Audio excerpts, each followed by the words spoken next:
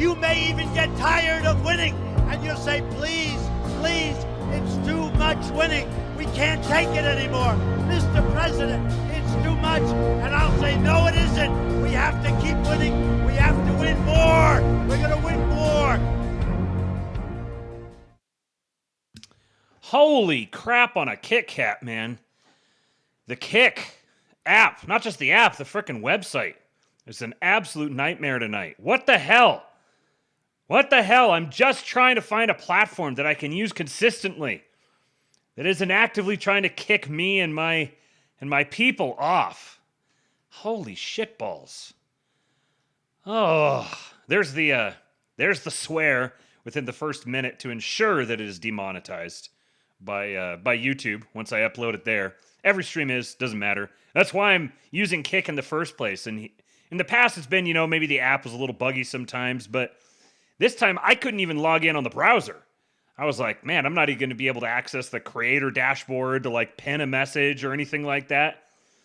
But holy crap. It seems like it's finally working. The viewership just shot up. So I appreciate you, Kick, artificially depressing my viewership. That's what it is. That's what it is. Kick knows that I'm getting close to the point where I will be able to monetize the channel further. And so it's actively depressing the viewership for the first half an hour for the intro to ensure that I don't actually get to that. I'm sure that it has something to do with Ian Carroll have a video blaming Israel. What's up, aspiring midwit? Just celebrated renewing his subscription for the 4th month. Thank you, man. I'm sure it has something to do with... this is the first stream I think I've done since I... No, actually, no, it's not the case. I did a stream after updating the operating system on my computer. That's what I've never had issues whatsoever with my computer, but it was telling me my password was wrong. And then it has a little authenticator code that I have saved, so it'll automatically fill it. But I think what was happening is that it would accept the password, then it would go to the authenticator code, and it would take too long to process it. So by the time it actually, the message was sent, and then by the time it was received, the code had already updated to something new, so it would kick me back out again. And oh my God. But it does seem as if we're here now. So just so you guys know, in the future, if you're having issues with it, they did an update. Okay, yeah, I'm not surprised. I just did an update like last week. Maybe they had to do another one. But just so you know, if it doesn't work, like Colin Rashir, he says, couldn't get Kick to work, so I'm watching on X. Seems like X is perfectly reliable. X never seems to have any issues. It doesn't offer a lot of the other features that would be nice to have. But that will always be the backup place. If I known it was going to have a bunch of issues when I started, then I would have set up the YouTube stream. But once it started, then I can't add a destination. I would have had to turn the whole thing off and start it all over again. But it does seem, maybe it was just that update and it'll be back to how it was before. I also would be surprised if they're getting, a lot of people are starting to come over to Kick, and so they're having to, update servers or whatever that nerd shit that I don't understand. But at last we are in here. We are ready to labe. And you know what? Before we really get into the meat of everything, I got a couple of bangers. These are just purely for the sake of the bangers. One is an old one. One is very familiar. You guys have heard it. You guys have heard it recently. And then the other's a new one. So before we really get into everything, let's just kick back and enjoy a couple bangers. And we're going to cross our fingers and hope that the audio works. So let me know immediately, please. Let me know if you cannot hear, if there is no audio. This one is one of the biggest bangers of all time. Posted November 5, 2024 by Elon Musk. Dark MAGA, a symbol. He calls it Dark MAGA. As you can see, I'm not just MAGA, I'm Dark MAGA. My sole and exclusive mission is to go to work for our country, to go to work for you. It's time to deliver a victory for the American people. We don't win anymore, but we are going to start winning again. I'm not just MAGA, Classic MAGA. From mountain to mountain, from ocean to ocean, hear these words. You will never be ignored again. And yes, together, we will make America great again.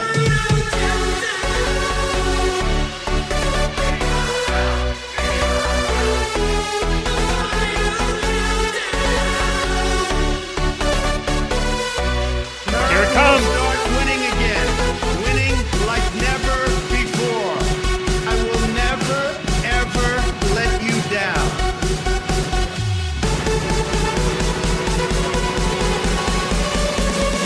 This is Donald Trump's house, brother.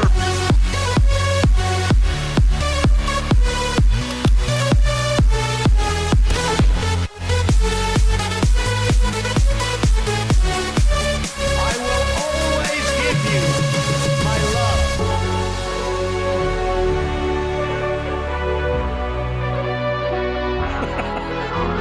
America is a nation of believers, dreamers, and strivers. We will bring back our jobs. We will bring back our borders. We will bring back our wealth. And we will bring back our dreams. Thank you, God bless you, and God bless America. Thank you, Mr. President. Oh, you guys have a seizure yet? The chat is going. And another one. Hot off the presses from National Revival. All patriots, assemble. What they did to him, and shot him down. You have to take out their families. When you get these terrorists, you have to take out their families. Who remembers back in 2016? If you wore this hat on the streets of New York, it was open hunting season. If you wore this in 2021, they would come after you. And yet I saw something fundamental. It's fundamentally different and something change. And it goes to show that the good guys can win if we push hard enough. It goes to show that we can turn the symbols where they are trying to ostracize us into symbols of victory. The light will defeat the dark. We will prevail over the forces of wickedness and evil. They cannot imagine what they have awakened. They cannot conceive of the army Giga Jew that they alert. have arisen in all of us. Because we stand for what is good, what is virtuous, what is noble. And to those trying to incite violence against us, those trying to foment hatred against us, what do you have? You have nothing. Nothing. You are nothing. You are wickedness, you are jealousy, you are envy, you are hatred. You are nothing. You can build nothing. You can produce nothing. You can create nothing. We are the ones who build. We are the ones who create. We are the ones who lift up humanity. You thought you could kill Charlie Kirk? You have made him immortal. You have immortalized Charlie Kirk. And now millions will carry on his legacy. And we will devote the rest of our lives to finishing the causes for which Charlie gave his last measure of devotion. You cannot defeat us, you cannot slow us, you cannot stop us, you cannot deter us. We will carry Charlie and Erika in our heart every single day and fight that much harder because of what you did to us. You have no idea. The dragon you have awakened, you have no idea how determined we will be to save this civilization, to save the West, to save this republic.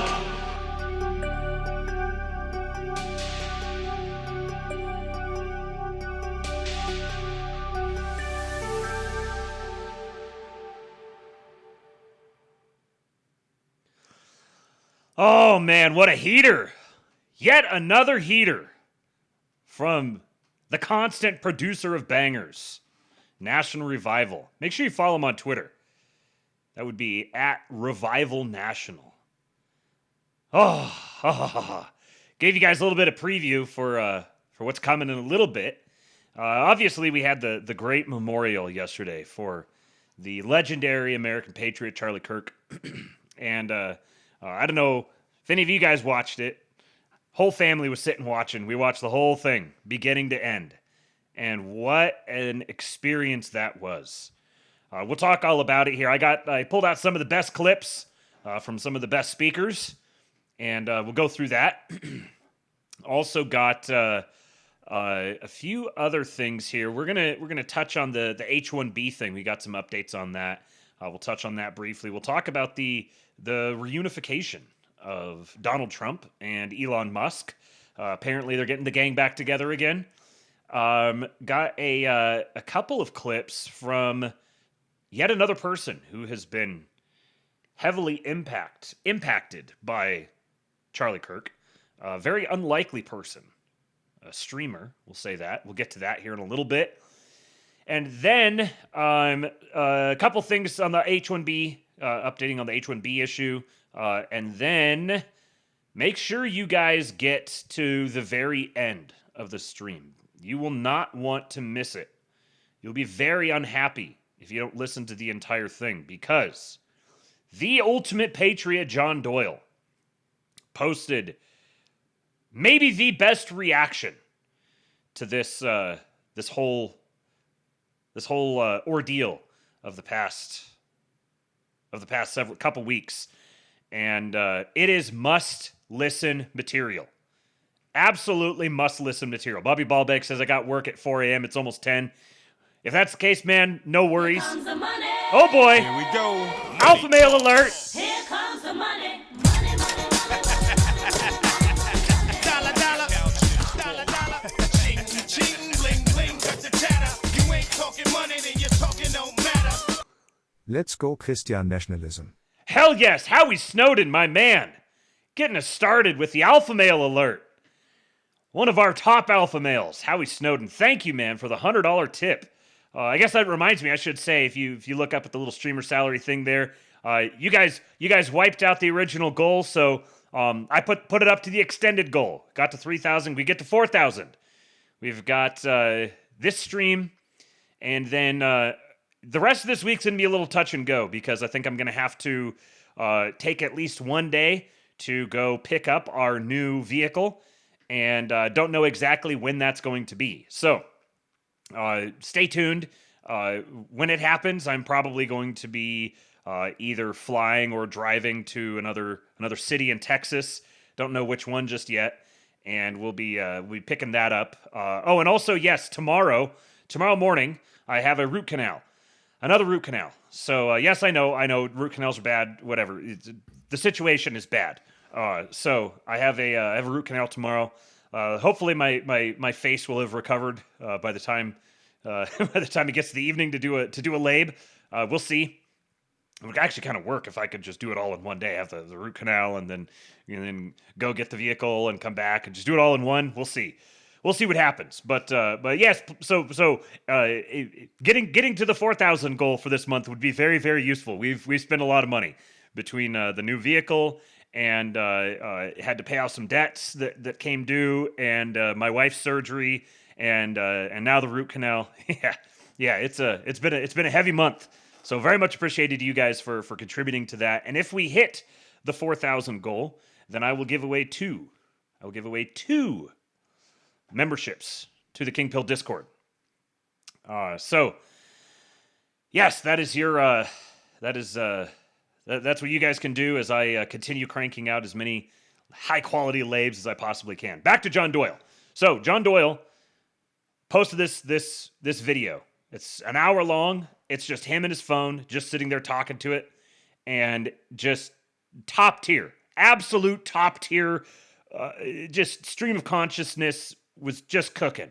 Had me ready to just go face first straight through a concrete wall by the time it was done. As soon as I listened to it, I was like, yep, that is what we're going to be watching on the Lab on Monday.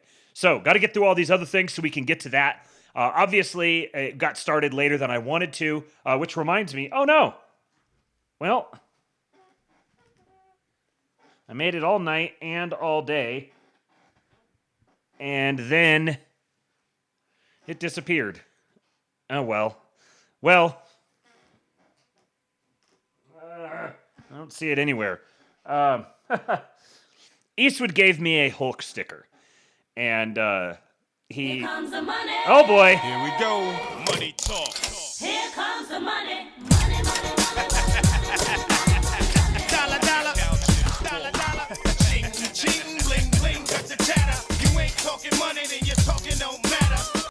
Enter the Doyle Kirkian era wie an Erika. The Doyle Kirkian era with an Erika. Oh, that's got to happen.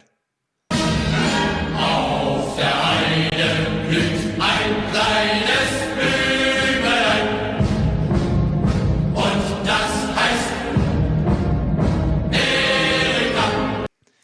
Thank you, aspiring midwit, my good friend. We're having an alpha male competition here now. Any other entries? We'll see. We'll see if there are more entries in the alpha male competition for the night. But that's a great way to start a Doyle Kirkian era. Hell yes. Thank you, man. I appreciate you. Hopefully you send better trade requests. I ducked in a little bit earlier and I saw you getting dunked on for sending in the King Pilled Fantasy Football League. I saw you get made fun of for sending a request that someone was not impressed with. One of the best things about a fantasy football league is sending trade requests out as feelers and then getting made fun of. Yeah, I didn't know the value of a rookie in a keeper league. Yeah, yep, that's true. That's a difficult thing to get into is wrapping your mind around the in like a dynasty or keeper league. Being able to properly weigh the future value of a present asset. But anyways, okay, so I'm actually genuinely bummed out that I managed to keep it on all day, and then here at the last minute it disappeared. Eastwood gave me a Hulk sticker last night. He was saving it. He wanted me to show it to you guys, and he put it on my hand last night. I told him maybe we should wait, and he was like, "No, I want to put it on now." And I want you to show it to your listeners on the stream. So it was a little square Hulk sticker that was right here, right there. Kept it on my hand all night last night while I was sleeping. Didn't expect that. And then it made it through a couple of hand washings today. But here, right at the last minute, within the last, 10 minutes or so, it disappeared. But he wanted me to show it to you guys. So if he asks you, you got to let him know I showed it to you. But that's part of the reason why I was late is he was having 5-year-old little boy issues tonight, and Amy was over helping a neighbor with something, and he was giving his Gaga all kinds of grief. I guess I got to be clear here. It was not a Hulk Hogan sticker. It was an Incredible Hulk sticker. The other Hulk. But yeah, so that's my chair squeaking. Squeaky chair. It's got all kinds of squeaks on it. My wife's up here looking for it. It might be in my hair somewhere. It might have fallen up here or something like that. Oh well. I don't know. We'll have to decide if we're gonna be honest about what happened. If we're just gonna tell him, yeah, he showed it. It might have fallen off when I was downstairs or outside. Amy's got her big white bandage on her nose here from her surgery. She's been walking around with it. It wouldn't be back there. She's walking around with this white bandage here, and then she's got another one back here because they had to do a skin graft and pull it off. And yeah, I think it. Yeah. Oh well. I'll tell him. I'll tell him what. Oh wait! Found it! I found it! Woohoo! It definitely won't stick on my hand now, but let me see if I can get this visible for you guys so that he gets to know. Yeah, there you go. Little Hulk sticker. There. I'll see if it'll last any longer here.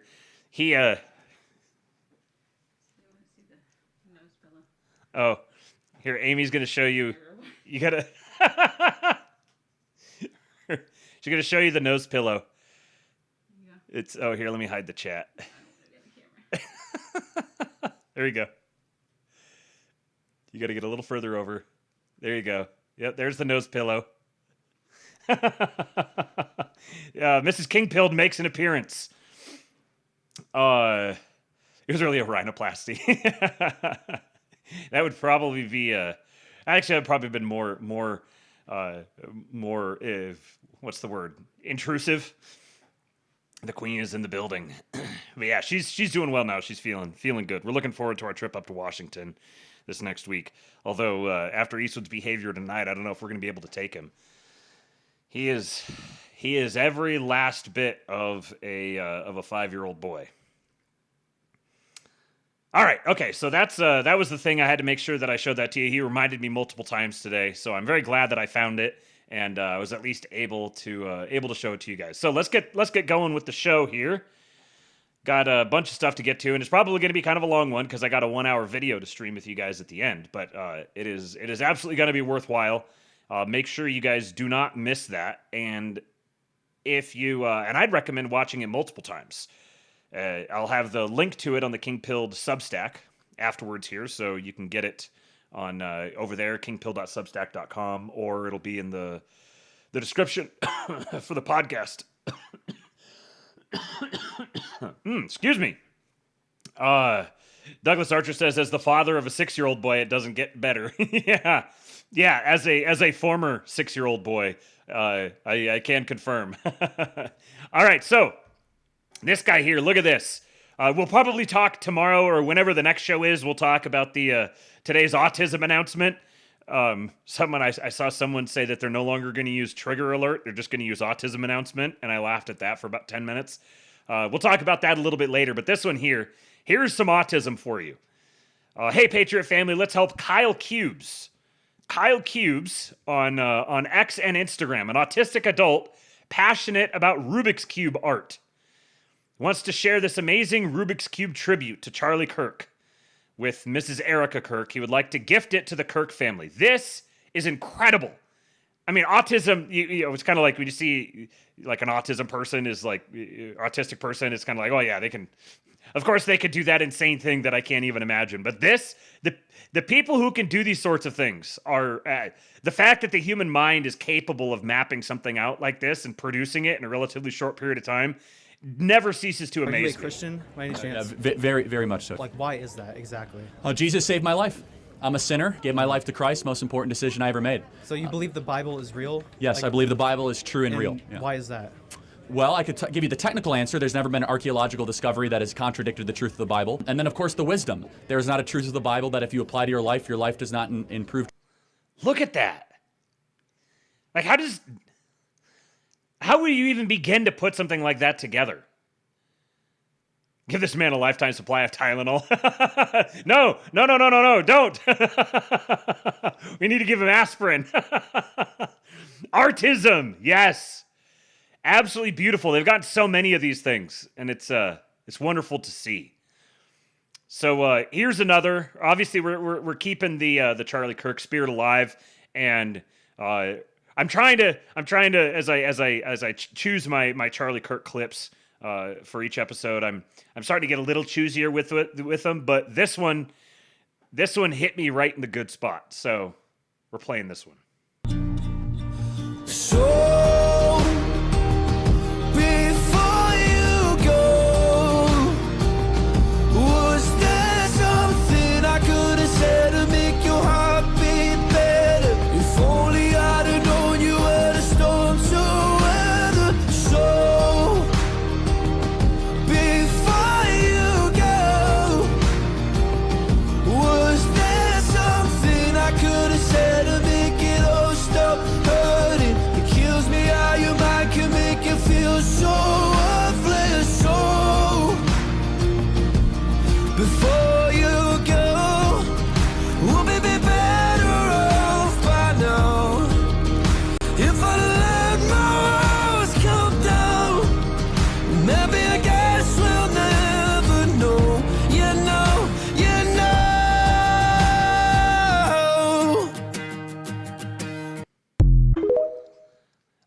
course, right when I play the video, I completely forget the name of the dude singing. I'm sure someone in the chat will know. It just, my little sister would be so ashamed of me. Just totally escaped my mind. Because I was going to say, I love the dudes, that particular singer who has Tourette's. Louis Capaldi. Thank you. Yes, Louis Capaldi. That was, I love that song. I love the guy's voice. And he's pretty entertaining if you ever watch like a live performance of him. He's got a lot of like kind of awkward stage fright, and he has Tourette's, like legit Tourette's, and just an unbelievable voice. Here's our Secretary of War, a prayer for Charlie, our warriors, and for our nation. Our Father, who art in heaven, hallowed be thy name. Thy kingdom come, thy will be done, on earth as it is in heaven. Give us this day our daily bread, and forgive us our trespasses, as we forgive those who trespass against us. And lead us not into temptation, but deliver us from evil. For thine is the kingdom, and the power, and the glory, forever and ever. Amen. Is this Christian nationalism I'm seeing? Oh. I'm sure there's some people who will complain or whine or get all squeamish about having images of war fighters with the Lord's Prayer. But here's the question I would ask you. Would you rather have the images of war fighters without the Lord's Prayer? Would you rather not have the administration proclaiming the name of Christ? Because those are the options. You're going to have an administration, you're going to have war fighters, and you're going to have war fighters who go to war and fight wars. And it's a long Christian tradition, obviously under different circumstances, but it is a long Christian tradition for the bishops to pray over the soldiers as they go away to war. Mars Monkey says our Secretary of War, predicted by Woe, has the cross of Jerusalem tattooed on his bicep. Yes. And this whole event was just completely surreal. It was wild. Sitting there and watching it, it was almost out of body. Sitting there and watching the president's entire cabinet straight up preaching the gospel. And honestly, like, I'm someone who's spent a lot of time studying theology. It was really autistic theology debates that brought me into the Orthodox Church, and I grew up in like following apologetics and studying theology very closely. And I grew up in a very conservative Christian denomination that was very sensitive to pop culture and the cultural watering down of Christianity. So as I was listening to the speeches that were given at this Charlie Kirk memorial, I was listening for that sort of thing. I was listening for bad theology. Not because I'm going to be like, oh, look at that, they're doing bad theology. This is not the time or the event to be all butthurt about theology, about theological disputes. What we have is the entire cabinet preaching the gospel. And frankly, their theology was, by and large, very good. There was a couple little things I'd quibble with here or there. Obviously, it not being the place, just noticing it. But, oh man. Yeah, Eastwood. One of Eastwood's middle names is Zacharias, named after Ravi Zacharias. Eastwood Luca Zacharias Erickson. Luca is was Amy's name. It was something special with her and the soccer team, and a player for the LA Galaxy who she was very close with had a son whose heart, he was born with his heart outside his body and didn't survive. His name was Luca, and the whole team and the whole community rallied around him. So Luca was always a very special name to her. So Eastwood Luca Zacharias Erickson. Because Ravi Zacharias was a big influence on me when I was growing up.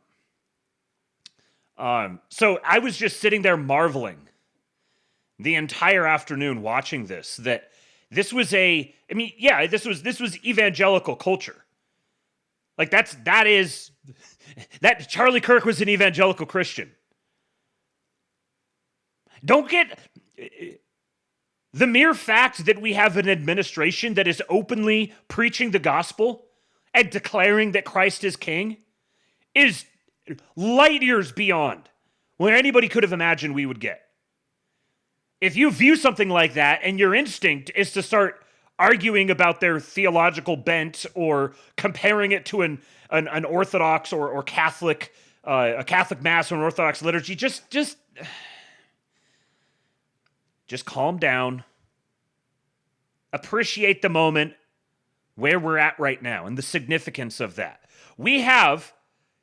I never in my life expected that I would see the White House account tweeting out a video with Chris Tomlin singing on it.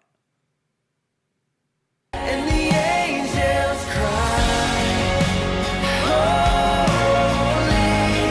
all creation cries, holy, you are lifted high,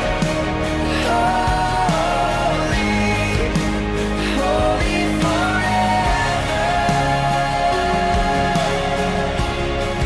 Hear your people sing.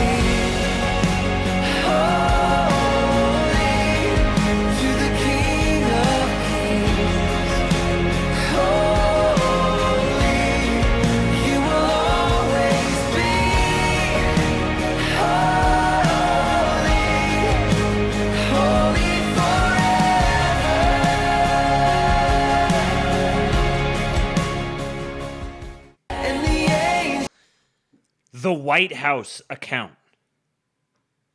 This is the musical culture that I grew up with, by and large. I mean, the church I went to, I kind of, as I was going through a high school, college, kind of through that period, my home church I grew up in was actually splitting over the old people who wanted to maintain the organ and the hymns, and Fanny Crosby and stuff, which Great Is Thy Faithfulness played so many times yesterday, and it is well with my soul. We have the largest political gathering in American history, and they were playing Fanny Crosby hymns. It was totally surreal. My church split up between like the old people who wanted the Fanny Crosby and the organ and the hymns and everything, and the young people who wanted the guitars and the praise and worship music. But I've spent my life, the majority of my life, where this sort of music was associated with church. And for the majority of the population right now, this sort of music is associated with church. And we got it from the administration. This entire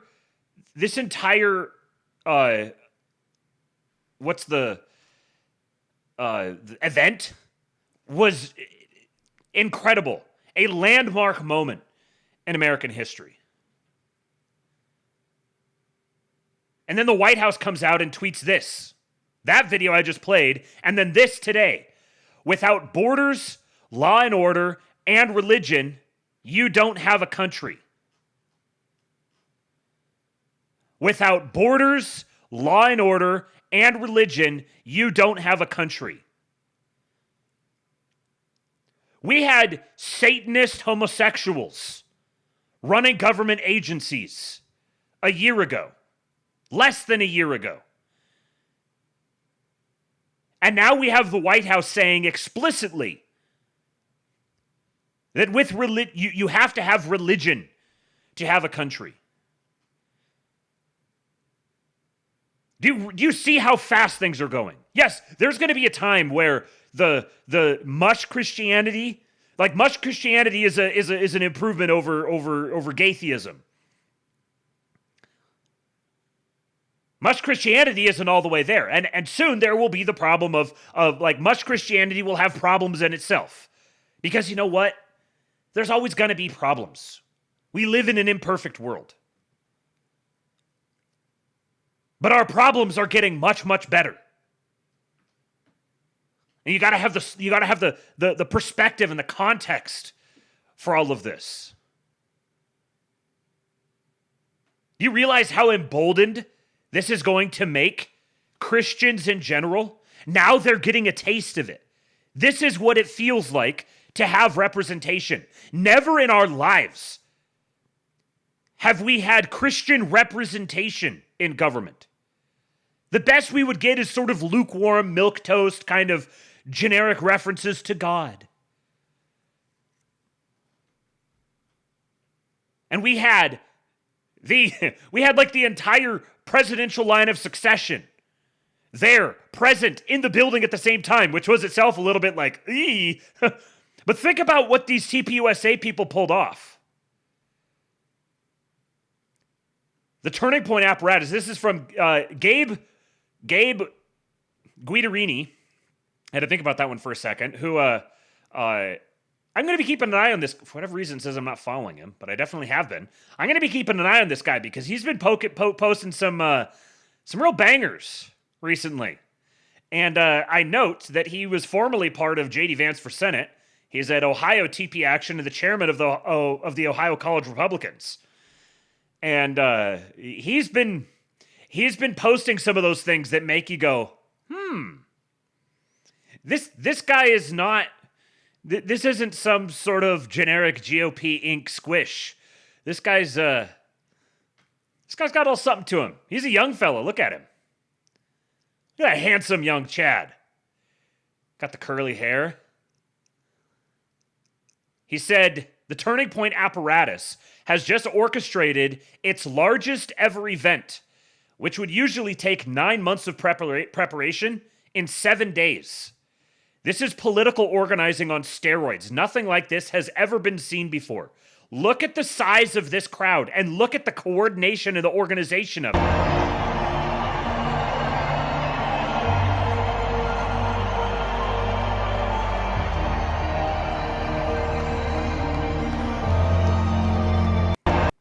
I was expecting it to be a little bit, I expected there to be kind of a little jankiness or a little, like, maybe have sound issues or something like that. Like, putting together an event like this in 7 days is to fill an entire football stadium and more, overflowing, and to coordinate this level, this many, like, high-level people, getting them in, getting them out, up to give speeches, next person off, that person off, next person on. I've been involved in some events that are a fraction of this size. And the coordination that you need for that is next level. This is the most sophisticated political action organization in the world, TPUSA. It was tremendous. According to Autism Capital here, 277,000 cell phones were geotagged at the Charlie Kirk event. 277,000 people. Almost 300,000 people there. The stadium held like 65,000. They had an overflow stadium that was itself full. And that got almost a third of the people who showed up for the event. For reference, the next biggest MAGA event was 97,000. It was over 3 times the size of the next biggest MAGA event, period. And they put it together in a week. They've clocked over 100 million streams, excluding broadcasts for the event. The arena workers said they received more press inquiries than the Super Bowl. The sheer, just like stripping away the rest of the details of the event, the sheer level of competence it took to pull that off and have it go off totally flawlessly. No issues whatsoever. Obviously, security was tremendous. Someone posted a video of they had snipers that were up on top of a building there who were like pumping the crowd up, getting the crowd going. The crowd was full of like beautiful and handsome, normal, ordinary people. They had a couple little handfuls of protesters who showed up. This was a show of force. Yeah, Mars Monkey, why aren't they doing anything? They were preparing for the most impactful sharing of the gospel in 50 years. You don't believe me? Well, here we go. Here's some of the best excerpts from it. And it was 5 hours worth of speeches. There was so many speakers. I pulled out just the most significant ones. I couldn't find a recording of this specific one. But Matt Walsh said, next to Erika, the best speech at the memorial was Dr. Larry Arns. This is the president of Hillsdale. This quote won't go viral, but it was very profound. This is what he said. There's a ladder that reaches up towards God. At the bottom of it are the ordinary good things that are around us everywhere. If we can call them by their names, they have being. The beings of the good things are figments of God. A good thing is a thing that has being. An assassin is not a thing that has being. The assassin must give up his humanity to destroy something that has being. Charlie lives on. The assassin will die. I mean, I would expect the president of Hillsdale to be philosophically and theologically sophisticated, but these were the sorts of things that were being delivered to the largest MAGA audience in history. Probably the largest political rally or anything like that in history. Marco Rubio. I think we were a little, I think we here at the Astrolabe recognized the change that has characterized Marco Rubio before everyone else did. But if you weren't convinced yet, listen to this excerpt of his speech. This is the Secretary of State. This is the top diplomat in the United States government. And I would say that, taking the liberty, but I'm confident he would agree, one of the things he wants us to take away from this, from all of this, is the following. His deep belief that we were all created, every single one of us, before the beginning of time, by the hands of the God of the universe, an all-powerful God, who loved us and created us for the purpose of living with him in eternity. But then sin entered the world and separated us from our Creator. And so God took on the form of a man and came down and lived among us. And he suffered like men. And he died like a man. But on the third day he rose unlike any mortal man.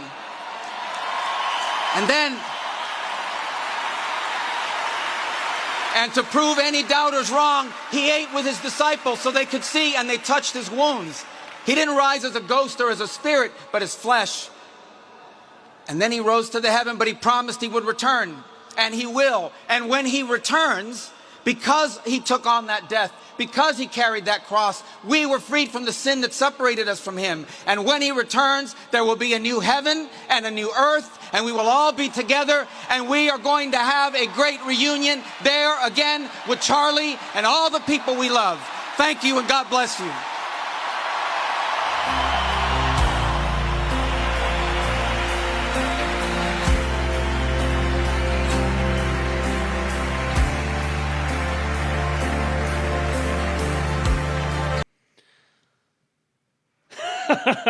This is going to be great to watch Bobby Ballbag's reactions to this, because I saw you said earlier that you've barely seen any of this so far. And it's going to be so good getting to see you react to this stuff. It was just, I mean, I just keep saying the same thing over and over again. The Secretary of State is preaching the gospel.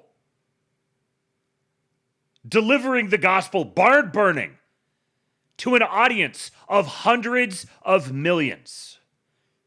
This entire event was not just a TPUSA event. It was not just a Charlie Kirk memorial. It was a declaration of faith and of purpose by the administration.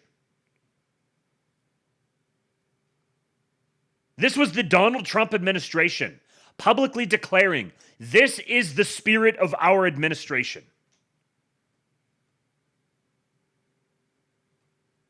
And every major cable network was playing it.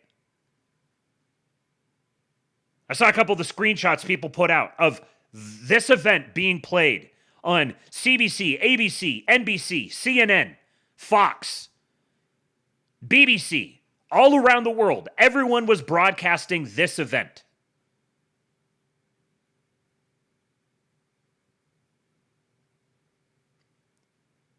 This is the one that probably made the most headlines. And I know you guys want to hear this one. This one was good enough. I had to get the whole thing. The whole thing. All 6 minutes. We are going to sit here and we are going to watch all 6 minutes of this. Because the rest of them, most of them, did some level of preaching the gospel of Christ. Stephen Miller took a different angle, which is perfectly appropriate.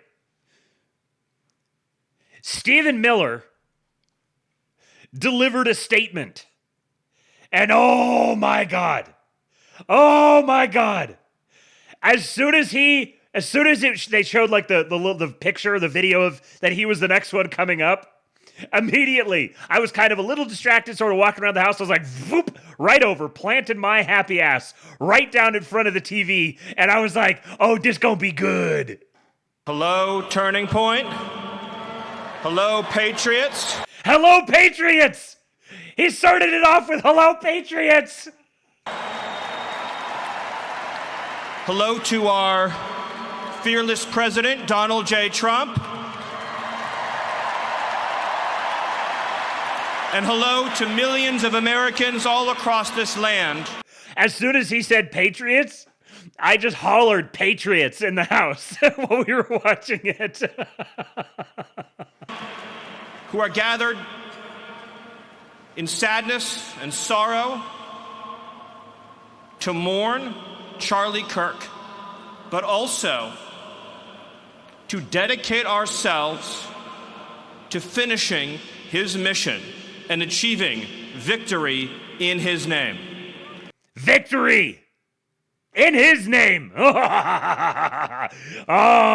Preach to me, Giga Jew.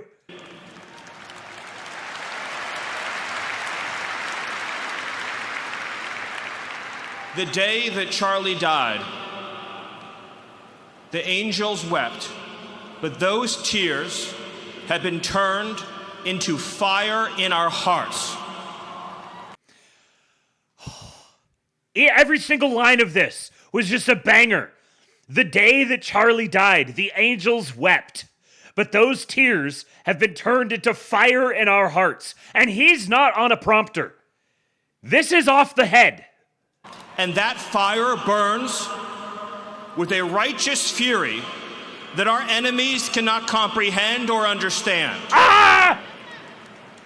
When I see Erika and her strength and her courage, I am reminded of a famous expression. The storm whispers to the warrior that you cannot withstand my strength. And the warrior whispers back, I am the storm. Ah!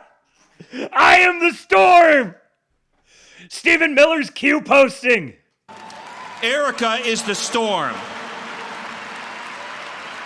We are the storm.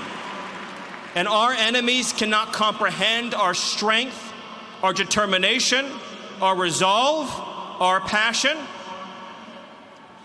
Our lineage and our legacy hails back to Athens, to Rome, to Philadelphia, to Monticello. Our ancestors built the cities. You know what city he did not mention? Let me play that one more time. Our passion, our lineage and our legacy hails back to Athens, to Rome, to Philadelphia, to Monticello.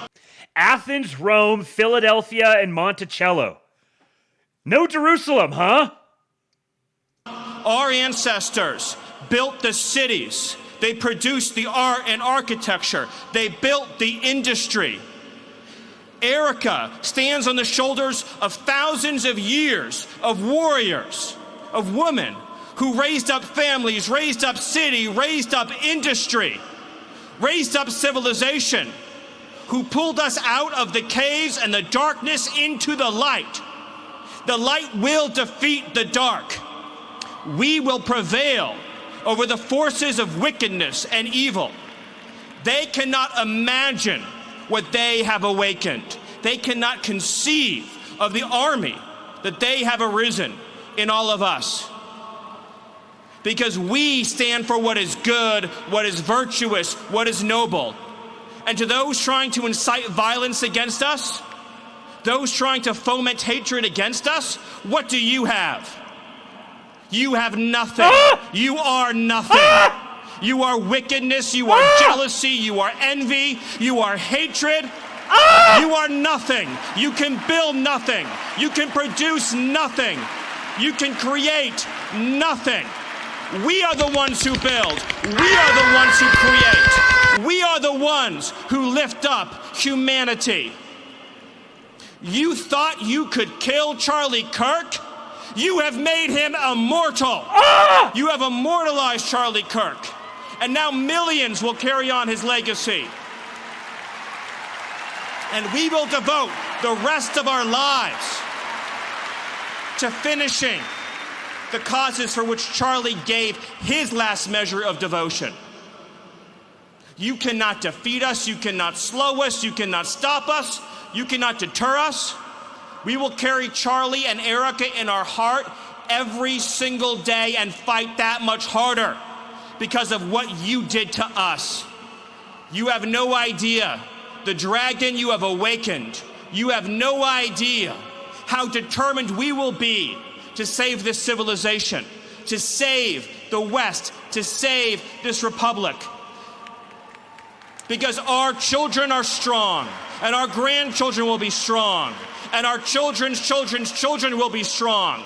And what will you leave behind? Nothing, nothing. To our enemies, you have nothing to give, you have nothing to offer, you have nothing to share, but bitterness. We have beauty, we have light, we have goodness, we have determination, we have vision, we have strength. We built the world that we inhabit now, generation by generation, and we will defend this world. We will defend goodness, we will defend light, we will defend virtue. You cannot terrify us, you cannot frighten us, you cannot threaten us, because we are on the side of goodness, we are on the side of God. And to my friend Charlie, to my brother Charlie, I know you are looking at us right now. I know you're watching Erika right now. I know you're watching your children right now. And I promise you, my friend, I promise you, my brother, we will prove worthy of your sacrifice. We will prove worthy of your time on earth. We will make you proud. We will finish the job. We will defeat the forces of darkness and evil, and we will stand every day for what is true, what is beautiful, what is good, and we will achieve victory for our children, for our families, for our civilization, and for every patriot who stands with us. God bless you. God bless Turning Point. God bless Erika. God bless the Kirk family. God bless our heroes. And God bless the United States of America. Thank you. Oh, I feel exactly the way I did after I listened to it the first time. I need a fucking cigarette. Oh, yeah, Aspiring Medved. He knows what time it is. He knows exactly what time it is. That man can speak. That was a speech for the ages. One of the greatest political speeches I've ever heard in my life. And it was just so perfect. Wedged in with all the other speeches. He struck the Stephen Miller tone perfectly. He's the hitter in the administration. He is the heart and soul, the spirit of the administration. Everyone else is preaching love and forgiveness, and very appropriately so. And he's vowing to rain down to rain down fire on the forces of evil in the world. Oh. One of the things that they really, that I think was delivered very well and very intentionally is we forgive, we don't forget. This administration was hit personally by this, deeply personally. And if they weren't aware of what time it was before, they're aware of what time it is now. And they know very well exactly how narrow the gap is that they must pass through. They have to thread this needle where they have to balance on one hand the anger and on the other hand the righteousness, so that you get righteous anger manifested by the administration. They need to capitalize on this moment without doing it cynically. But they also can't let the moment go. And so, the Secretary of State preaches the gospel. The Vice President, I've got clips of him here in a minute. The Vice President gives a very magnanimous, Christ-centered speech explicitly declaring that Christ is king and celebrates the legacy of Charlie. His wife exhorts the young men and the young women. I've got clips of her in just a minute. His wife exhorts the young men and the young women to greatness and forgives, publicly forgives the man who killed her husband. And then they save the dawn for the very last. Amy and I were having this back and forth. Who's going to go last, Erika or Trump? And I said Trump's going to go last. Because this is also a political rally. This is exactly what Charlie Kirk would have wanted. Literally the last thing he said was, we must politicize the deaths of our people. And so they did. They politicized his death exactly the way that he would have wanted.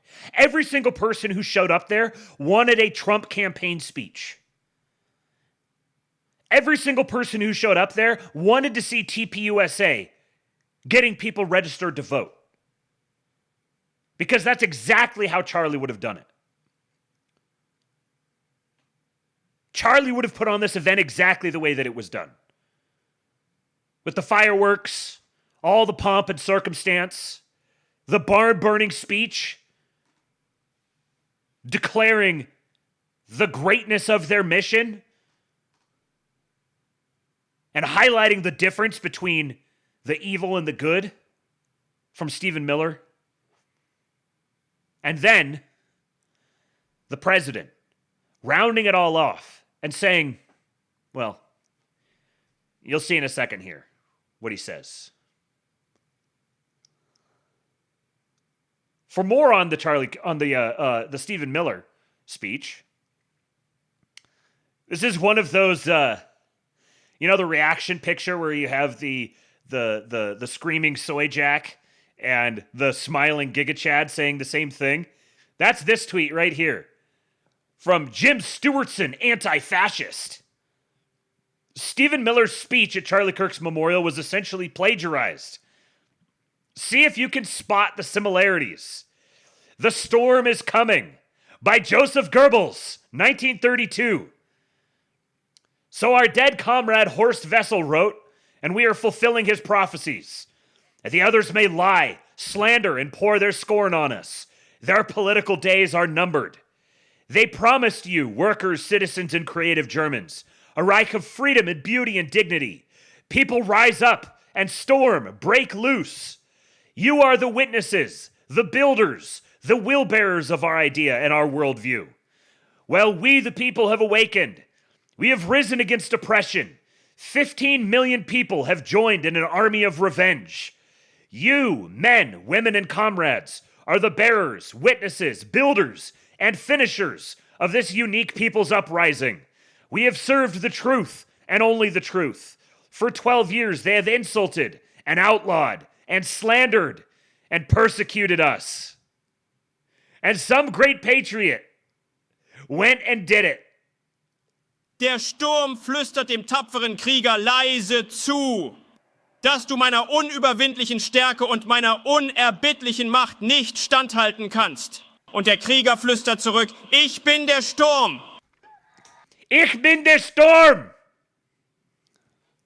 Halten kannst. Und der Krieger flüstert zurück, ich bin der Sturm. Ich bin der Sturm. Erika ist der Sturm. Wir sind der Sturm und unsere Feinde können unsere Stärke, unsere Entschlossenheit, unseren Willen, unsere Leidenschaft nicht begreifen. Unsere Abstammung und unser Vermächtnis reichen zurück nach Athen, nach Rom, nach Philadelphia, nach Monticello. Unsere Vorfahren haben die Städte gebaut. Sie schufen die Kunst und die Architektur. Sie bauten die Industrie. Erika steht auf den Schultern von tausenden Jahren von Kriegern, von Frauen, die Familien großgezogen haben, Städte aufgebaut haben, Industrie geschaffen haben, Zivilisation erschaffen haben, die uns aus den Höhlen und der Dunkelheit ins Licht geführt haben. Das Licht wird die Dunkelheit besiegen. Wir werden über die Mächte der Bosheit und des Bösen siegen. Sie können sich nicht vorstellen, was sie erweckt haben. Sie können sich nicht ausmalen, welche Armee sie in uns allen entfacht haben. Denn wir... Oh, man. Oh, now what they need is they need to get it in the German of the time. This is like modern German. You can even, I don't know German that well, but you can just kind of hear the difference. Oh, man. Oh, and then I forgot I had this one in here too. Look at this. I am the storm. They're trying to inspire someone to murder them. Torture is a celebration of life and human dignity. Nor these stupid white hippies that all need to go home and...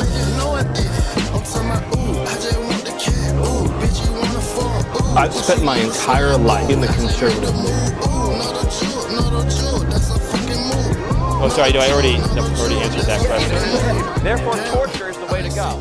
Because torture people can live.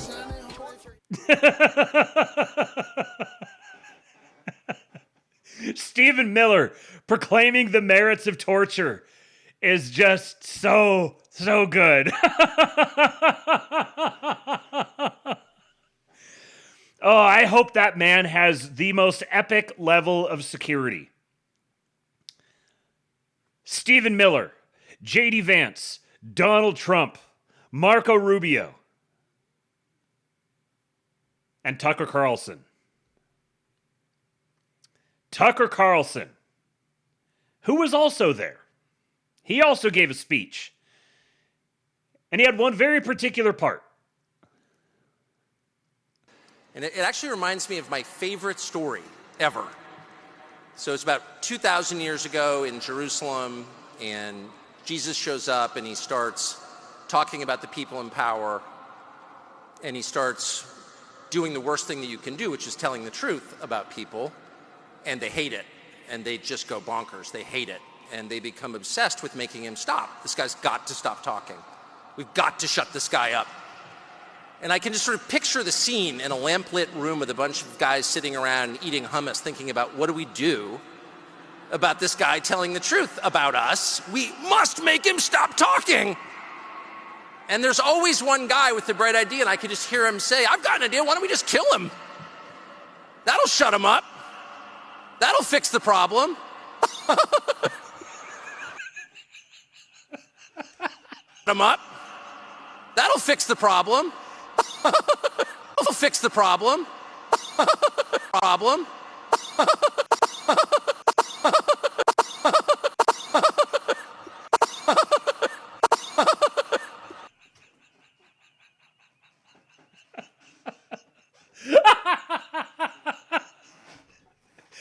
God bless Tucker Carlson, man. Oh, the funniest guy on the planet. That laugh. Oh. And of course, this made all the usual suspects very angry because they picked up on exactly what he's laying down. And I've just got to say, I've had plenty of people. I've been telling you guys for months now that Tucker Carlson's radicalization is far further along than anybody appreciates. Is it obvious yet? The dude's not even hiding his power levels anymore. He can't. They're busting out of him like Goku. I've had so many people telling me, "Oh, he's covering for the Zionists, and you're falling for the trap. He's trying to trick you." Do you not get it? If you don't get it at this point, I don't know what to do for you, man. Why don't we just kill him too? I wonder if that would work on the soundboard. Let's hear it again. Hear him say, "I've got an idea. Why don't we just kill him? Just kill him." Hear him say, "I've got an idea. Why don't we just kill him? I've got an idea. Why don't we just kill him? Just kill him. Why don't we just kill him? Why don't we just kill him? Why don't we just kill him?" Yeah, that'll work. Okay, hold on. I got to make a note of that. This list is getting long. I need to get caught up on my my soundboard updates here, and I may need to knock a few off that just don't get used often enough. Why don't we just kill him? Why don't we just kill him? From Tucker. I've got so many. And then this is also a clip from Tucker that I had in. I had this one saved, ready to go anyways, and so it fits in well here. It's a nice little bridge to the JD Vance comments. But here, there's a little bit of, what's the word here? A little bit of alpha in this. Can I say one thing? I shouldn't even get involved in this, but it's a fact, so I want to say it. He loved JD Vance. He loved Donald Trump, of course, often said it, but he really loved the JD stuff he would. The way that you're part of that story, because he saw JD on your show and was like, at that point, he didn't know all the little deep things that he believed, and he kept, like, I remember him saying, JD's got, like, something. There's something about JD. He's got the goods and things that. This was part of why I wanted to play this clip, is this thing that the guy's name is escaping me now. It's like Colvert or Colvette or something like that. He's like Charlie's right-hand man. This little phrase right here was like, at that point, he didn't know all the little deep things that he believed, and he didn't know all the little deep things that he believed. Huh. So there's deep things that JD Vance believes that Charlie Kirk didn't even know about yet, that made him, the implication here is that when Charlie Kirk learned those things about JD Vance, it made him like him even more. He didn't even know about them yet, but he already loved JD Vance. I wonder what those deep things that he believes, I wonder what those could be. He kept, like, I remember him saying, JD's got, like, something. There's something about JD. He's got the goods, and before you explain why, I'm not going to get involved in this. No, but and then he's like, Tucker's like, no, I'm not touching that. Speaking of hiding power levels, I wonder who's hiding power levels. Just saying, he loved JD. Yeah. He loved, and by the way, JD loved him, and I think you can see that. Yes. We'll be. Can I say one thing? Oh man. Okay, so hold on just a second. Let's see what the average viewers are. Saw someone asking about that. Where are we at? 64.54. We're getting there. But we're still only at 190 out of 250. So we need some more unique chatters. Anybody who has not commented in the live chat the last 30 days, if you're listening right now, please do go comment in the live chat. And yeah, we're at 64 and a half viewers. I'm sure it took a little bit of a dip with the first 45 minutes or so today when Kick was not letting anybody in. But we're getting there. We're working on it. We're getting close. So the guy who tweeted this out, Young Putin, said he knew it was shameless but couldn't help himself. He's one of the Groypers, and the Groypers have seized on this. You know, we've talked about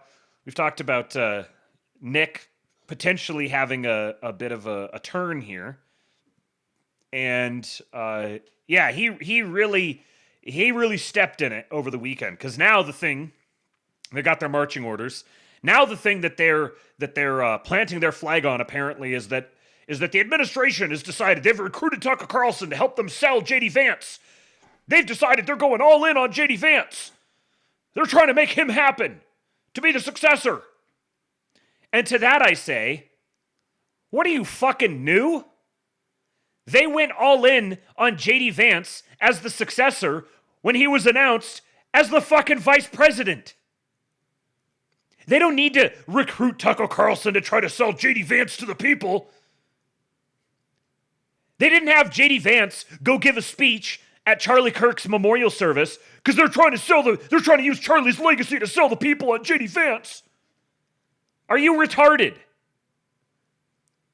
J.D. Vance gave a speech at Charlie Kirk's memorial because the whole fucking cabinet gave a speech at Charlie Kirk's memorial.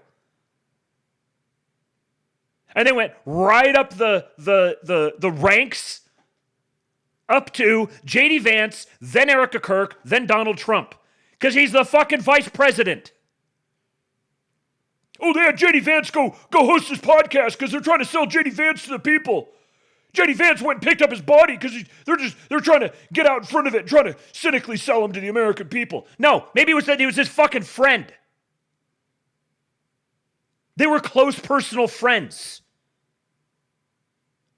Which is why on 9/11, the vice president, instead of staying in New York, flew out to Arizona to pick up the body of his friend. You incompetent ghouls. J.D. Vance, we don't need the administration to sell J.D. Vance on us. Or sell us on J.D. Vance. We don't need them to sell him to us. He's selling himself to us. And I've been buying before most people even knew who he was. Fucking retards. So speaking of the man, here he is.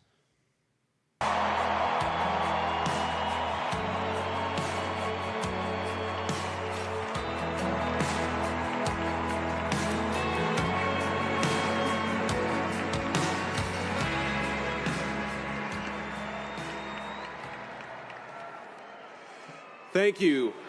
Thank you all so much. You know,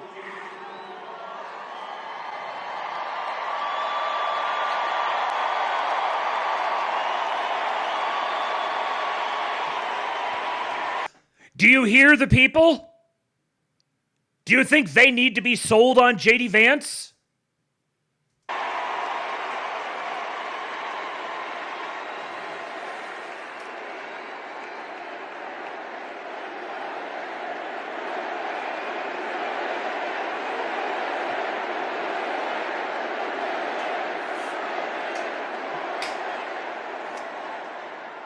You know, I can't help but think that they tried to silence my friend Charlie Kirk. They tried to silence our dear friend Charlie Kirk. And tonight, we speak with Charlie and for Charlie louder than ever.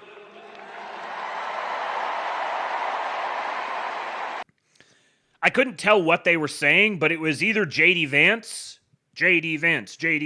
or 48. I couldn't, it was too hard to tell exactly what they were saying.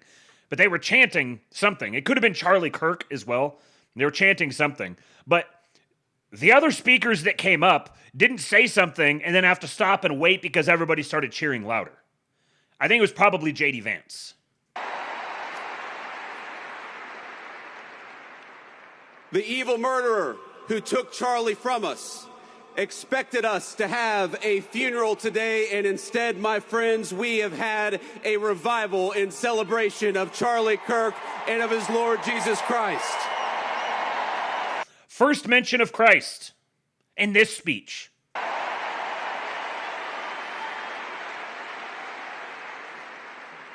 We gather here in this stadium in the hot Arizona sun, shielded in a great shining city our fathers raised out of the desert.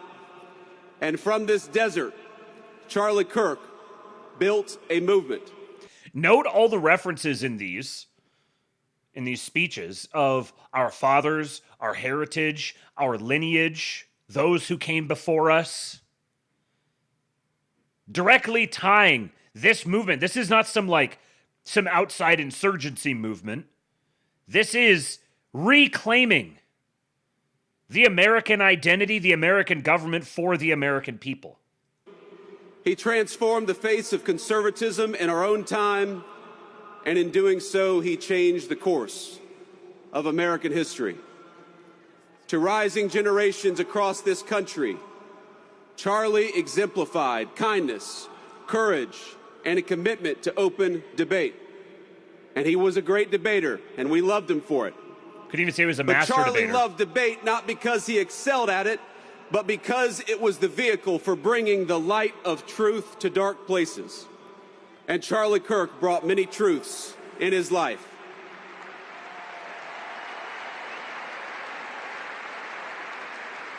Charlie brought the... Okay, so that's where this clip picks up.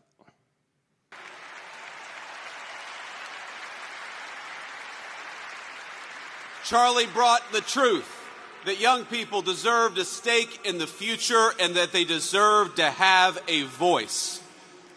He brought the truth that marriage and family were the highest callings, far more important than any job or educational credential. He brought the truth that our nation would fade unless it brought order to its neighborhoods and prosperity to its people. He brought the truth that life was precious and we must fight to protect it at all stages and at all times.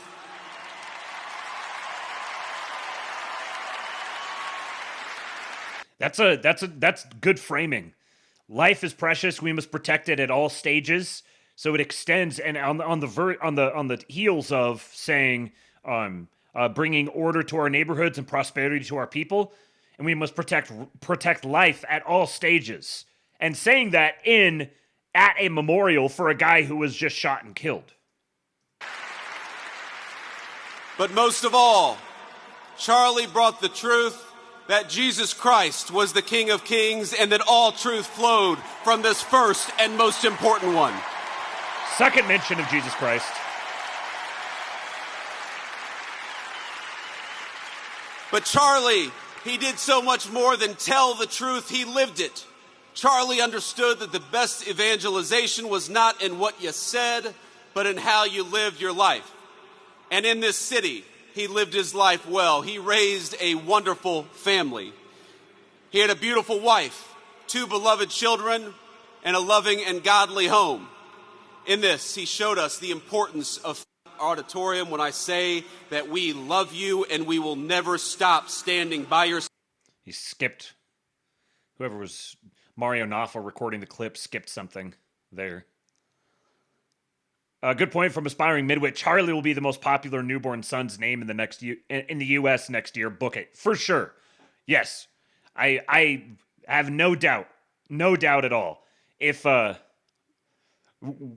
Amy and I have already picked out names for future children, but I gotta say, if we were currently expecting, I think Charles would make it in there somehow.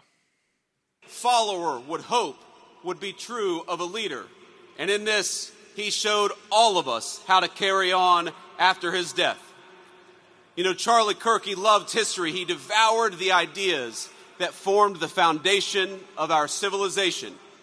He stood for a tradition that Socrates established 2,500 years ago to question, to search, and to teach. He was Athens and Jerusalem, the city of reason and the city of God in one person. Now, there's probably going to be people who have spurred about him bringing up Jerusalem here, not realizing that bringing up Athens as the city of reason and Jerusalem as the city of God in one reference like that, that's not Zionist. That's not caving to the Jews. That shows that either J.D. Vance or the person who wrote his speeches, but in this case, I can tell you J.D. Vance is a bit of a scholar. Exactly. That's St. Augustine for you. But if he loved those places, they were not his home. America was his home, and he was willing to die for it.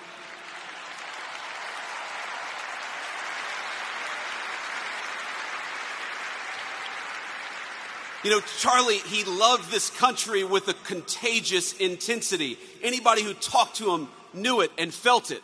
He knew that America was a beautiful place and we had these incredible ideas, but he also knew that our country was a covenant between the generations past, present, and future. He believed this country's best days were not behind us, but ahead of us. But he knew those better days would have to be earned. They would have to be worked for. We would have to sacrifice and work and tell the truth. He knew that America wouldn't be saved just by pulling together seminars or talking about the right kind of books in front of the right kind of people. The movement which he created demanded more. It demanded courage. It demanded hard work. It demanded building, and it demanded leaders. And my friends, in Charlie Kirk, we found a great American leader.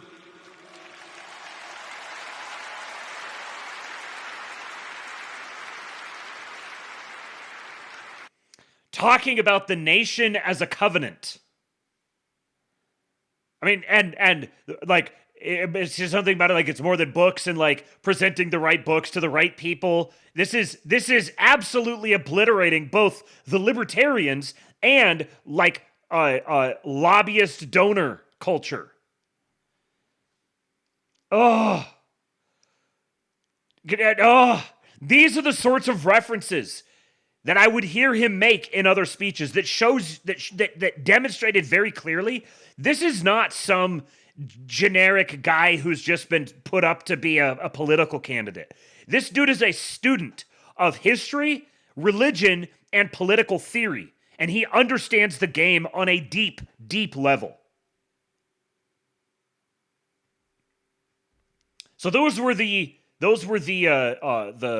best videos from the speech that I pulled out.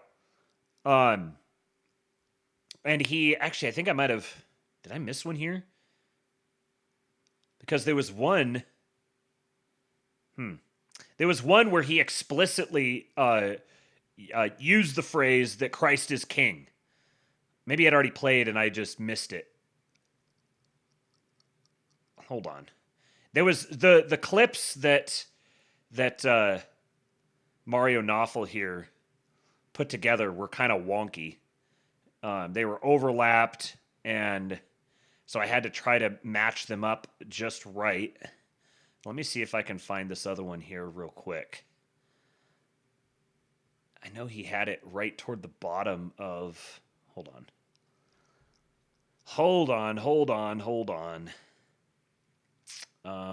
Let's see here. And he had some of them out of order.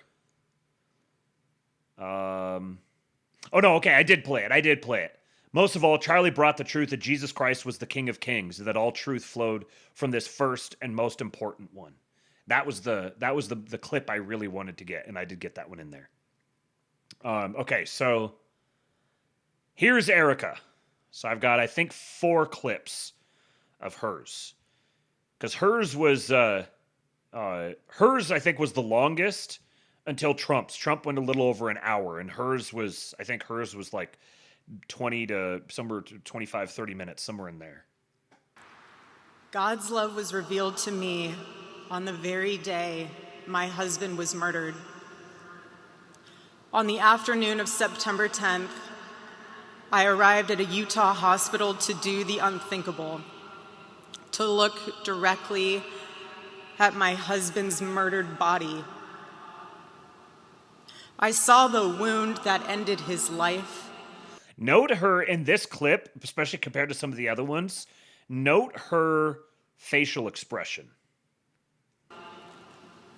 I felt everything you would expect to feel. I felt shock. I felt horror. And a level of heartache that I didn't even know existed. But there was something else too. Even in death, I could see the man that I love. I saw the one single gray hair on the side of his head, which I never told him about. Now he knows. Sorry, baby, telling you now, but never told him. Didn't want to. I also saw this. I also saw on his lips the faintest smile. And that told me something important. It revealed to me a great mercy from God in this tragedy. When I saw that, it told me Charlie didn't suffer. Even the doctor told me. It was something so instant that even if Charlie had been shot in the operating room itself, nothing could have been done. There was no pain, there was no fear, no agony. One moment Charlie was doing what he loved, arguing and debating on campus, fighting for the gospel and truth in front of a big crowd. And then he blinked. He blinked and saw his Savior in paradise.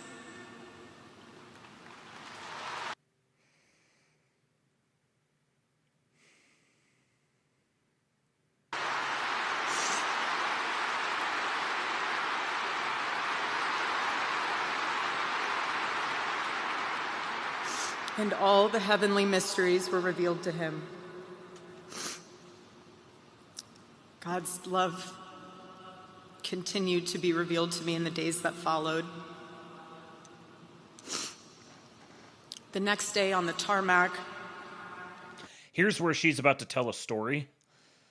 And I know I said this before, but anybody who wants to talk shit about Vance, this is just like one of those lines that here forward, you do not cross.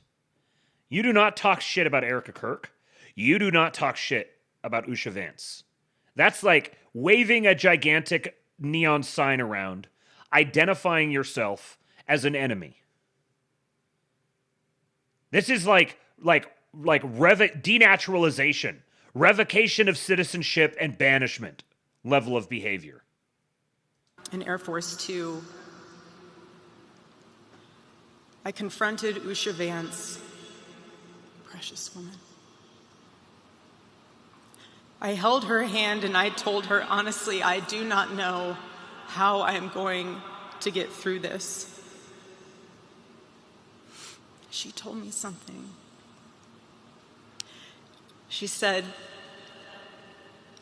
you know when you're on an airplane with your kids and it's the last 15 minutes of the flight and things are crazy, kids are not cooperating, toys are flying everywhere and everyone's screaming, and you think to yourself, I cannot wait for this flight to land.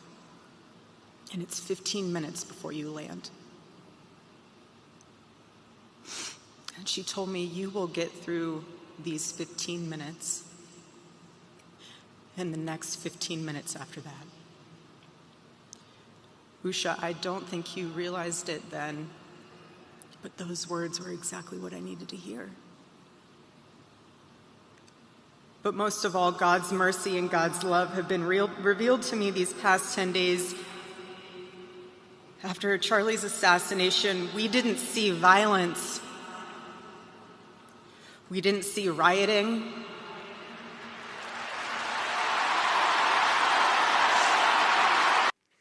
The Shield Maiden is proud of her people. Ian Rhodes said, I just think about how devastated Jesus would have been in the lead up to him being shot. And man, I hadn't thought of it that way. And wow. No kidding. No kidding. And yet,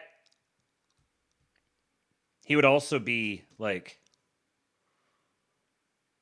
I'm about to see him. He's about to see me. We'll never understand this stuff, man. Yeah, Bobby Ballbags, when the women are the ones scaring the hoes, watch out.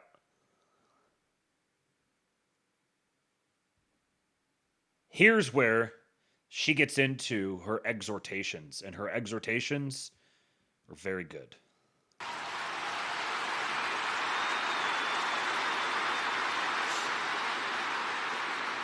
Pray again. Read the Bible again. Go to church next Sunday and the Sunday after that, and break free from the temptations and shackles of this world.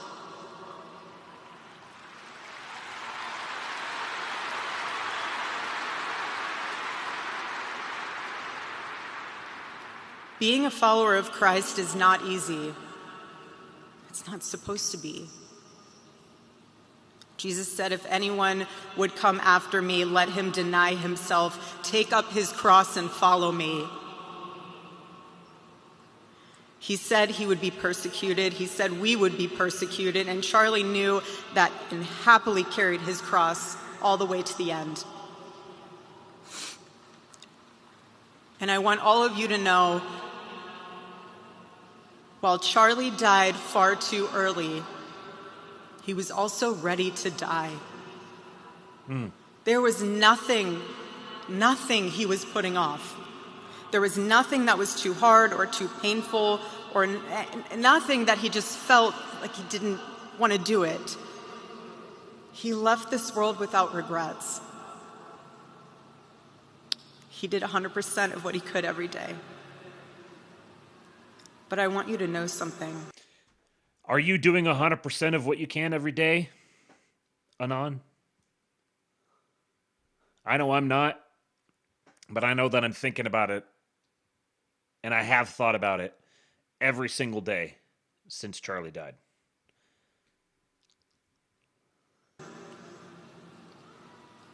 Charlie died with incomplete work, but not with unfinished business.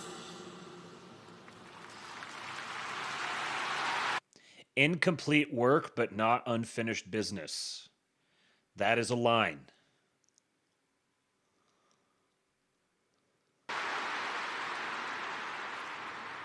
To all the men watching around the world, listen up, men.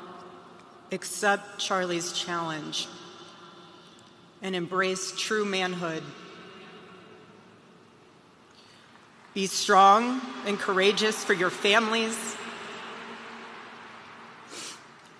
Love your wives and lead them. Love your children and protect them. Be the spiritual head of your home. But please be a leader worth following. Look at her face when she says this. But please be a leader worth following. Be a leader worth following. Don't just be a leader. Be a leader worth following. The Shield Maiden. She's saying fix it, and she's telling you exactly how to fix it. Spud Ruckus says, my husband wants to be baptized. We're getting there, people. Praise the Lord. Everybody, pray for Spud Ruckus and her husband. Massive things are happening. Your wife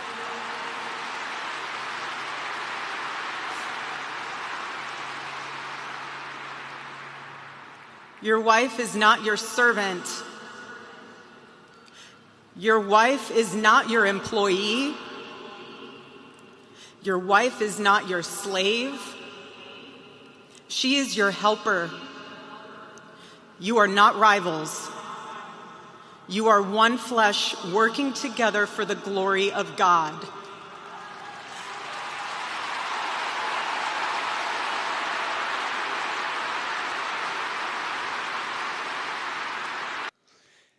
This speech was the day that feminism died. We won't know it yet, but we'll know it in retrospect. She gave her advice, her counsel to the men, then she gave her counsel to the women. I was Charlie's confidant. I was his vault. His closest and most trusted advisor, his best friend. I poured into him and loved him so deeply, empowered him, because his love for me drove me to be a better wife. Every day he honored me, and I prayed that I could be the wife that God needed me to be for my husband. Women, I have a challenge for you too. Be virtuous. Our strength is found in God's design for our role. We are the guardians. We are the encouragers. We are the preservers. Guard your heart. Everything you do flows from it. And if you're a mother, please recognize that is the single most important ministry you have.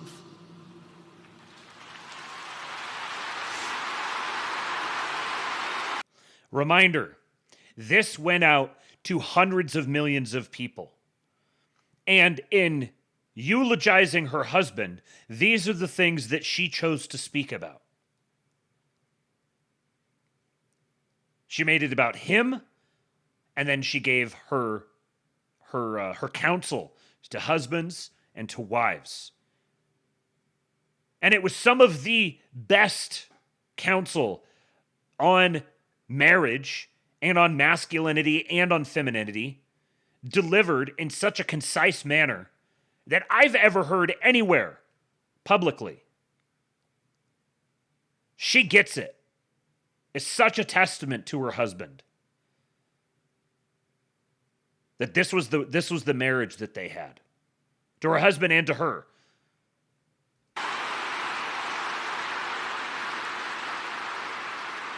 In our home, because Charlie traveled a lot, we tried to travel with him where we could.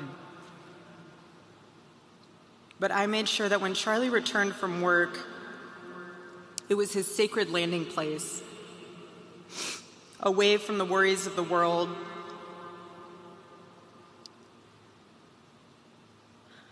I didn't make him feel guilty for being away too long or too much, or getting home too late. I always told him, home is here for you, and it'll be ready for you. And I made it into this place where he wanted to be as soon as possible when he was on the road.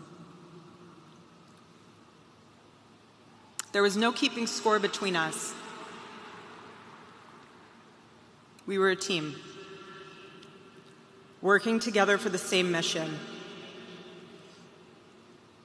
I never wanted to be the one standing between Charlie and the task that God prepared for him, had set for him. And I knew Charlie would always do his best to help me with the same. My marriage with Charlie was the best thing that ever happened to me. And I know it was the best thing that ever happened to him as well. He wanted everyone to experience that joy. And that's what's so beautiful about God's design for marriage, is that everyone can.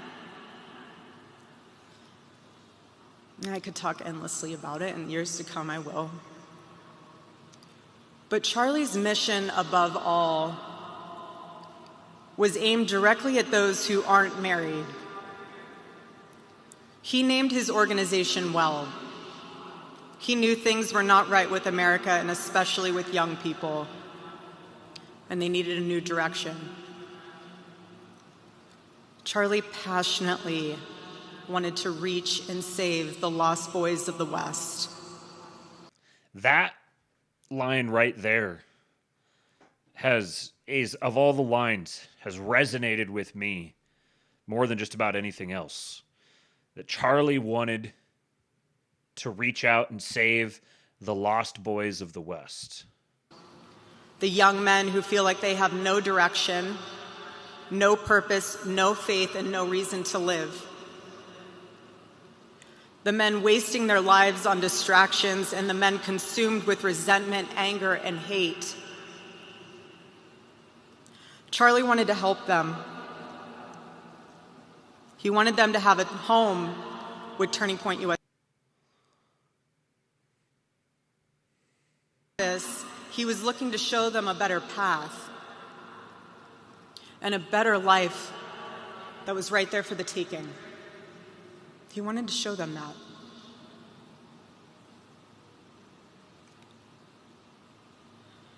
My husband, Charlie, he wanted to save young men just like the one who took his life.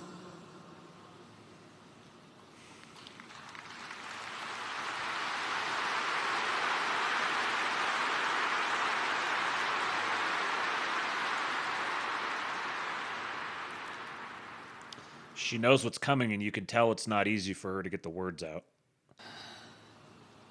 That young man. On the cross, our Savior said,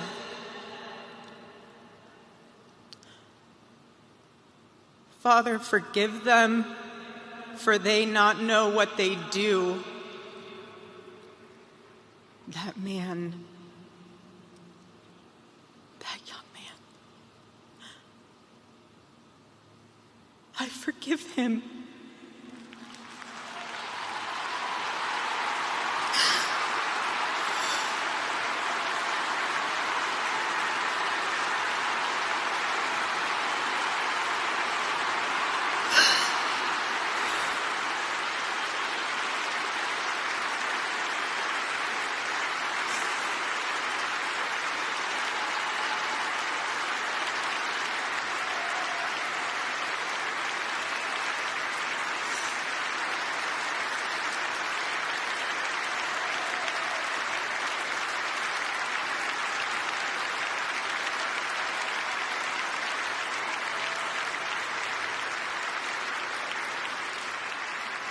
I forgive him because it was what Christ did and is what Charlie would do. The answer to hate is not hate. The answer we know from the gospel is love, and always love. Love for our enemies and love for those who persecute us. The world needs Turning Point USA. It needs a group that will point young people away from the path of misery and sin. It needs something that will lead people away from hell in this world and in the next. It needs young people pointed in the direction of truth and beauty. And so I promise you today, every part of our work will become greater. I am tremendously honored to be the new CEO of Turning Point USA.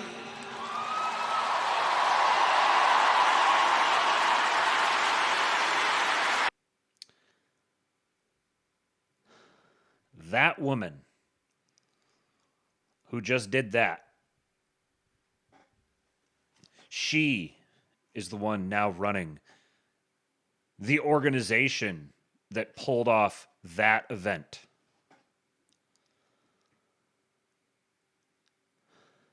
Hundreds of millions of people saw one of the greatest displays of Christian love that they'll ever see. And this event really, that moment, really drew a sharp line right through what was once known as the dissident right. And it was, this was partly what, over the last several months, I've been losing my patience with them. Because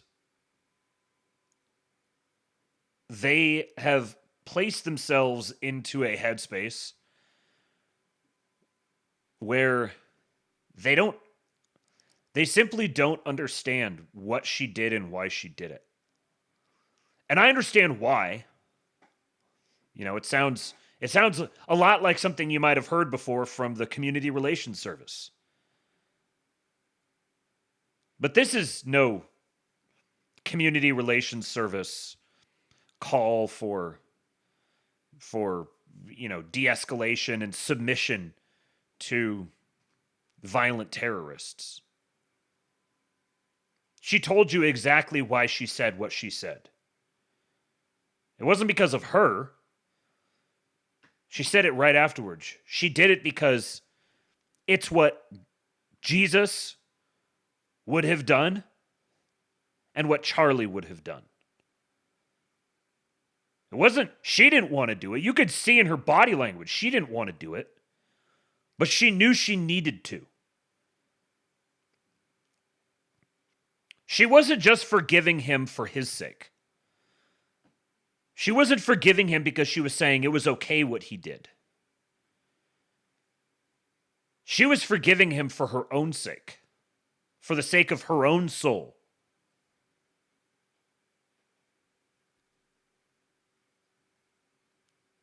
And if you don't get that, there's a lot that you need to get before you can participate in this whole thing effectively. Forgiveness is not mutually exclusive with punishment. In fact, forgiveness, true forgiveness, is a punishment. It's like heaping coals upon their heads. If someone violates you, if someone harms you, especially out of malice, and you forgive them, that's one of the most punishing things that you can do to them.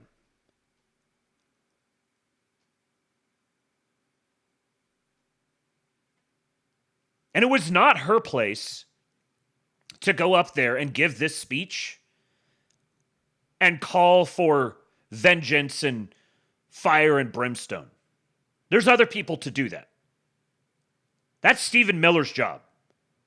Stephen Miller's job is to call for fire and brimstone from heaven. Donald Trump's job. Play this clip in just a second. That's their job. As the wife, as the primary remaining victim, she's modeling the Spirit of Christ. Father, forgive them, for they know not what they do. And she said explicitly in the lead up to it, he is one of the lost boys of the West. He is precisely the sort of young man who Charlie wanted to reach. And even now, his soul can be saved. And that's not mutually exclusive with the death penalty. They go together perfectly. We're going to bring water and a rope. This is Christian government. And if you don't get that, you don't get Christianity and you don't get government. You can't have one without the other.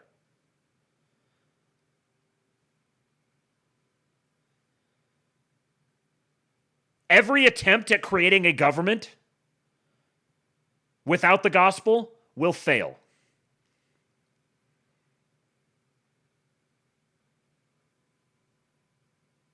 And the gospel belongs everywhere, including the government.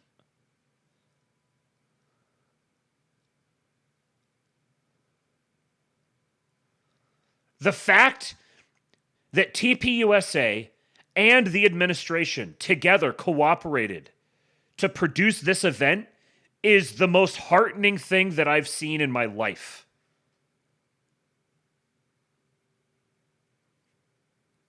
And anybody who's counter-signaling it is just proving their own spiritual vacuousness. And that shouldn't be cause for contempt toward them. It means you ought to pray for them more.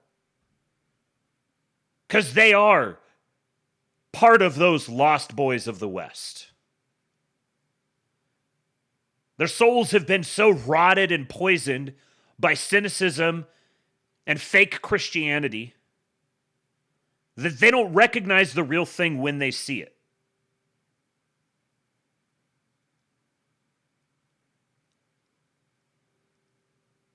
Clearly, there are confessional differences between me and virtually every person in that building, I'm sure. But that doesn't mean that the Spirit of Christ wasn't there. One of the greatest things that I've heard since I joined the Orthodox Church was from my subdeacon. I think I've said this on the show before, but I'll repeat it here because I think it's very appropriate. He said, "You haven't been a part of the church for your whole life, right?" And I was like, "Well, no." And I don't even know if I maybe had just been baptized or hadn't been baptized yet, or either way. I was like, "No, obviously not." And he said, "But there was something that brought you to it. There was something that brought you to the church. Something outside the church that brought you to the church." I was like, "Well, yeah." He said, "So what must that have been?" And I thought, well, obviously, the Spirit of Christ. So clearly the Holy Spirit exists outside the church. The church is where we know the Holy Spirit is. If you want assurance of where you can find the Holy Spirit, it's in the church. It's the lifeboat that we know will survive the storm. We have that assurance. But it's also not the only place. We know the Spirit is elsewhere because the Spirit is what draws people to the church. Where 2 or 3 are gathered together in my name, there I am in the midst of you. They were undeniably gathered there in his name. The Holy Spirit was there, and you saw the Spirit of Christ manifested in Erika Kirk. Demonstrating Christian forgiveness. And at the same time, Donald Trump and Stephen Miller demonstrated that justice is also part of forgiveness. Using the force of government to crush the forces of evil and to preserve innocent life is distinctly Christian.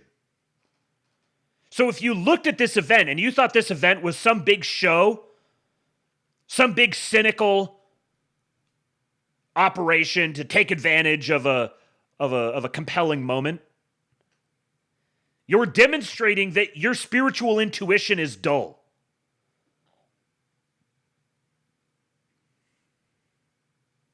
And I don't say that to condemn you. I say that because it should be a warning sign. That when the Spirit of Christ is manifested to you clearly, you don't just not recognize it, you condemn it. That is a very, very dangerous place to be spiritually. Directly denying the Spirit of Christ.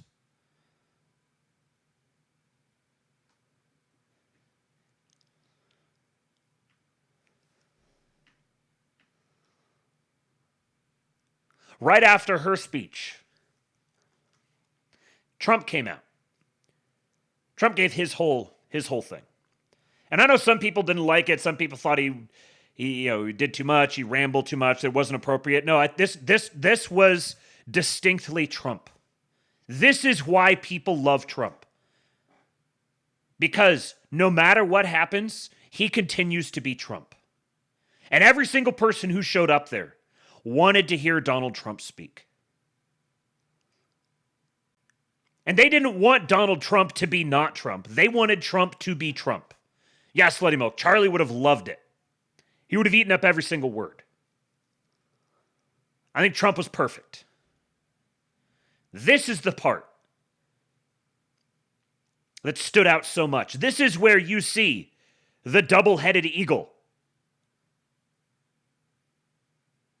The church and the state. You see Christ in. You see the shepherd in Erika Kirk, who chooses that moment to make a call to men and women around the world, calling them to marriage, to parenthood, to becoming one flesh together. That this is your highest calling. This is your foundational calling. And then you see the emperor who says, "You hurt my people. You hurt my people, and I'm going to rain hell upon you." Missionary with a noble spirit and a great, great purpose. He did not hate his opponents. He wanted the best for them. That's where I disagreed with Charlie. I hate my opponent. And I don't want the best for them. I'm sorry. I am sorry, Erika. But now Erika can talk to me and the whole group, and maybe they can convince me that that's not right, but I can't stand my opponent. Charlie's angry. Looking down, he's angry at me now. Missionary. And he did it perfectly. He did it perfectly. This is exactly, he delivered the point, but he delivered the point with a laugh line. So he broke the tension a little bit. He delivered it in a lighthearted manner, but he sent the message. Charlie was a better man than I am. That's why he was Charlie. That's why I'm the president. I take my responsibility seriously. This was a message.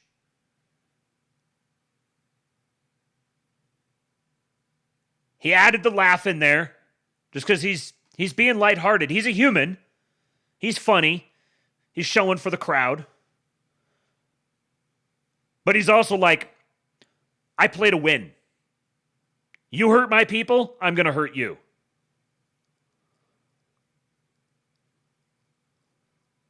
Oh, come on. I set that up so perfectly. Come on, come on. All right, let's try this again. See if it works this time. You hurt my people, I'm going to hurt you. The white man is back, baby! The white man is back! But bro, I totally put on my Viking head and battle axe that guy bro coots. We're not Christkax bro, we're real men bro. Thank you, Melon. Yes. Yes, here is the point where the line has been pretty clearly drawn between the Christ cooks. Between the we have our pagan brothers out there who I do appreciate. One who may or may not be listening at the moment that you guys are very familiar with. And he is the exception that proves the rule. The rest of them, though, the Adam Greens of the world, scum, pathetic, LARPers, extraordinarily gay. And they didn't get it. They didn't get it. And you know the deep irony of all of this?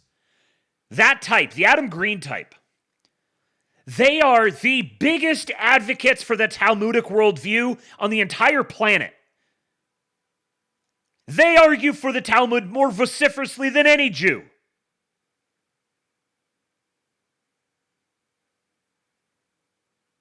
If you believe, like those fucking retards, that Christianity is a Jewish psyop, you are the very definition of a golem. You are arguing for the very worldview you claim to hate. That's how dense you are.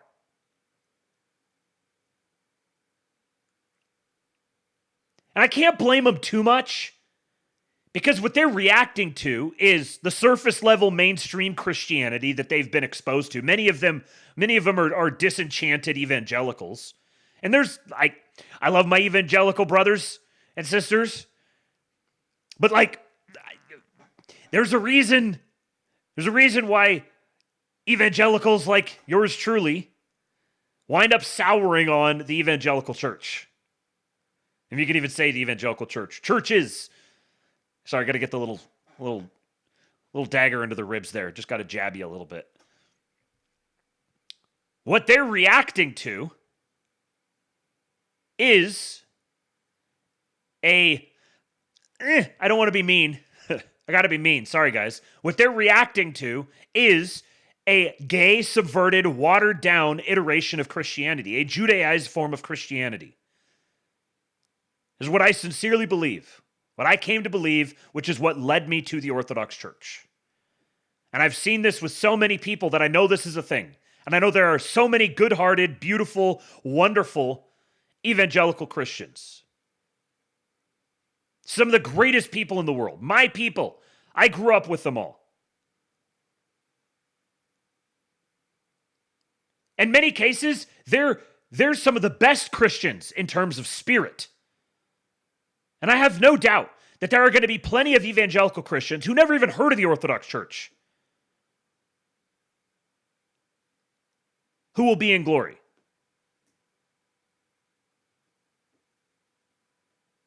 But what the Adam Greens of the world are reacting to is this very modernized mush Christianity. And you say, no, that's not what Christianity is.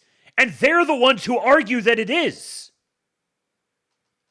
They're some of the most pants-on-head goofballs anywhere. And boy, oh boy, did they ever come flying out in force after this.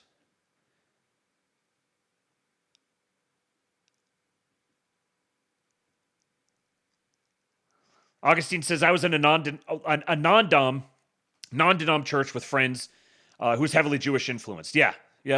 And that's kind of the thing, is like part of those non-denominational churches are so susceptible to that sort of takeover because they've eliminated so much of what makes Christianity real and tangible and present, which makes it ripe for the takeover.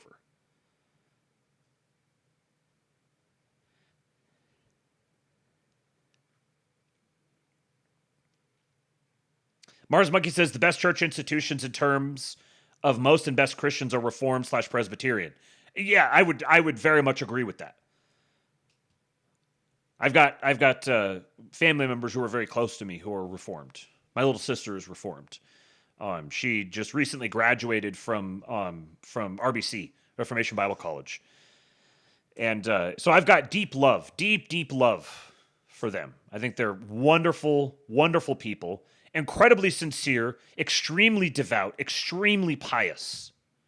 And not like fake piety, but genuinely humble, very self-conscious, very self-aware people.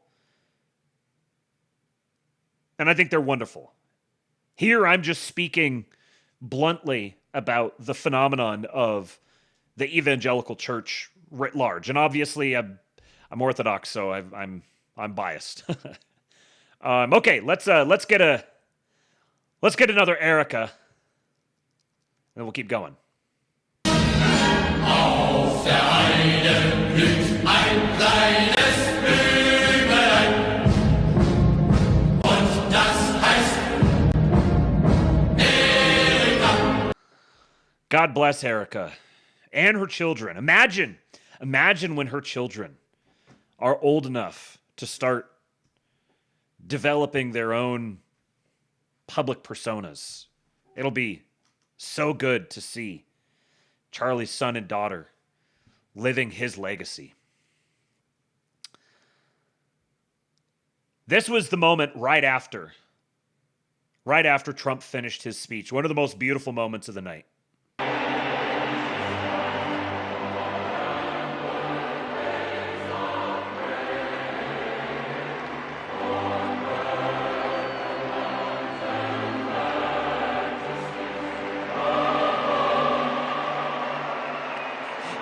Amy identified that they pulled the music down because they thought they were walking up to the mic.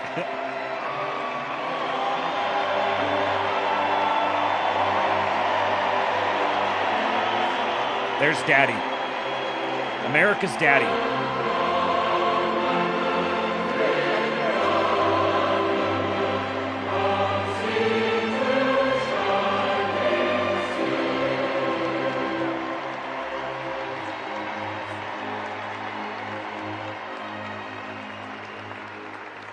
Thank you very much, everybody.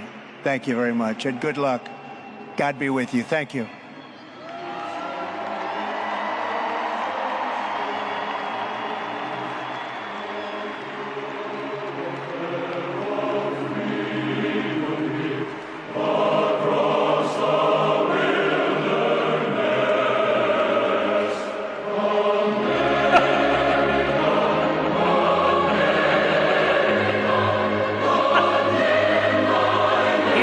Perfect, man.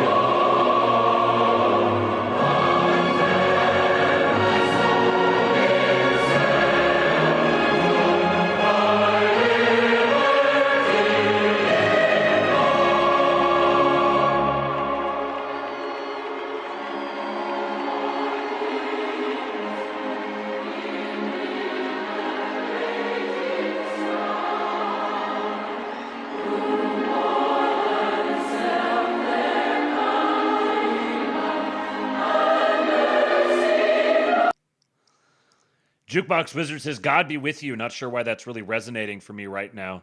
These are not the words of someone who's only flirting with the idea of belief. Yes, that stuck out to me too. Him finally signing off with God be with you. And there's been the rumors that have come out that he's talking a lot about heaven, and that brings it up a lot inside the White House. A lot of people don't notice this, but he seems to have been genuinely changed by his brush with death. And yeah. Another man who seems to perhaps be being affected by this whole thing, who was there in attendance, Mr. Elon Musk. I saw some people who were comparing this to Trump reacting to Ruth Bader Ginsburg with Tiny Dancer in the background. Why was he killed? He was killed because his words made a difference. Because he was showing people the light. And he was killed by the dark. Thank you, sir. Why was he killed? You could see him getting emotional. Light. And he was killed by the dark. Thank you, sir. Of course, he's extremely autistic about the whole thing. And Elon seems to really, like, he has these super pithy little lines that just seem to really hit for him. That sort of phrasing. He stood for the light and he was killed by the dark. He tweeted that and he said it here and he just kind of delivered the line and walked off. It's just very, very Elon. And then he tweeted this. He was seen up there with Trump, sitting with Trump. He tweeted this, for Charlie. Loaded up on a kilo of Tylenol. And then they had this little interaction, and I'll read what some lip readers apparently said he was saying. So Trump's sitting here next to Dana White, and Elon comes and plops down next to him.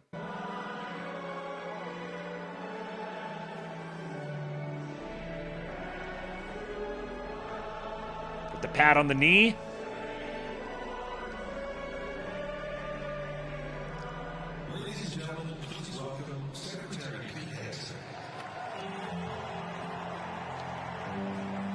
They have a little conversation here.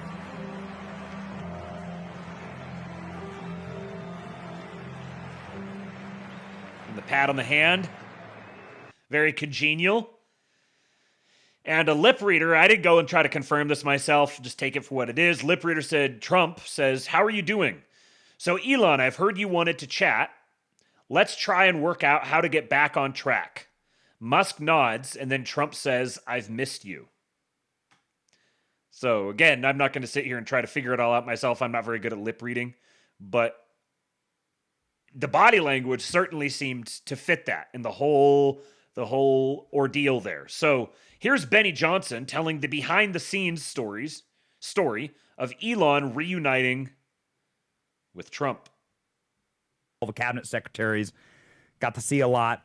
Elon Musk came by a couple times, and I just want to use Elon Musk as a example of the power of Charlie's legacy. Elon Musk and Donald Trump had a bit of a falling out. Maybe you've heard of it. And that sucked, especially for guys like Charlie, who were coalition builders. Charlie Kirk was thanked on stage by Donald Trump himself for bringing together RFK Jr. and Maha movement. Donald Trump says, Charlie created Maha. I don't think Charlie ever will get the credit that he deserves for doing that. But also, Charlie Kirk brought together massive coalitions of, well, at any Turning Point event, you can find Candace Owens, Ben Shapiro, and Tucker Carlson sharing the same stage, right? Maybe not together, but they're all there, right, to give an opportunity to project their worldview, right? Charlie was constantly doing that, constantly bridging gaps, constantly fusing together, because he realized that if we don't hang together, we will surely hang separately, which is exactly what Elon Musk told me.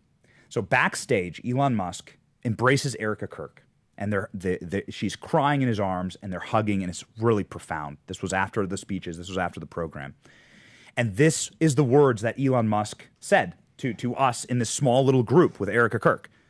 And he said, this is why I was proud to sit with my president. This is what he called Trump, my president today. He accepted Trump's invitation to go up there, and the majority of the event, Elon Musk sent sitting there with Donald Trump, chewing it up. Everyone can see here's the photos of Elon embracing Erika, and then there are photos of Elon with Trump, and they seem to be having a great time. Dana White also there. What not only was the size and scope of this and the peacefulness of it a profound eulogy for Charlie and his memory, but the cornerstone of it all, to unite the world's most powerful, richest private civilian with the world's most powerful public figure, Donald Trump. Charlie said, in this chair right here, he hoped that it happened. There's a clip that went viral yesterday. Charlie saying, I pray that Elon Musk and Donald Trump reconcile. And they did so at Charlie's funeral in Charlie's memory. Mm-hmm. A profound and beautiful example of what Charlie constantly was doing for our movement. And he fused together the greatest schism that we've seen in the nascent Trump administration. He just fixed Trump and Elon together. We saw it live. And it's like the power of Charlie crying out. I mean, after death, crying out, and like still the power of Charlie, like bringing together these tectonic forces that should not reconcile. These are two stubborn men. These are two men that don't need each other, honestly. But Elon Musk told me this. He hugs Erika Kirk. He looks to all of us and he goes, if we don't hang together, we will surely hang separately. So let us unite. I was proud to sit with my president tonight. That's what Elon told us. That's what Elon told us backstage. Wow. And so, again, just as a little behind-the-scenes vignette here, what you watched yesterday, what tens of millions, if not hundreds of millions of people saw yesterday, definitely hundreds of millions saw yesterday, was a beautiful encapsulation, eulogizing, and memorial to Charlie with his energy pulsing through every bit of it. Trump really handled that whole thing just so incredibly well. Elon spazzes out, and how did Trump handle it? Trump could have been like, screw this guy, whatever. He has no issues throwing someone under the bus and kicking him to the dogs. But how did he handle it? As soon as Elon started spazzing out on him, he went very grandfatherly. He actually pulled back. He pulled back. He eased off. He dialed the tensions down and said, he's saying some stuff. He's said some stuff he shouldn't have, but he'll come around. He'll come around. And then he was there waiting for him. Trump never went out after him. Richest man in the world. Extraordinarily influential. Oh, I'm going to start a political party. Trump's on the Epstein list. Totally wigged out. Trump just held his frame. He'll come around. And sure enough, he comes right around again. Is this whole thing scripted? Was it all planned?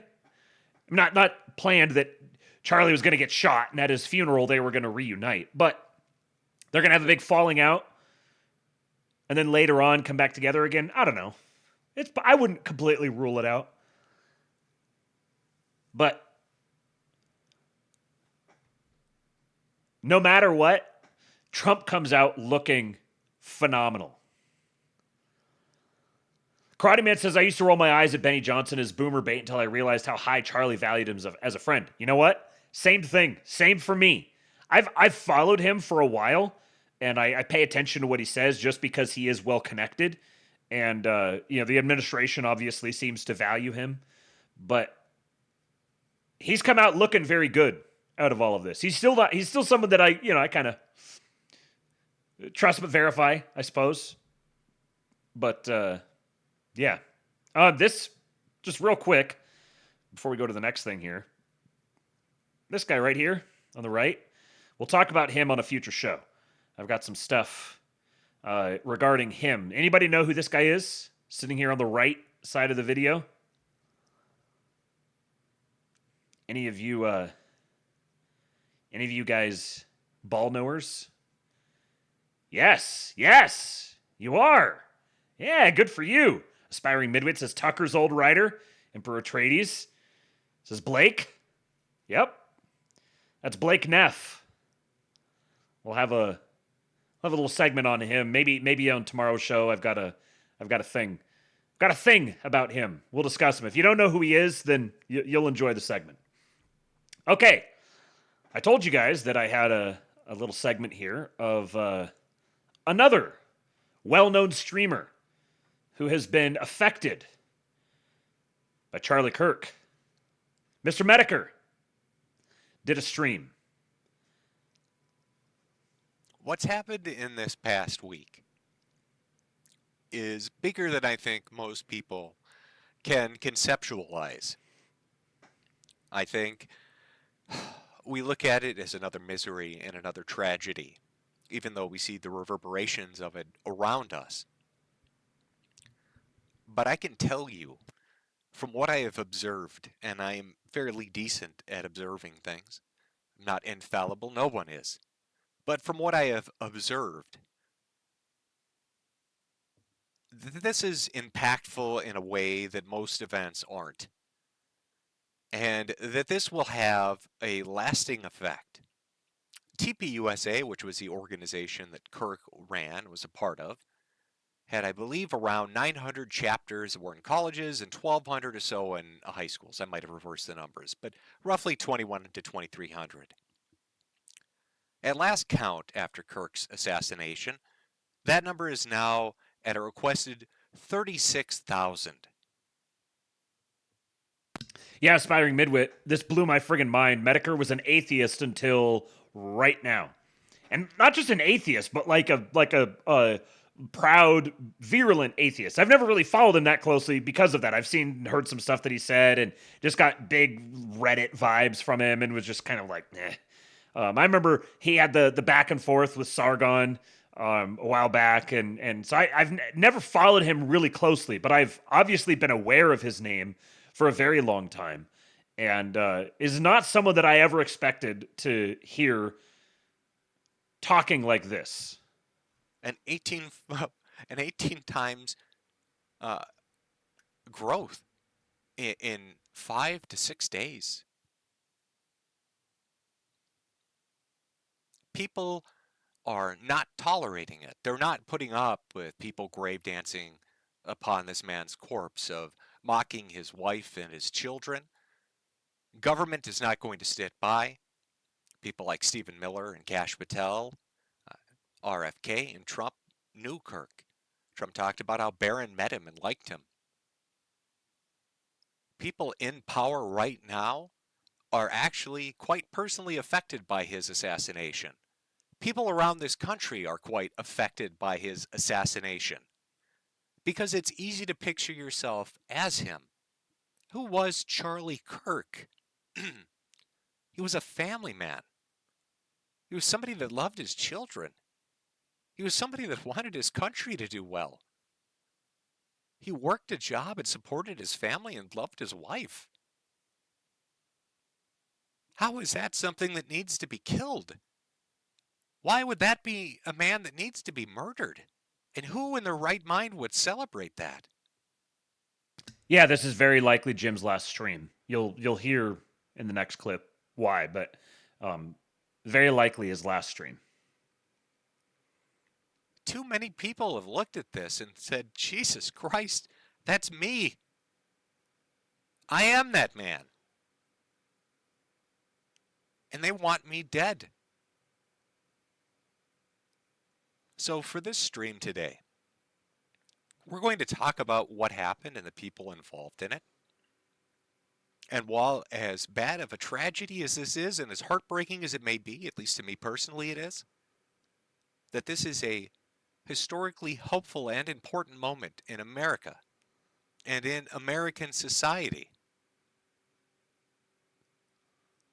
You are standing at the threshold of a second renaissance. And it is a fucking bittersweet tragedy that it took the blood of a man like Charlie Kirk to help play a part in that. We'll take a small break and be right back. That "this is you" observation,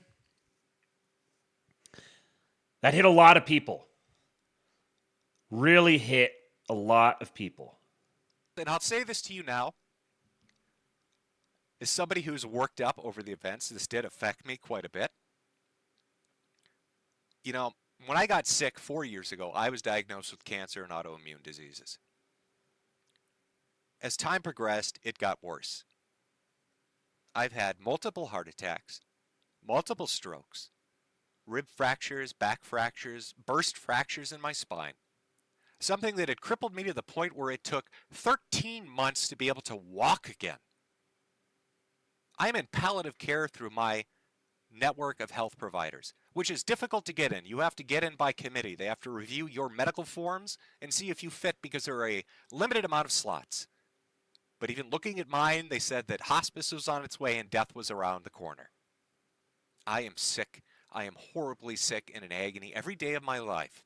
But even facing that, as somebody who grew up in a Lutheran household whose grandfather was a Lutheran minister, I still didn't turn to God. It wasn't something, even death didn't make me turn to God.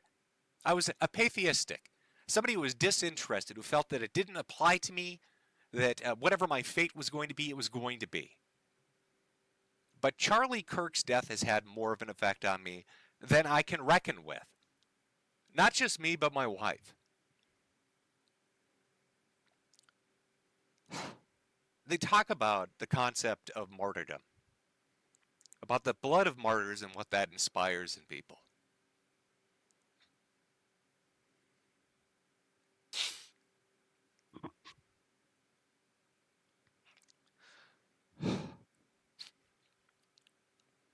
Charlie Kirk helped me find God.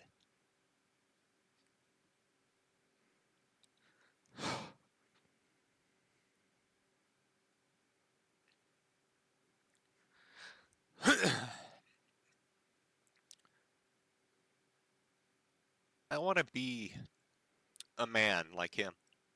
I want to aspire to that.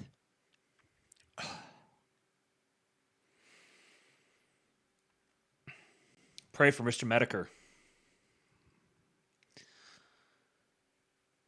You might ask, why? Why would that happen to Charlie then? Maybe it happened just in time. because Mr. Medicare seems to be on the way out. Got him just in time.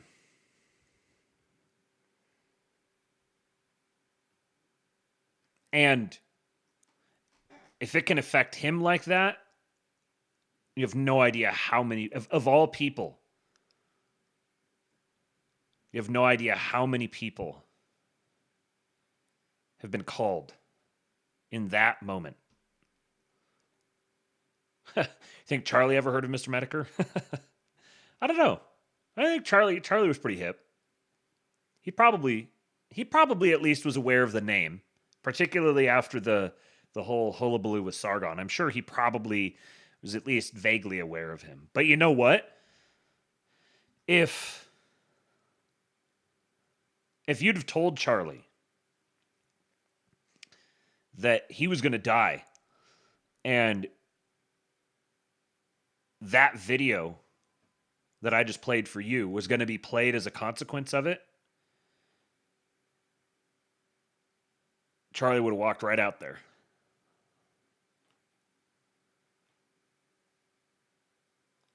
I can't say the same about myself.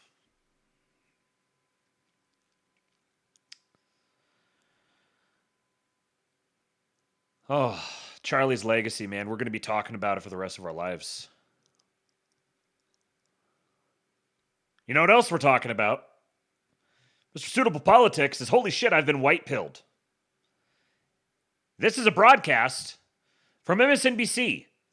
What you are seeing here is a movement called Christian nationalism that merges Christianity as it's been practiced in America for, centuries with a very specific interpretation of what the founding fathers wanted, what Aristotle wanted, going all the way back to the ancients. You saw Larry Arnn, who is the president of Hillsdale College and a proponent of this strain of interpretation of the Bible, merge Christianity and protecting the Western civilization values into one and the same thing.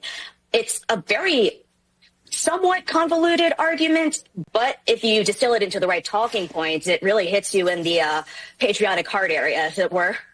Oh, sure it does. It definitely hits you in the patriotic heart area. My patriotic heart area is on fire. I don't know about the rest of you guys. Christian nationalism. Here it comes. Imagine what it's going to be like by 2028.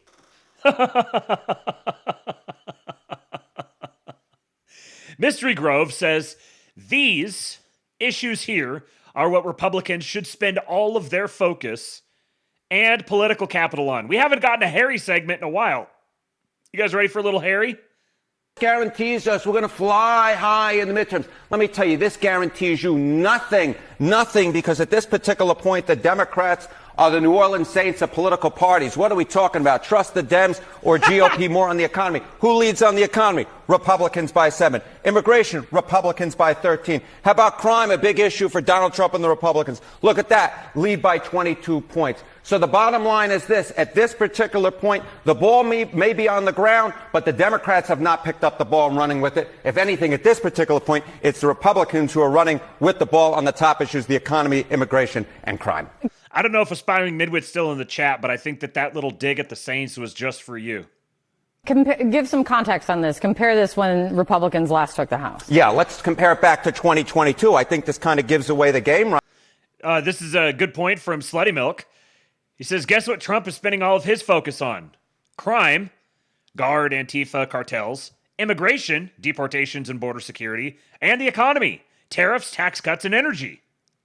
Right here, okay? The GOP is more trusted than the Dems on the economy. It was 12 points in 2022. Slight decline in that lead, but still 7 points. How about immigration? It was Republicans by 3 back in 2022. Look at this.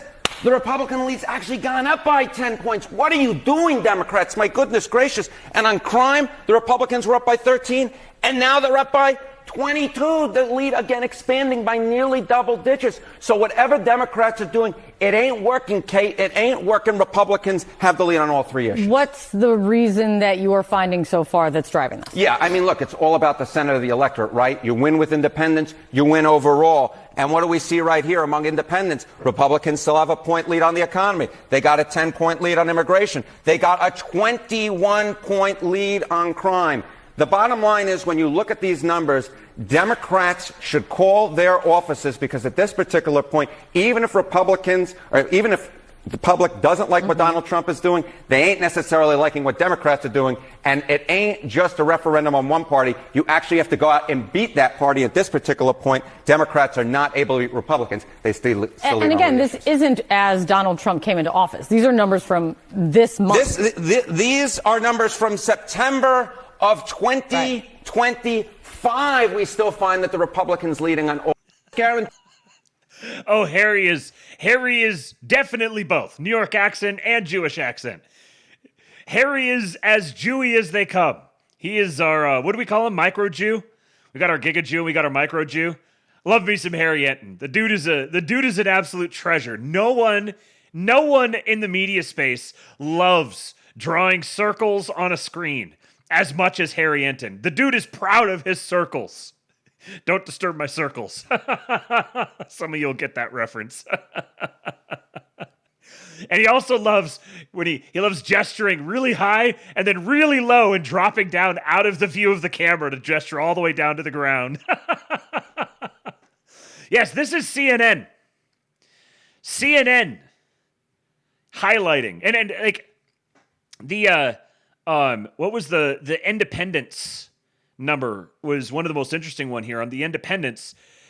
What was the so the general public is at +7 on the economy.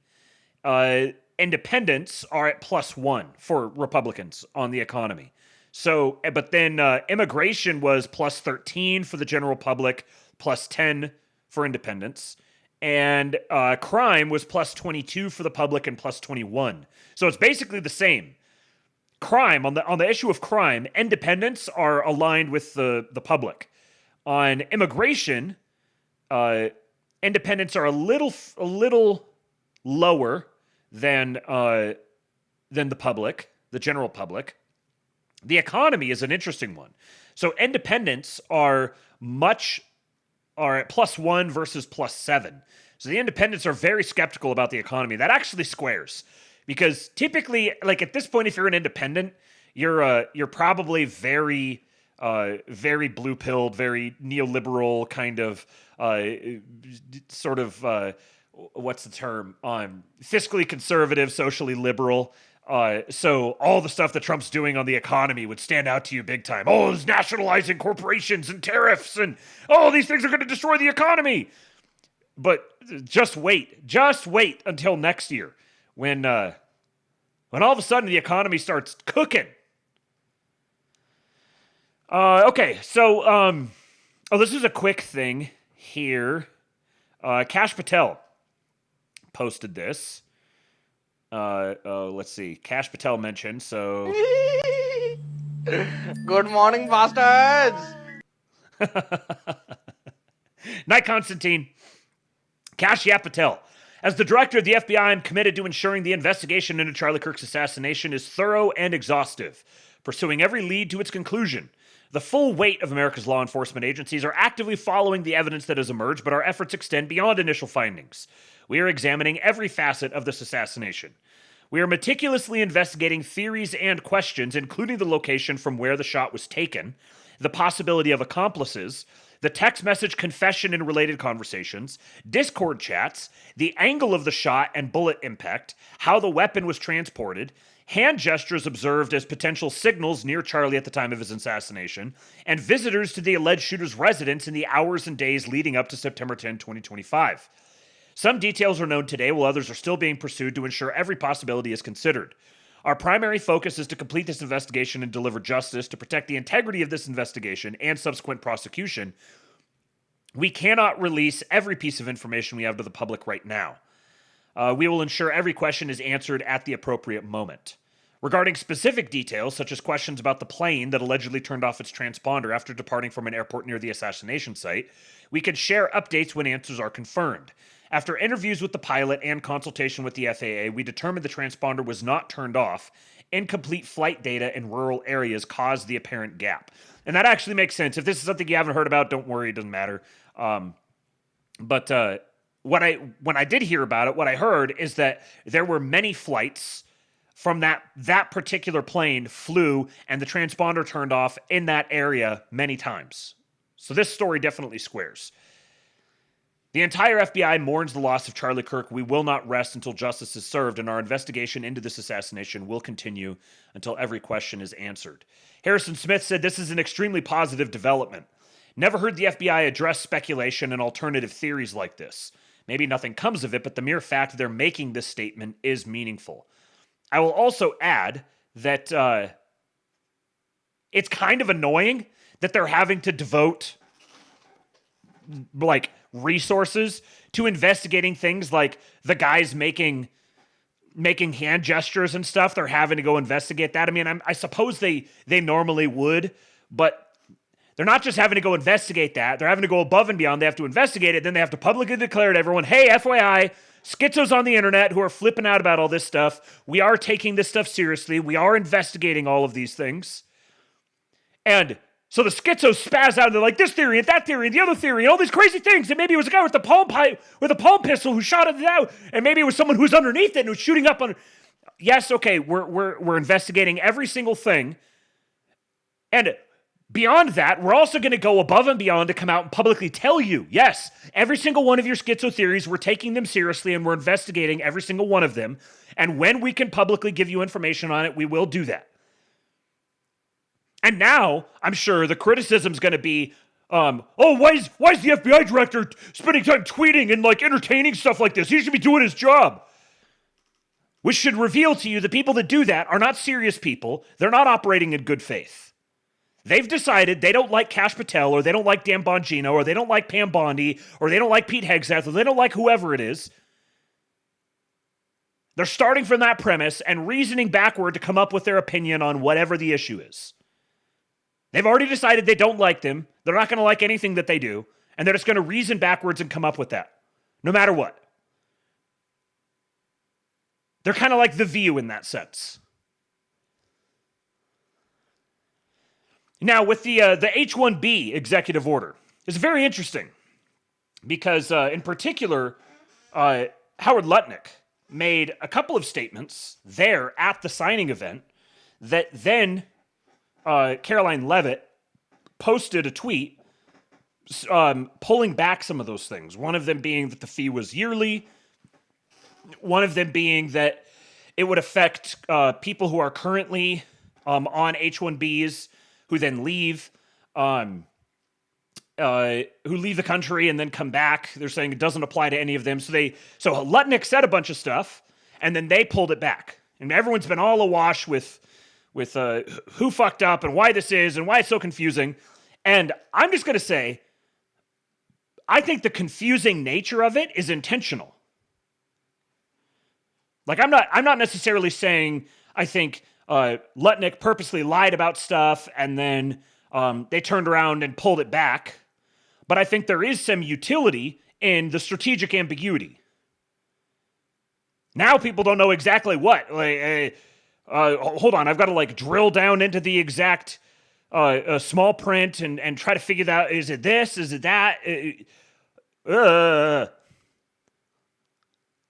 They're using that against people to dissuade people from taking advantage of this system. Because now you don't know exactly what the rules are going to be and what policy the administration is going to have and how are they going to prosecute this stuff. What exactly are they looking for? I'll also add that within the fine print was the mention that part of the premise here is that the H-1B crackdown is because it's a matter of national security. They also said basically that people who are abusing the H-1B program, in other words, the visa mills, are going to be investigated and potentially prosecuted under RICO. So they're talking about bringing RICO charges against visa mills. That didn't seem to catch any headlines. And either way, I've got a couple things here as takeaways. No matter where it actually lands, a couple things. Good point from Nematoder. It's like the self-deportation thing, self-immigration policing. Yes. Trust Planstar says, just change policy every 10 days and have all the Jeets stroke out. And I do think, I'm not going to spend a ton of time on this because I think it's I think we're going to hear more about this, particularly when it comes to getting this bill passed that actually makes some of the really substantial changes. Because a lot of the changes that have to be made ultimately have to be made by Congress. The executive can do a lot of things, but like abolishing the program has to be done by Congress. The executive can't do that. Fugitive Caesar, our fugitive patriot, says a lot of people are complaining the H-1B executive order doesn't apply to existing H-1Bs. They should remember, 1, not yet. 2, this is a first big step. There will be much more to come. 3, maintain a mindset of optimism, gratitude, and relentless persistence. And 4, we are going to win. It's called proof of concept. Secondly, this guy Ace Rothstein says Project Firewall is step 1. Craft policy that will make it politically impossible for Democrat presidents to overturn. And this guy here, who's a very good follow on a lot of this stuff, at Tonerus Hias, Latinx adjacent doctor PhD. I think he's a lawyer. He writes like one. He said the DOL, the Department of Labor change for prevailing salary being ordered is a far, far larger impact. It's going through the APA process, so it will take a year or so. And the $100K fee is a stopgap in the interim while that goes on. So this $100K fee, a lot of people are saying, oh, it expires after a year. Well, they've already given lots of indications that they're expecting this to go on. And it's there in the executive proclamation that the DHS Secretary and Secretary of State will tell the president, yes, we believe this should keep going.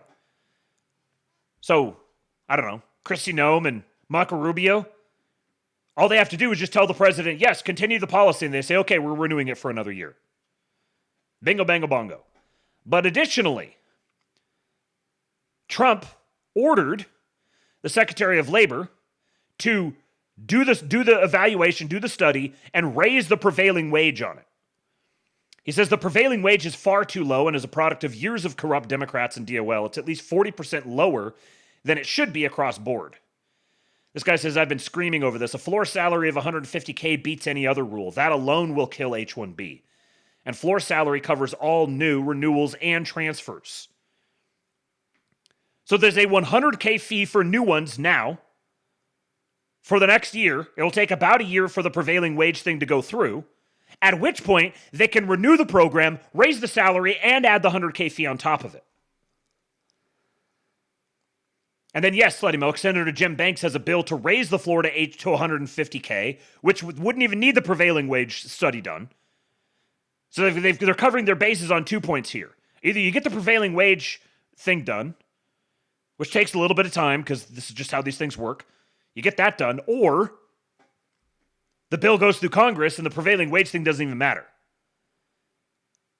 And in the meantime, you've just added $100,000 to every single person. So you've effectively raised the floor as if you boosted the prevailing wage.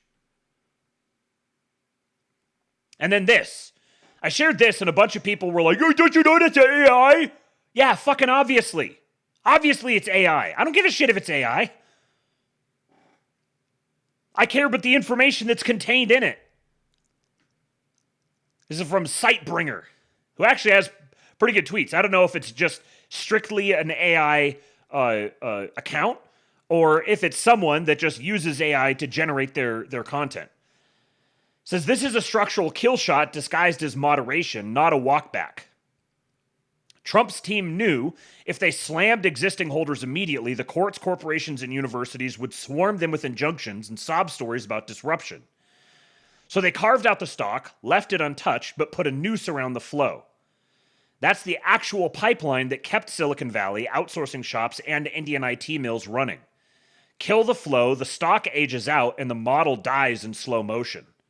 So a lot of people are looking at just like immediately what this does right now, but they don't realize that just this policy alone, even if the bill failed, even if Jim Banks' bill failed, even if they don't make it retroactive, just this policy alone, that every new renewal or every new person that comes in has this applied to them, you have just sunsetted the H-1B program effectively without actually ending it because you've made it so economically infeasible.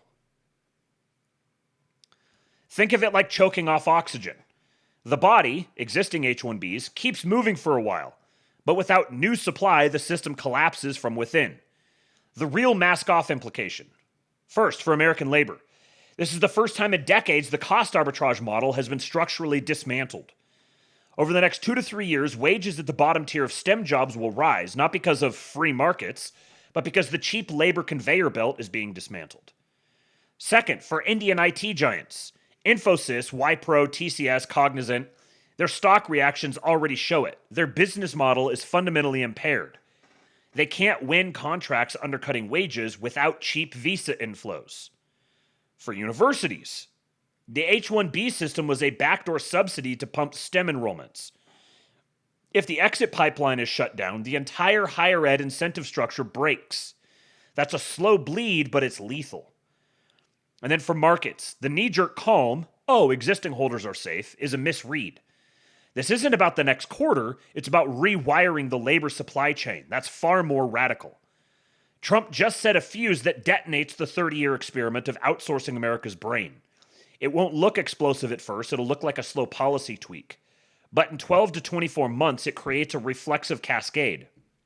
Higher wages, corporate reshoring pressure, offshoring taxes, universities losing demand, and foreign IT stocks structurally repriced down. This is asymmetric warfare with a time delay. And I have another one on this. Oh, no. Okay, we'll get to that in just a sec. What was I going to say? I had a specific thought as I was reading through that. Oh, there was a lot of people who were saying, who were both like doomer right wingers, and then arrogant libs or whatever, who were saying, oh, they're just going to start outsourcing all of this. Well, you know what happens when they outsource? When they start moving their offices outside the country so they can hire people locally and provide services inside the country, now they're subject to tariffs. They are building an entire artifice here that's not just one single policy.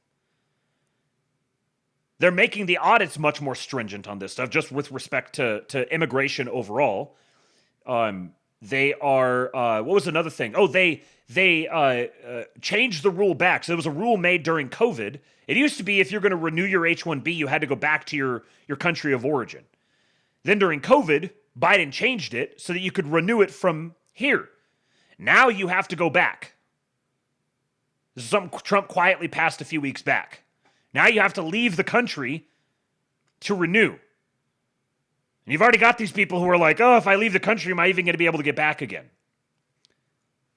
And then the last thing that they need to consider in all of this is what sorts of things could actually get through the courts.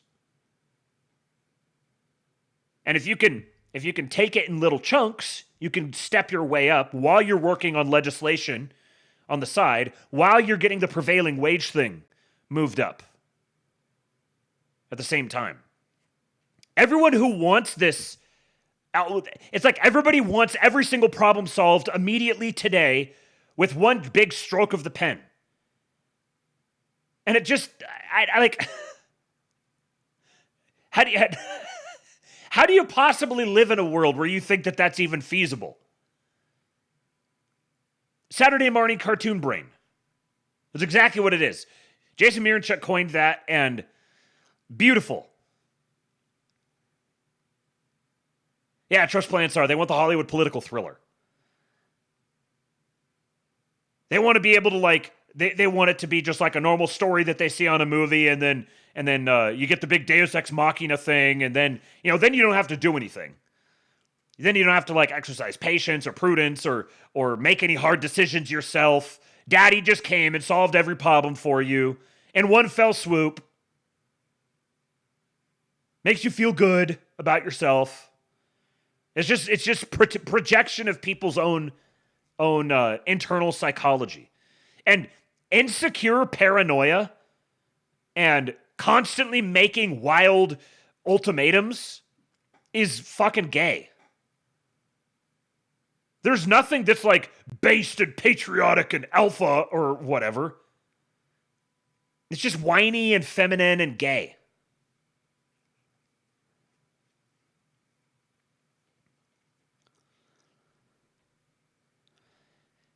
And then it happened. Formally. Officially. Shortly before I got the lab together, so I don't have more on this for right now. Got plenty of content for tomorrow already. But here we go. New President Donald J. Trump just signed an order officially designating Antifa as a domestic terrorist organization. Here is the text of the order. Section 1. Antifa is a terrorist threat. Antifa is a militarist anarchist enterprise that explicitly calls for the overthrow of the United States government, law enforcement authorities, and our system of law. It uses illegal means to organize and execute a campaign of violence and terrorism nationwide to accomplish these goals. This campaign involves coordinated efforts to obstruct enforcement of federal laws through armed standoffs with law enforcement, organized riots, violent assaults on immigration and customs enforcement and other law enforcement officers, and routine doxing of and other threats against political figures and activists. Antifa recruits, trains, and radicalizes young Americans to engage in this violence and suppression of political activity, then employs elaborate means and mechanisms to shield the identities of its operatives, conceal its funding sources and operations in an effort to frustrate law enforcement, and recruit additional members. Individuals associated with and acting on behalf of Antifa further coordinate with other organizations and entities for the purpose of spreading, fomenting, and advancing political violence and suppressing lawful political speech. This organized effort designed to achieve policy objectives by coercion and intimidation is domestic terrorism. Section 2. Designation as a domestic terrorist organization. Because of the aforementioned pattern of political violence designed to suppress lawful political activity and obstruct the rule of law, I hereby designate Antifa as a domestic terrorist organization. All relevant executive departments and agencies shall utilize all applicable authorities to investigate, disrupt, and dismantle any and all illegal operations, especially those involving terrorist actions, conducted by Antifa or any person claiming to act on behalf of Antifa, or for which Antifa or any person claiming to act on behalf of Antifa provided material support, including necessary investigatory and prosecutorial actions against those who fund such operations. So, what is this here? All illegal operations, especially those involving terrorist actions, conducted by Antifa or any person claiming to act on behalf of Antifa, or for which Antifa or any person claiming to act on behalf of Antifa provided material support, including necessary investigatory and prosecutorial actions against those who fund such operations. So, the foreign, what's Lady Milk here say? DNI has allegedly worked in the foreign terrorist designation as we speak. FTO designation can take many months for organizations with clearer hierarchy, so it will take a long time for Antifa. If I had to guess, they need every I dotted and T crossed. Yes. We've had Mr. Oathman, who has been validated many times now in stuff that he said is coming. He said Antifa is going to be designated a terrorist organization coming soon. It happened. He said the foreign designation is also coming. I saw him tweet that just a few minutes before I went live.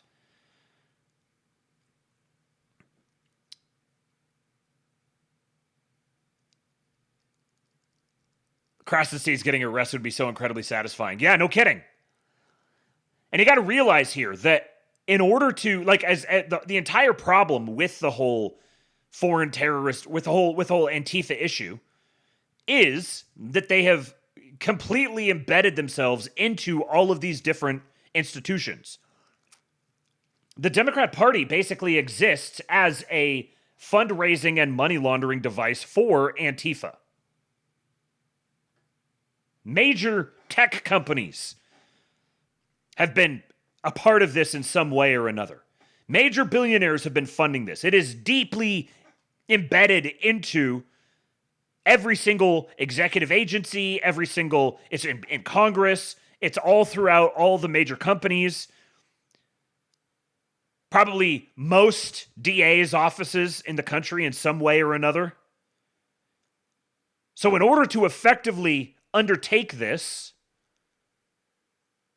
it has to be done in such a way that accounts for the fact that they're going to have to depend upon the faithful execution of duty by people who are compromised by it.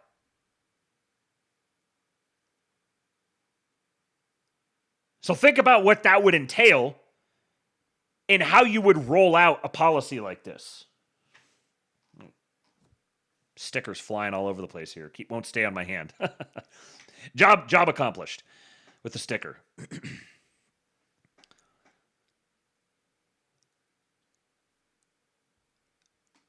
A number of people have pointed out, I've seen, that they said, oh, Trump designated them or talked about designating them a terrorist organization in his first term.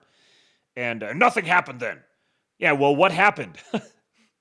He had an election stolen from him. And clearly they had a whole bunch of stuff that was underway ready to roll out in the second term. And the only reason that they didn't get the second term was because of the largest voter fraud operation in history. So it also means that they're not starting from scratch. But legal time is slower than political time, and political time is slower than social media time.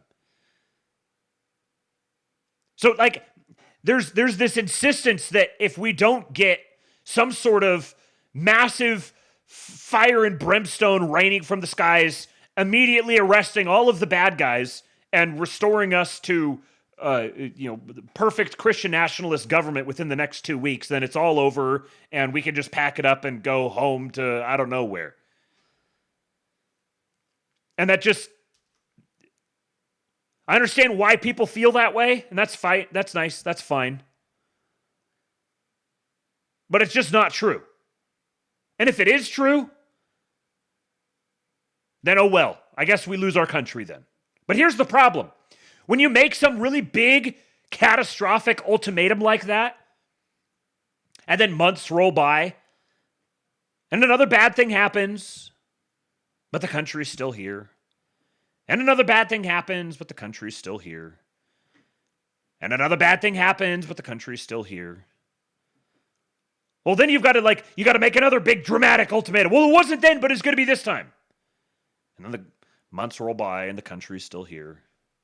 So you got to make another big dramatic proclamation. And then the months roll by and the country's still here. You keep doing this over and over and over again. Then all you've done is just demoralize everyone who's listening to you, make yourself look silly, and diminish your own influence.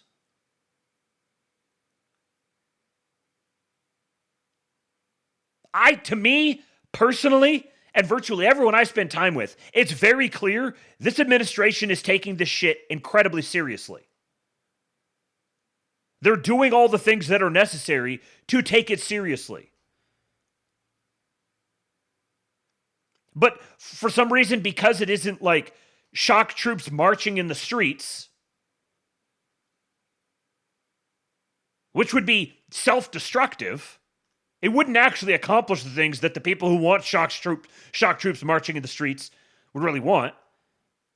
Then, they're just not taking it seriously or something, or they just don't care, or they don't know what time it is.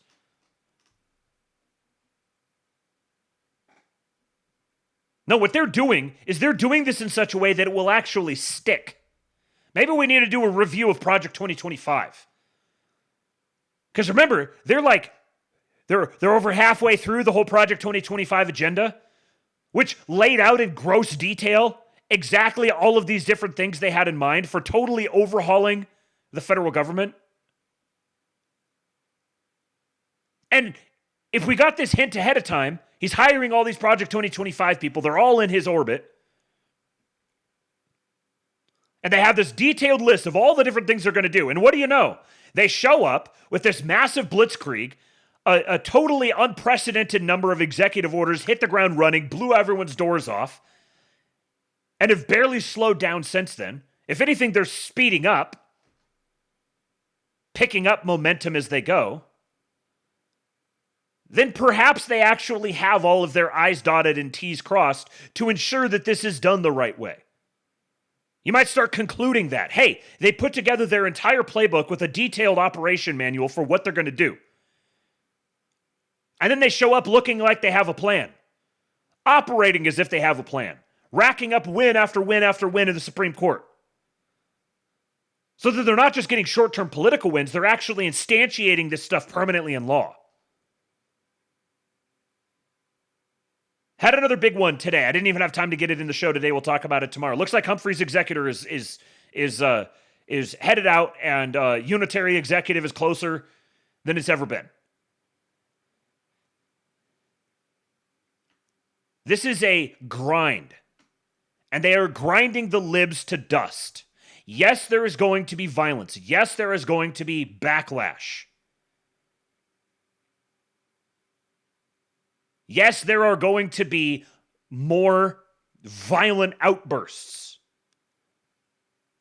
that are only going to accelerate their ability to clamp down more as you want them. But the reality of still being subject to elections, still having a fake majority in Congress, still having a bunch more stuff they need to get through the Supreme Court, that those realities together mean that they cannot scare the hose. And so many of our guys are embedded in this little bubble where we've talked about this stuff for years and years and years. So our guys actually don't know what time it is. Because if you're talking about what time it is, you have to take into consideration what time the normies think it is. And the normies are definitely not ready for shock troops in the streets. I mean, they've got the military in the streets already, but you know what I mean. The normies definitely aren't ready for Democrat influencers getting swatted and hauled away in dark vans. They're not ready for that. Our job is to get them ready for that.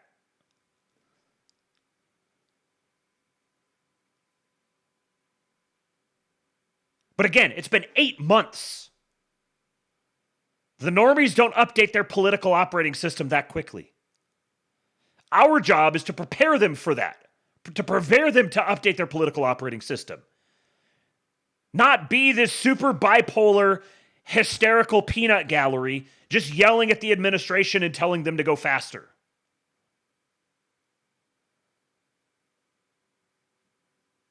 They need to do it the right way.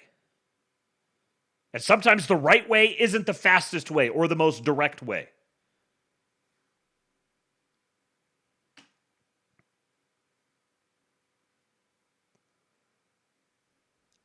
That all being said, now it's time for us to sit at the feet of the great John Doyle and learn from a tremendous patriot whose messaging on this is just absolutely spot on.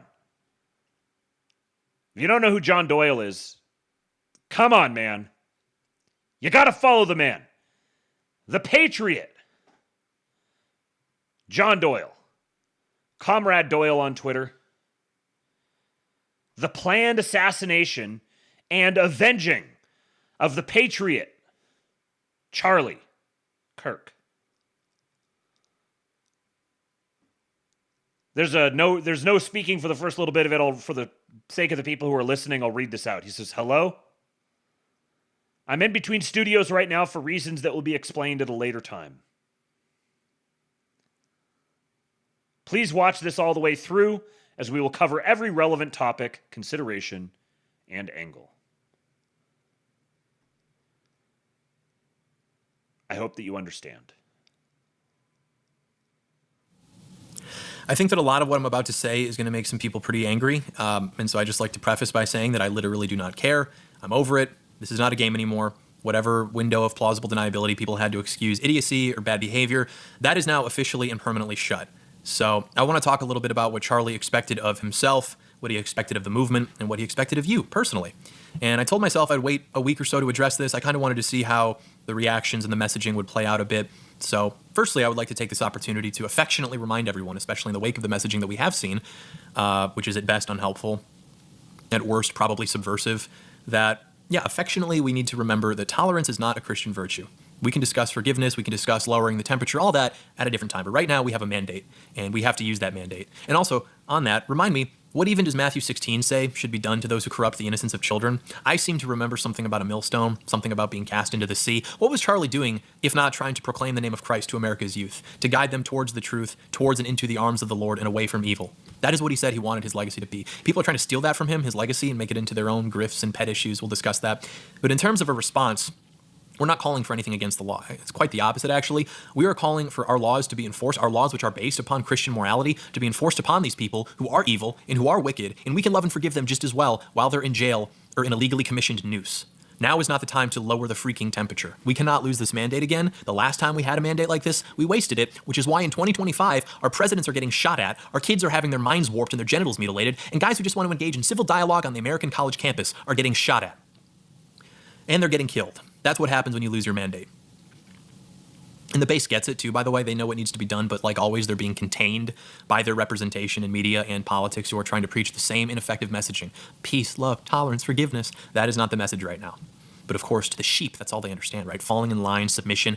It's likely that watching the lion be taken down by hyenas doesn't compute in the sheep brain. They don't understand what's happening, much less what to do about it. You know, the only outcome they can hope for is some kind of peace and freaking unity, or that the hyenas just decide to stop and freaking leave everyone alone. It's because that's all they're literally capable of thinking. Maybe they even go as far as to look at the lion and say, oh, geez, you shouldn't have done that. You should have fallen in line. Like us, the sheep, we're safe.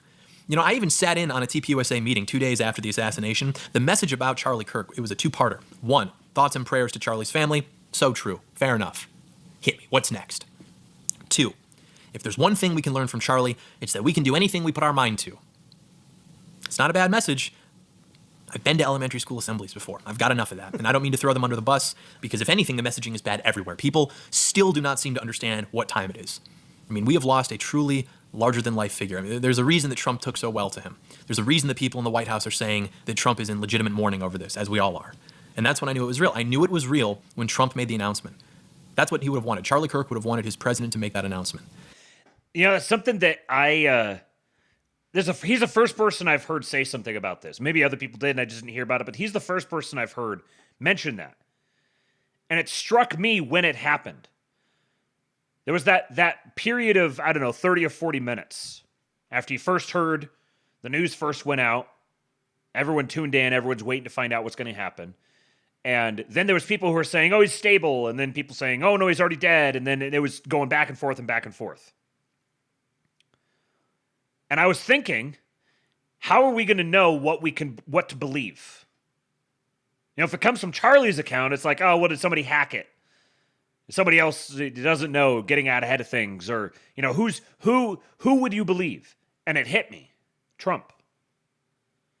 I'll believe it when Trump says it. And then Trump said it. And I think in the moment, I think a lot of people, it sort of was like a fleeting thing for me, but I was reeling. But in retrospect, the fact that Trump was the one who said it shows just how important Charlie was to him. And then there's a lot of people who have really shown their ass on this in a lot of ways, but the people who have been criticizing Trump for not showing enough emotion or not mourning, or like, you know, there was the clip of him, they were like, what do you feel about Charlie? And he was like, yeah, you know, it's really sad. And then here's the ballroom over here. The dude, he's right back to business. And I showed that clip of him the other day at the Yankees game dancing.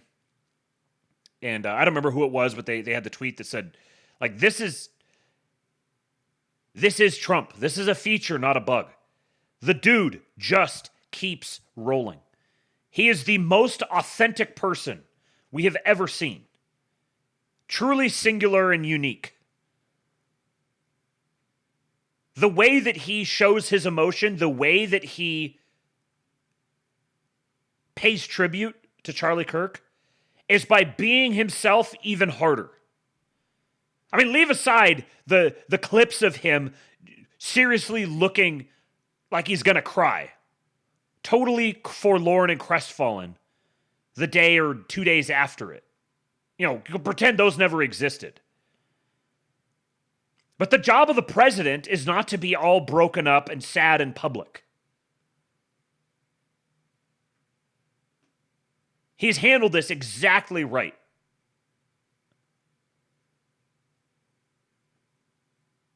And he showed just how important Charlie was, that he was the one who said it. Charlie Kirk would have wanted the world to know about his assassination via Truth Social.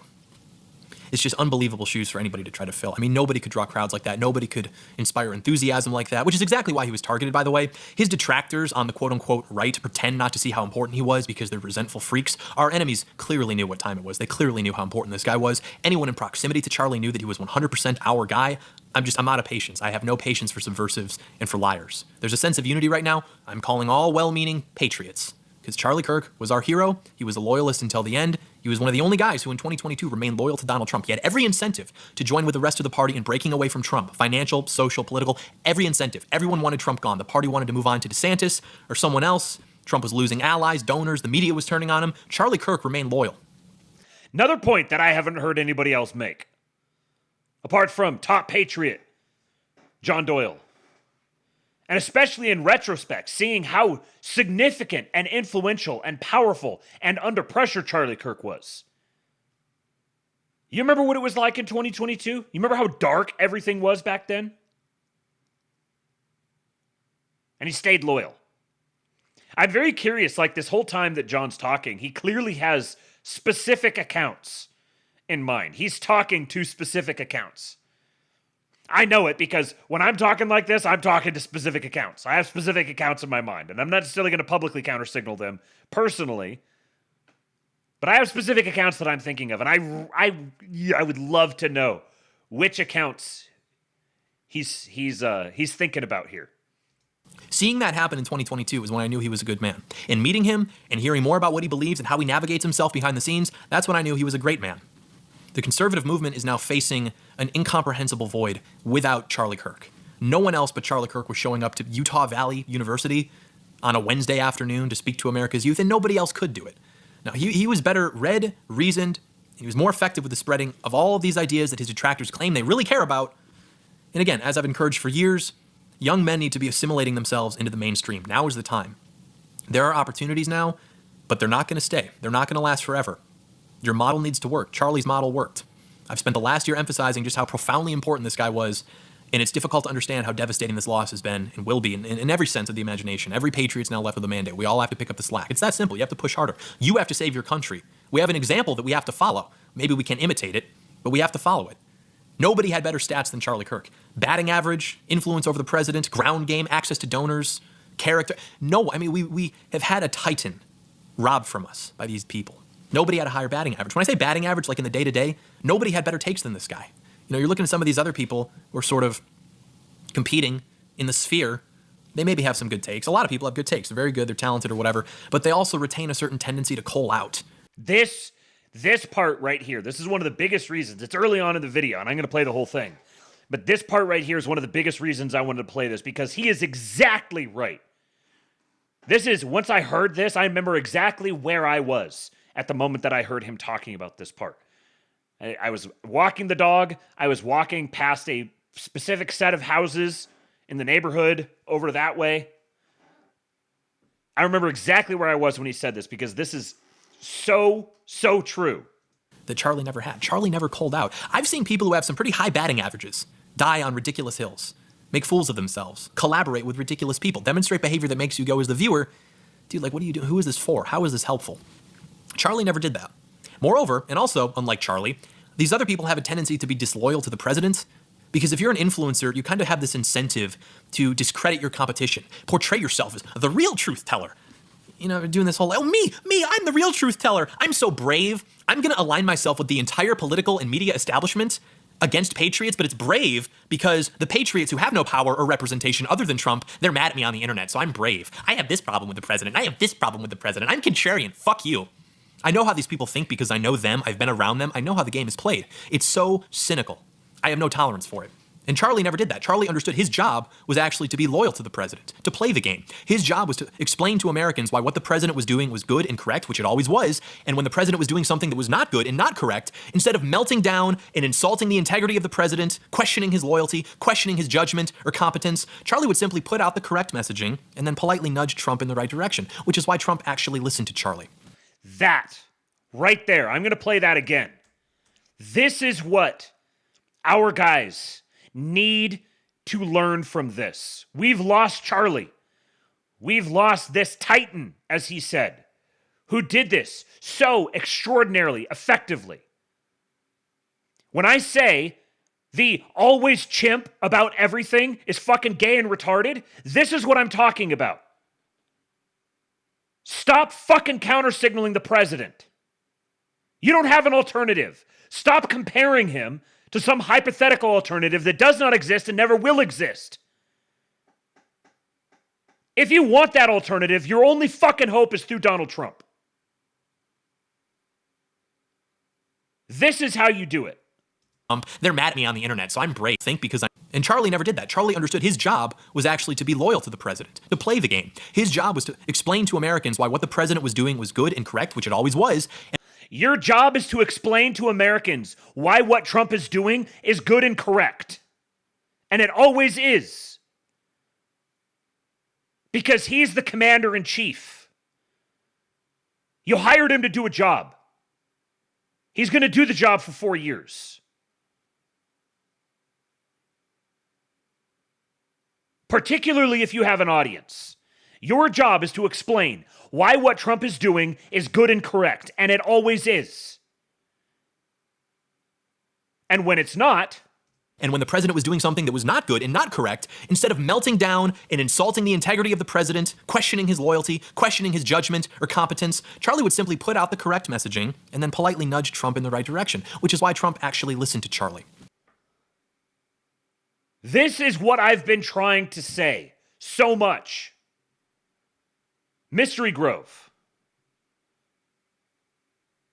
tweeted this the other day. Trump admin announces policy. Big tech, we need to use our influence to push back on this. Trump admin announces different policy. People online, I guess it's over. There's nothing we can do. Guess who always wins if you adopt this attitude? And this guy says, people online lack any real power. You know this. All we have is our vote. So unless everyone wants to seriously campaign that none of us will vote Republican in the midterm unless XYZ gets accomplished, the elites will get their way. And there are people who are campaigning this way. If Trump doesn't do XYZ, we're staying home at the midterms. Fuck you. Motherfuck you. You entitled piece of shit. Mystery Grove. Right-wing online spaces have outsized influence with people in the admin, often participants in right-wing online spaces, despite being unrepresentative of the public. You saying 400 times that you'll allow Dems to win if you don't get what you want is actually the thing that carries little weight. If you want to thoroughly discredit yourself and anybody in your immediate circle, then continue with that gay horse shit. Oh, I'm going to stay home and I'm going to tell... You're like the fucking pro-life lobby. Trump gave you Roe v. Wade overturned. And you turn around and you're like, oh, he didn't do enough. He's given us more in 8 months than any other person in politics has ever given us at any point in our lives. At any point in our fucking grandparents' lives. And he's barely gotten started. And you insufferable assholes have the audacity to be, oh, you didn't give me enough. I ain't gonna vote for him anymore. I gotta make sure Gavin Newsom's the president.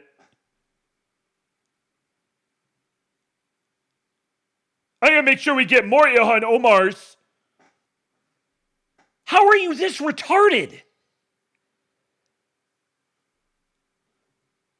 There's a list of 3 names that Trump listened to. Charlie's name was on that list, and frankly, he was the best name on that list. I'd really like to know who the others are. Charlie's name was the best of the 3 names that Trump listens to. So the other 2 are going to be people who are loyal. And if Charlie was the best, and the other 2, I know a lot of these people, their first reaction is, oh, gee, Trump's listening to bad people. Oh, Charlie was the best of those 3, and Trump is listening to the other ones? Because they're fucking loyal. How do you not understand? How can you spend your entire life revolving around politics and elite theory and monarchy and base government and, oh, I'm a Christian nationalism, baby. Democracy sucks and it's gay. Oh, loyalty. Loyalty to the king? Me? What do you think I am? Some sort of peasant? Yes. You're a peasant until proven otherwise. You know how you stop being a peasant? Through loyalty. The other 2 names, they don't have the batting average, and they call out. They don't have the loyalty. It is what it is. He did his job well. He got people to nod along and to support things that the president was doing, which again, that's your job when you're a mainstream media figure. When things are going good, you support. When things are going bad, politely nudge in the right direction, but always be loyal, always engage in good faith. Look at how the Democrats operate. Always be loyal, always engage in good faith. And the further you are from the inner circle, the more that needs to be true. Just think, if it was you in that spot, are you going to listen to someone that just calls out and starts calling you a traitor and, oh, he's cucked. He's owned by Jews. Oh, he's going to bring infinity cheats into the country. He hates America. He wants to destroy us. He doesn't care about me at all. Yeah, he took a bullet to the head and kept going, but he doesn't care about me. He doesn't care about America. He's just in it for himself. He's owned. Get fucked. How does the Democrat mainstream media apparatus function? It functions as an organ of the party to regurgitate propaganda, justify what they're doing, how it's completely correct. If you disagree, you're immoral, you're XYZ. Yeah, Charlie was literally one of the few people who understood the role of media on the right in a way that, frankly, no one else does that's currently at that level. Yes. There's no one else on the right now that even remotely approaches Charlie in terms of influence who understands loyalty, who understands the role of media, which is to present to everyone why what the president wants is good and correct. And when he doesn't, continue to engage in good faith, continue to identify him as the answer, as the top guy, the guy we all must follow through thick and thin. Oh, and here's something good you should consider. Way too much libertarian brain among our guys still. Even our guys who spend all this time mocking and making fun of libertarians are still spiritually libertarians. And that has to be absolutely pulled out root and stem.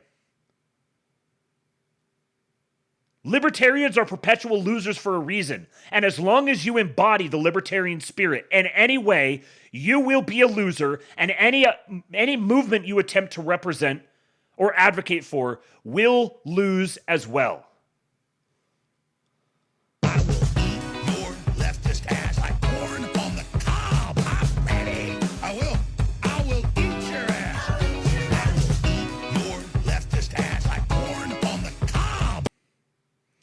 Thank you, Chuck Fuckelstein.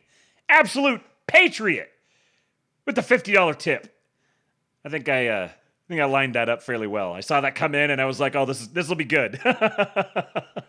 Chuck Fuckelstein is a top patriot. Chuck Fuckelstein eats all the leftist asses.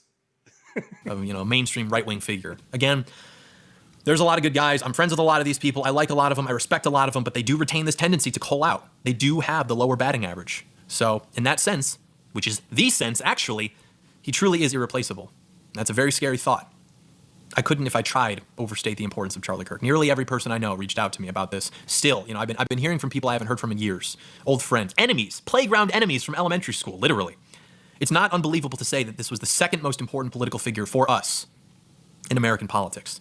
And they killed the last guy who wanted to try changing their minds, and they felt nothing. They were even happy about it. They celebrated it. And they knew who he was. They knew he was a father. They knew he had a family. Imagine how little they would care watching your body collapse into a ditch. Imagine how easy it would be, and how all the liberals who have held you hostage for years because, well, you don't want to offend them. And they're good people. They're just, imagine how they would go along with it when they kill you, just like they go along with everything else. There are no innocent Democrats. The boomers got that right. These people are evil. The last train just left the station. If they still align themselves with that, I'm writing them off. These people are sick. In a two-party system, we actually have to align ourselves with whichever side is going to give us what is closer to approximately what we would like the world to look like. Or you can say, no, I'm not going to support either. I'll sit this one out. But if you go out of your way to support Democrats in 2025, what you are saying is that all of this, everything that we've seen, maybe it's bad, maybe you don't endorse it, but it's closer to what you want the world to look like than what Republicans are offering. And it's close enough, actually, that you'll prefer to keep supporting that rather than just disengage and not vote and sit it out altogether. Okay, sure. So you're not innocent. You wear the blood on your hands, too. It is your fault, you smug, overeducated sacks of dough. That is what you are. You are dough. You have no thoughts. Your mind is a sandbox for the people who rule you. Every patriot who you've ever looked down on and whose deaths you would celebrate are smarter than you. Your mind is a sandbox for the people who rule you. Oh! Note, we're 11 minutes in. He hasn't even taken a breath. He's firing this stuff off the dome. I'm going to play this again. It's closer to what you want the world to look like than what Republicans are offering. And it's close enough, actually, that you'll prefer to keep supporting that rather than just disengage and not vote and sit it out altogether. Okay, sure. So you're not innocent. You wear the blood on your hands, too. It is your fault, you smug, overeducated sacks of dough. That is what you are. You are dough. You have no thoughts. Your mind is a sandbox for the people who rule you. Every patriot who you've ever looked down on and whose deaths you would celebrate are smarter than you. My brain contains your brain. You wear the blood on your hands. And I don't actually have to do this like unity thing with people who want me dead because I'm a man and I'm allowed to call out bullshit. This isn't your HR department. I don't have to go along with the freaking wholesome Chungus corporate culture. No, you align yourselves with people who have done everything up until the point of killing us and who are now killing us. Fuck you, fuck your yard sign, fuck your bumper stickers. Speak now or forever hold your peace. If you don't condemn this, you are a part of the problem, and there are 100 million people who are going to solve it for you. And this stuff, by the way, is not unprecedented. I've been working on a deep dive of the history of leftist terrorism in this country, which nobody talks or knows about. But this stuff is very real, and it could get quickly ugly, much uglier than it is now. This needs to be dealt with. Oh, well, the real problem is we're fighting nihilism and mental health. I get what you're saying, kind of, if I pretend to be a retarded person, but these people aren't insane. They're not nihilists. They actually hold very strong beliefs and convictions. What are you talking about? This is a perfectly reasonable response to a very strong social incentive, which has been deliberately created by the leftist media, streamers to legacy. They're all in on it. They all know what they're doing. And it also doesn't shock me a bit that these guys are all white guys. Like, what other way is there for them to ascend? Okay, this is a really good point he's about to make, but before we get to that, I have this tweet here that I just remembered because somebody mentioned David Horowitz in the chat. Never forget the turning point for David Horowitz, who mentored Charlie Kirk and Stephen Miller out of high school and single-handedly fostered their careers, was when the Black Panthers murdered his friend Betty Van Patter, and every leftist wanted to cover it up. Very interesting connection there. Also, David Horowitz is the father of Ben Horowitz, of Andreessen Horowitz. Another very interesting connection. Hold on, was there another? Just Plant Star says we've already died in Iran 10 times and had our country flooded with 10 million more Jeets. Total betrayal! Right. In the alt hierarchy. How else by the left? So he's talking about these leftists and how so many of them are white guys, and he makes a really good point about why they are. Media, streamers to legacy, they're all in on it. They all know what they're doing. And it also doesn't shock me a bit that these guys are all white guys. Like, what other way is there for them to ascend in the alt hierarchy? How else can they prove themselves to this coalition of all the people who have a bone to pick with the white man if they themselves are white men? They give up their lives for the cause. They kill our people. They light themselves on fire for attention. What was that guy's name? I'll think of it. So historically, what tends to happen is when the left feels like they're backed into a corner, we see more terrorism, we see more asymmetrical violence. This is a good point. Mars Monkey says, still waiting on Nick Fuentes' Iran war. Wouldn't we be at war already? Why would Trump waste such a valuable opportunity? Yeah, isn't it fascinating that there's been zero mention of Iran being responsible or associated in any way whatsoever with the Charlie Kirk assassination? If this was all some big ploy, the Zionists are in control, pulling all the strings, it's just a Zionist government, Trump is just doing the bidding of Bibi, then wouldn't they be falling all over themselves to indicate, oh, this is Iran did it. Iran's killing the top Zionist. He loved Israel. That's why they killed him. Just writes itself. Weird. We haven't heard that at all from the administration that's just completely full of Zionists doing everything they possibly can to send white boys to die in the mountains of Iran. Simple as that. It happened in the 60s, it happened in the 70s because they felt like they didn't actually achieve their freaking wholesome global marijuana butt stuff commune. And it's happening now with the assassination of Charlie Kirk, who was just nonstop bars. Wholesome marijuana butt stuff commune. Aspiring Midwit says, is this what inner city youths feel when a battle rapper wins? Bars! The N-word!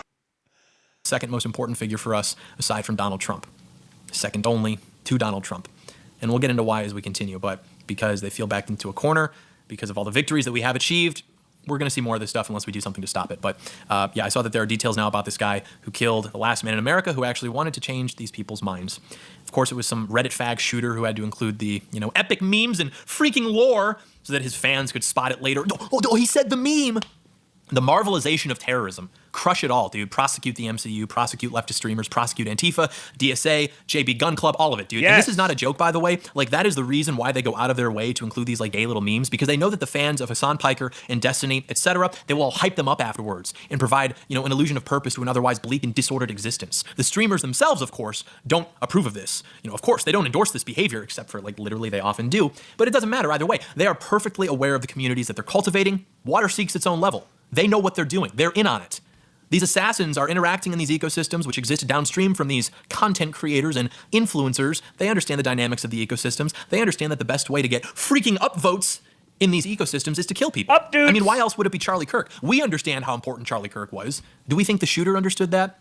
Do we think the shooter actually understood like the dynamics of right-wing media, right-wing politics, kind of like how we're outlining now? Or do we think it's more likely that his favorite streamers did understand that, and so they spent the most time attacking Charlie? You think maybe he just deduced, quite understandably, that the best way to climb the ladder in those circles, in those ecosystems, would be just to kill Charlie Kirk? Because that's exactly what happened.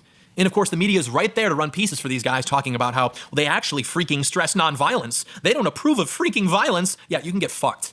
You can get fucked. It's like Martin Luther King, waxing lyrical to the media about peace and nonviolence 5 minutes after his supporters just got done burning and looting a city. These people know exactly what they're doing. And he has to say that because he's the leader. If he gets in trouble, where's the movement? But his supporters know the score. They know, he doesn't call for it, but we're picking up what he's putting down. They all know what's going on. Talking about nonviolence. What was the reaction, by the way, to the Luigi Mangione case, right? All these people who are now coming out to talk about nonviolence. Where were they when that was going on? Weren't they actually celebrating it? Weren't they actually inciting it? Getting tattoos, wearing the Luigi hat? This assassination was directly caused by that. And that story, by the way, was an IQ test that a lot of supposedly based people failed. Oh, my freaking evil healthcare CEO won't run his business like a charity for obese people with heart conditions. That must be the fault of capital. Almost everyone celebrated. I played that 30 seconds ago when he was talking about Martin Luther King, and then it didn't go through for whatever reason, and then it just now did. I pushed it a couple more times, so it might play again. We'll see. That story. Very few people condemned it, and so the hourglass was flipped and it was set. You will only see more of this until you destroy not just the organization networks, DSA, Antifa, LARP gun clubs, Discord, all of that, but also these strong and proliferated social incentives which bring people to go find those organization networks in the first place. And I can be patient. I don't want this to be rushed. I want them to take their time. But when they strike, after they've carefully developed and organized their plan, President Trump needs to do so in a way that vindicates everything they've said about him for the last 10 years. It needs to be startling even to me, who gets called the Trump shill all the time. Because otherwise, it's never going to stop. They'll never stop. They want to kill all of us. And the next 10 years are going to be pretty dark. Yes. This is like, you got to understand, if you're demanding action immediately and you want massive, comprehensive action, send the stormtroopers into the streets and arrest all the Democrats, crush them all, firing squads in the streets. You want them to fail. You want them to fail, and you want the country to descend into anarchy and chaos. Because that would be the results of that right now.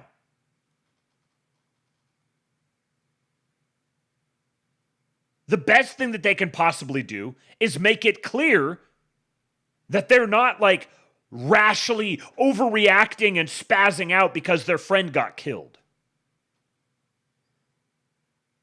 Taking their time, making it absolutely ironclad, and then hitting like a rod from God.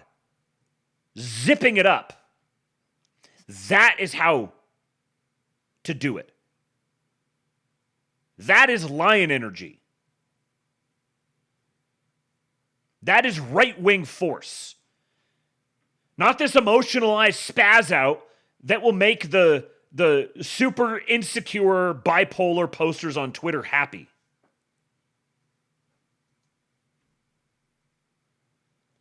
A lot of people, even myself, didn't really pay enough attention to what these freaks were talking about in the background. We got maybe a little too excited by the winning. There's no going back now. You can't take assassinations off the table. That's not how that works. You don't put that toothpaste back in the tube.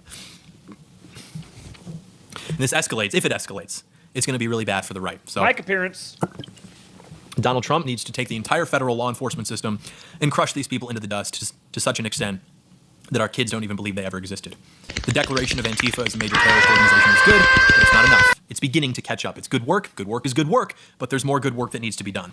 It's time for a new largest investigation in the history of the DOJ, don't you think? It's been too long since we've had one. That's my standard for this. Whatever they did to protesting grandmas, I want done to people who attack protesting grandmas outside of drag queen events. And this is not like my personal demand or whatever. Who cares? We don't have another choice because we don't do well in times of chaos. Historically, the right does not do well. We're not supposed to.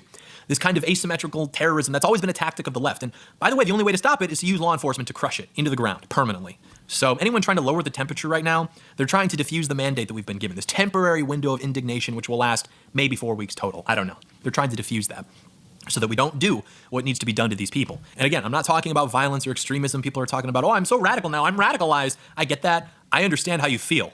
And I'm certainly not going to tone police you. I'm not going to moral fag you. I'm right there with you. But just remember, they don't kill the radicals. It's never happened. Every time a radical... This is another really, really good point. They don't kill the radicals. If you're like, ooh, look at me, look how radical and edgy I am. I'm so radical.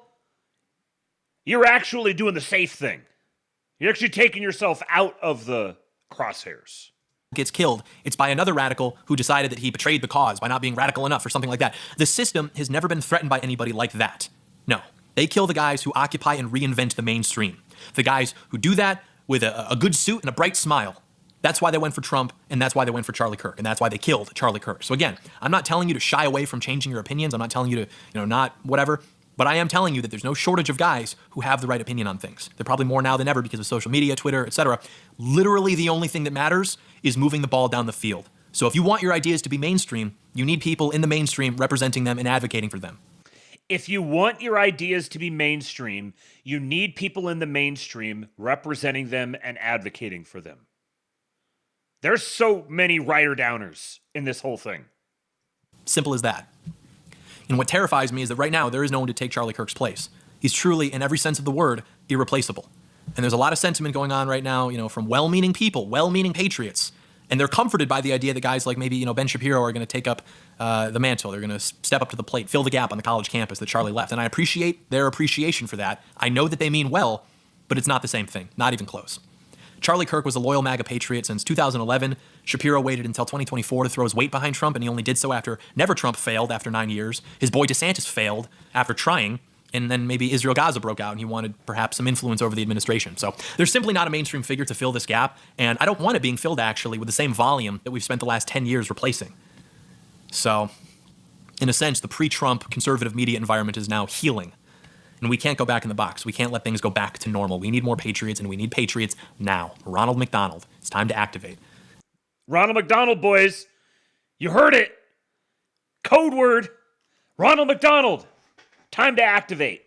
That's what people don't understand. You know, who's the guy? Who's the guy? Who's our guy? Trump is the guy. What are you talking about? Trump has always been the guy. That's the only way we even got this far. And people have attacked me for saying that, just like they attacked Charlie Kirk for saying that. But it's true. His movement is the only way forward. And we need more mainstream patriots. We need more mainstream figures who understand that and will throw their weight behind it rather than just kind of like go along with it as a part of their day-to-day while broadcasting or whatever else they're doing, or even going against it, actively working against it in their day-to-day. And Charlie understood that.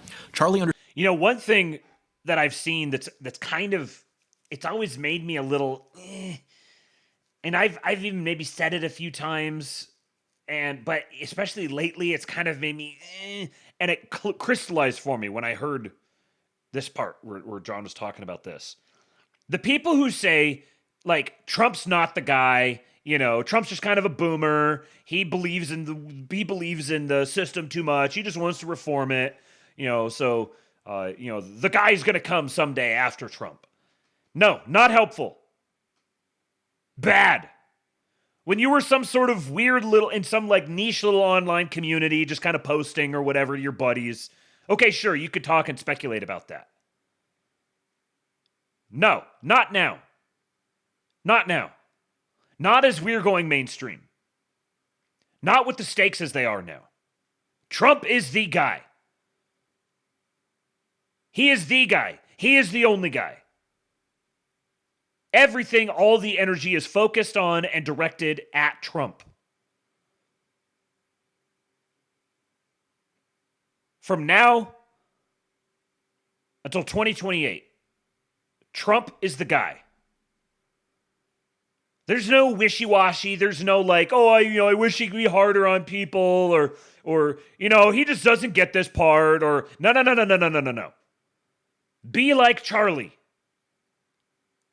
Everything the president does is good and correct, and your job is to tell everybody you know why it's good and correct.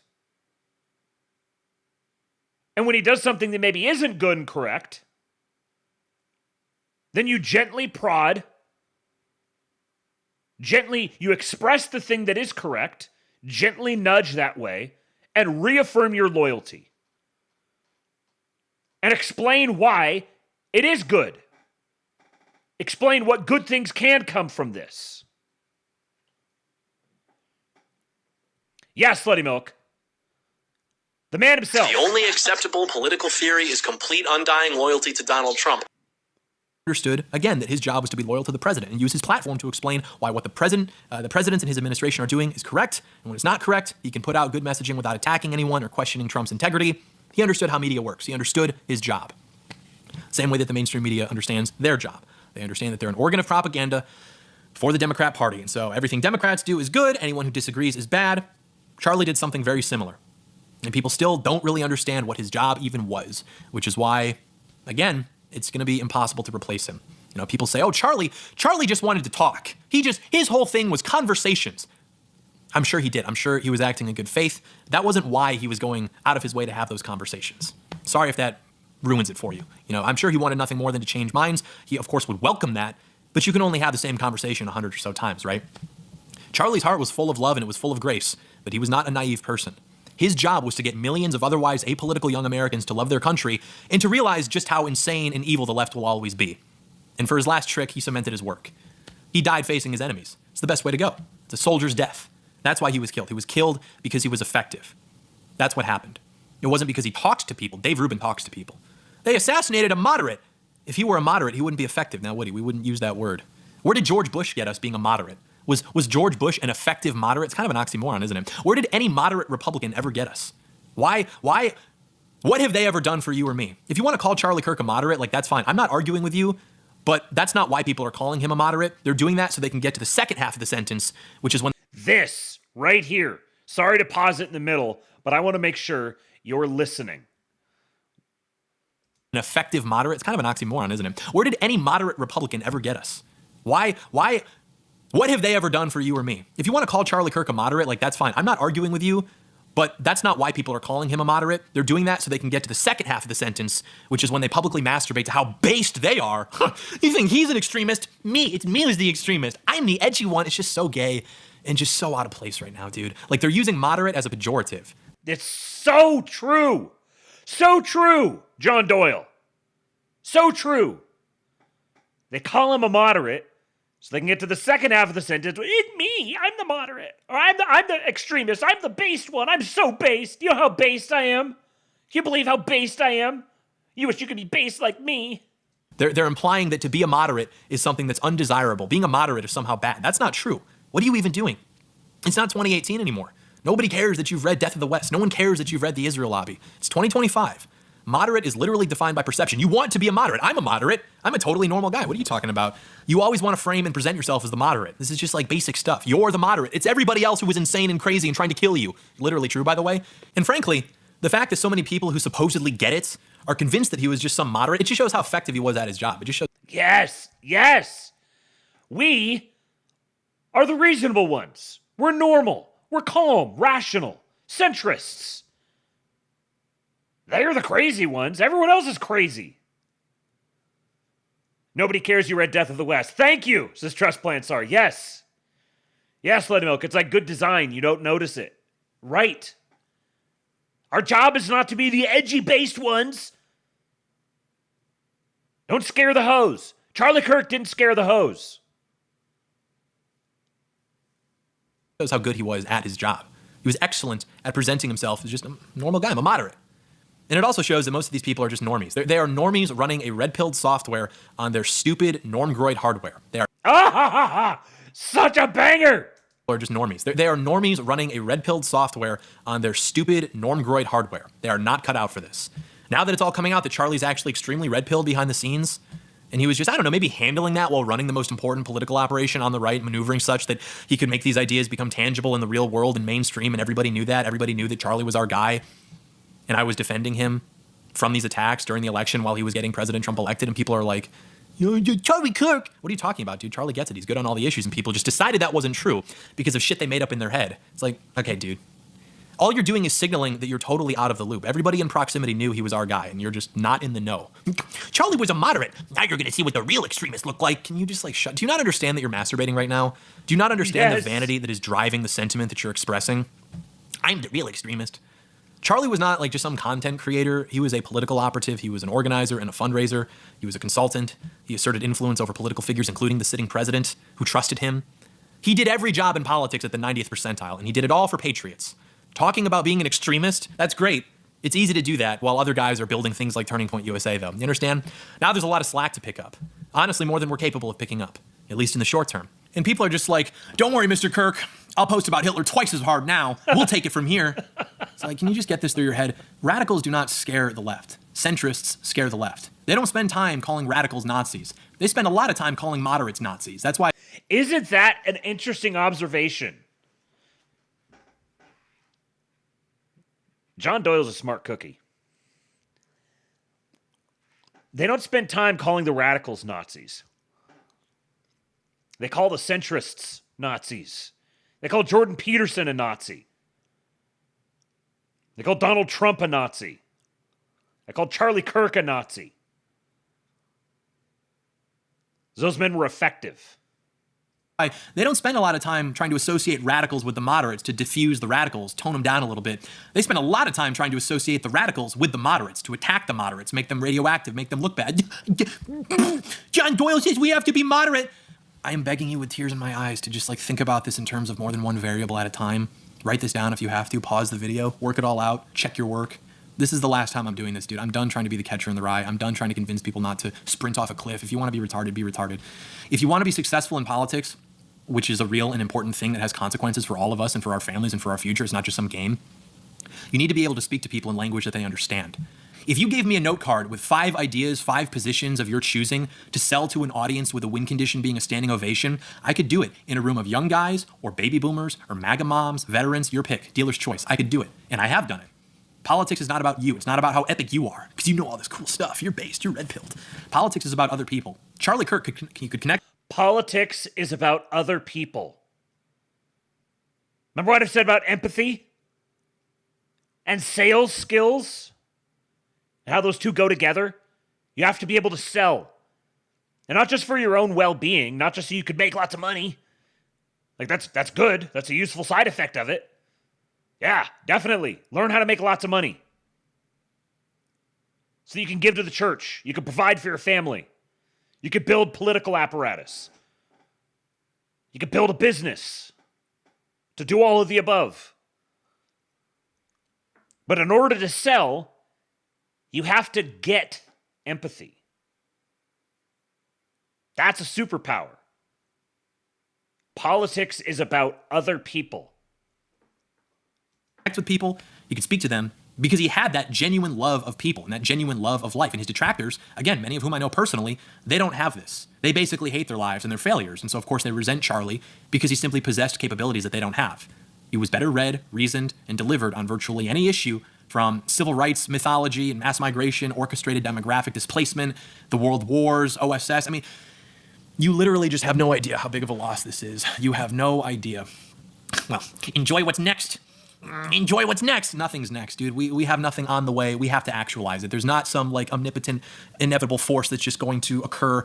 We have to do that. That is our responsibility. Saying, just wait till you see what's next is just another way of saying, like, someone else is going to do something. Someone else is going to make this happen, and I'll just keep being like an edgelord in the meantime. Yes! Oh!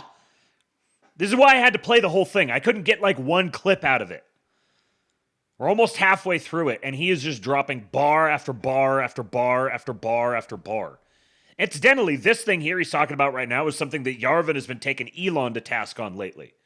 Where Elon keeps saying stuff kind of like that. You have no idea what's coming now. You don't know what they've awakened. And Elon's like, bro, you're the richest man in the world. There's not some like thing that's going to come sailing in. Magically, the Deus Ex Machina force appears. We have to manifest it to whatever the extent of whatever gifts or abilities that we have to make it happen. And especially now. If you are experiencing that, like some drive or awakening, it is on you to make that happen. And we'll talk a little bit about more like what you can do later on. But, you know, whatever you're feeling, that emotion, and I would bet that that's probably already dissipated since last Wednesday a little bit, hasn't it? That's fine. That's how it works. The point is that there's work to be done. And regardless of how you feel, we're the ones who are going to have to do it. There's nobody else. Again, look at the messaging in the mainstream. There's nobody else. And someone's got to fill that volume, and it needs to be patriots. You're confused as to why a leftist would choose to assassinate Charlie Kirk instead of someone freaking based and freaking radical. Maybe because they know that the only threat to their dominance is through Donald Trump and Donald Trump's movement, not the fringes who have been saying for the last 50 years that actually we can win if we just J-Spurg and accelerate the collapse. No one's threatened by that. No one has ever been threatened by any of that. They are threatened by what works and what takes pieces off the board. Material impact. That beats edgelording 100 out of 100 times. That's why I hate every part of the... Charlie was a moderate, and they still killed him. Well, now it's time to listen to me, the guy who was calling him a neocon Israeli slave cuck 2 days ago. Charlie could get your family to nod along to the Great Replacement, to dismantling civil rights mythology, all of the above, just like Tucker could when he was on Fox. And they killed him for that. They killed him for being effective, which few are. So, yeah, people who are using his death as like a launch pad for their personal brand, fuck you. You're scum. Yes. Oh, how many times can I say yes in a single video? That's how effective Charlie was. Charlie is almost single-handedly responsible for the proliferation, the widespread acceptance of things like the poison of the Civil Rights Act and Great Replacement theory. He's the one who said, it is a Great Replacement theory, it's a Great Replacement fact. It's an explicit policy. He's the one who normalized those things. He drew them from the fringes.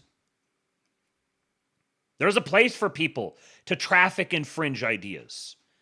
But you have to realize if you're trafficking in those fringe ideas and you're going to keep doing that, your responsibility is to toil in darkness and lob them up so that the Charlie Kirks of the world can pick them up and very artfully bring them to the mainstream discourse. That role is more valuable than the fringe one. There's symbiotic relationship between them, but the Charlie Kirk role is more valuable than the fringe role. Anybody can play the fringe role. Very few people can play the Charlie Kirk role. Charlie was a moderate, and they killed him, so you may as well listen to me now. Just go away. Go do anything else. Antifa freaks are not threatened by some guy living in a trailer posting about how Jews stole the bagel, or Jews stole the donut from the Gentile. Do you know why freaking coins have freaking ridges? They're threatened by people like Trump and like Charlie Kirk who get things done, people who have mass appeal. Those figures are the only reason we're here right now in the first place. Actually, starting to win for the first time in 60 years. For the past 60 years, and probably even longer, we have done nothing but lose, and sometimes delay further and subsequent losing. But we've never won. Now we are. And people just want to squander it. Be like Charlie Kirk. Be like Donald Trump, Stephen Miller. Those are 3 different models that all work. Oh, how does he do it? 3 different models that all work. Charlie Kirk, Stephen Miller, Donald Trump. 3 very different characters. 3 very different approaches. Very different models. And all of them work. Which one are you? Yes, Jukebox Wizard, he said, I do think there is a greater force that will save us, but we can and must be used by him. Yes, of course, of course. Obviously, I'm not trying to insinuate that there is not a a so-called greater force in that sense. Mars Monkey says the basics of elite theory is you got to red pill powerful and influential people, which means mainstream people. I think this is one of the things about all the people who've just gone totally off the conspiracy cliff. They think that the powerful, influential people are like them. They're like, we're the ones with the hidden wisdom. We're the based red-pilled edgelords. We say and think the things that aren't okay for polite society. And they think that the elites are like them. They just take the pro side of every con side that they take. They're like, the Jews rule the world. And they think all the elites are like, aha, Jews rule the world. But once you get around the really powerful, influential people, you realize they're by and large, they are normies. They live in a bubble. They are almost more normie than anyone else because of what it's taken to get to that point. They've gone through so many normie filters to get to that point. They've had to live the ultimate normie life to get to that point. Which is why it's so significant when you have a powerful, influential person who starts getting activated. That's why they stand out so much, because they're starting to leave the normie world. The powerful, influential people are not like whatever the photo negative of based and red-pilled is. They're extreme normies. Yeah, Donald Trump is the arch normie. He just wants common sense. So if you want to influence the powerful, influential people, you yourself need to be appealing and influential to normies. Which means you can't be a wild hoe scarer. In the last 10 years, we've seen what actually works. Let's just lean into that. Let's do a little bit more of that. Let's take it further. What do we have to lose? What's too important for us to sacrifice for that cause? This is going to sound really weird, and that's fine, but... It also means that you can't be a fucking rain cloud. You can't be gross. You can't have the stink of pessimism and despair all over you all the time. You can't be perpetually forecasting doom. Nobody wants to be around someone like that. Nobody trusts them. Nobody wants to follow them. Nobody wants to view the world the way they do. Seeing that video kind of set an example where it's like, all right, if he can do it, you know what I mean? It's just kind of like, it reminded me of hazing activities where it's like, no one's above it, Boy Scouts or summer camp or sports teams where it's like something's about to happen and it really sucks. But then you see another guy do it, just get it over with, and you're kind of like, all right, whatever, let's just do it. And I don't mean to make light of the situation, obviously, but Charlie went home. We all want to go home. We all want to be good and faithful servants, and at some point we're all going to die. So what's your problem? What's your objection to that? Don't be afraid of it. I mean, Be aware of it, be cautious of it, but don't be afraid of it. Charlie wasn't afraid of it. If God had told Charlie before he walked out there that it was his time to die and that it was going to be extremely brutal and in front of his entire family, but it would be painless and it would light a fire under conservatives that would 10 times his individual efforts and provide a mandate to crush these people into the ground, Charlie would have said, okay. He would have said, he would have said, thank you. He would have said, thank you, I'm ready, without a second's hesitation. That's faith, and that's courage, which are the two things he said he wanted to be remembered by his faith and by his courage. That's an example for all of us to live up to. Live your life with so much faith and with so much courage that you could reasonably foresee your death being at the hands of your enemies in extremely brutal fashion. A soldier's death, dying a martyr, dying facing your enemies. There's no better way to go. What, do you want the hospital bed? You want the strobe lights? So you have to just get over this fear of death. Who cares? What do you have to lose? What is so great about your situation that you're unwilling to put that on the line for your country? Charlie walked out there a week ago knowing exactly what he had to put on the line. He had a beautiful wife, beautiful kids, millions of dollars. He knew Trump only survived a similar outdoor event by centimeters a year ago. He rolled those dice anyway because that is what was expected of him. He did his job and nobody did it better. And that's why he was assassinated. He had it all. Why not walk away? Take your chips, cash out, go home. You won. You've got it all. No one would blame you. You had everything. These young guys, they have nothing. They're just getting started. They have nothing to lose. Charlie had something to lose, and he would walk out there every day as the guy who had it all, and he would put it all on the line at every one of those events because all that mattered at that point was the mission. There was nothing to gain but fulfillment of the mission, serving God. He led by example. Guys who have nothing to lose, why should I get involved? Because Charlie was involved. Charlie had everything to lose. Charlie had the Miss Arizona wife. Charlie had 2 kids. Charlie had the money. He had the fame. He had a great life. He had the dad lore. He could have rode off into the sunset. People would have been upset. People would have been maybe a little mad. But if they're honest with themselves behind closed doors, I don't think anybody really could have blamed him for doing that. But he didn't, because for Charlie, it was never about things of this earth. I mean, I understand family is a little different, but it was always about the mission. That's why he got started, and that's what led him to his final act, his last trick, cementing his body of work, proving that these people really are just that insane, just that evil, that they will never stop. He led by example. Cheeky says, just successfully shamed another few bros at the local dive from ever voting left. Patriot. Cheeky. The Pacific Northwest Patriot. He says, you need to be pulling the bro card maxing. Draw the line in the sand knowing they won't forsake your friendship. Have you pulled the bro card on your bros recently? Shamed them from ever voting left again? Do your part, Patriot. Mars Monkey says, John Doyle is speaking off the cuff with absolute bangers. The cadence, everything. Just as eloquent as Nick, to be honest. Yes. Yes.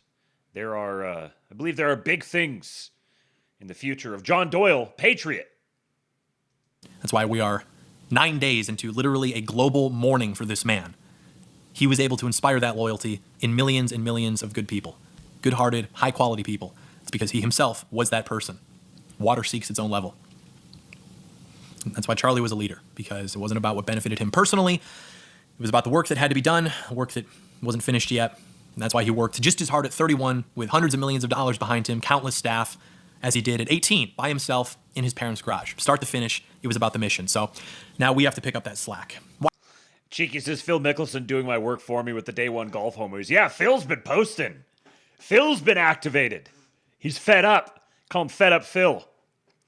I don't think that there's been a single cut in this so far. He's had a couple of those. He's played the video clips over it, but you can kind of hear a bit of the ambient room noise in the background. So I don't think that there's actually been a cut in there at all. I think he literally just went an hour and 5 minutes off the dome. Just poof.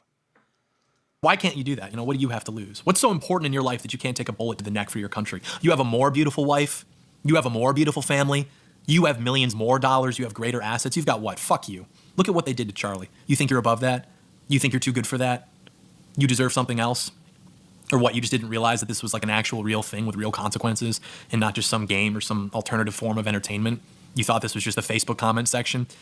My patience is gone. Dude, the meter's expired. As far as I'm concerned, there was like a window for getting it, and that closed on September 10th. It's time to grow up. People are being killed. This is not a game. And if you couldn't realize that for whatever reason a year ago when Trump was shot at, now you know. Literally 24 hours before the assassination, people were attacking Charlie. Well, then it became real. Well, John, can't we just have unity? We can, with any well-meaning patriot.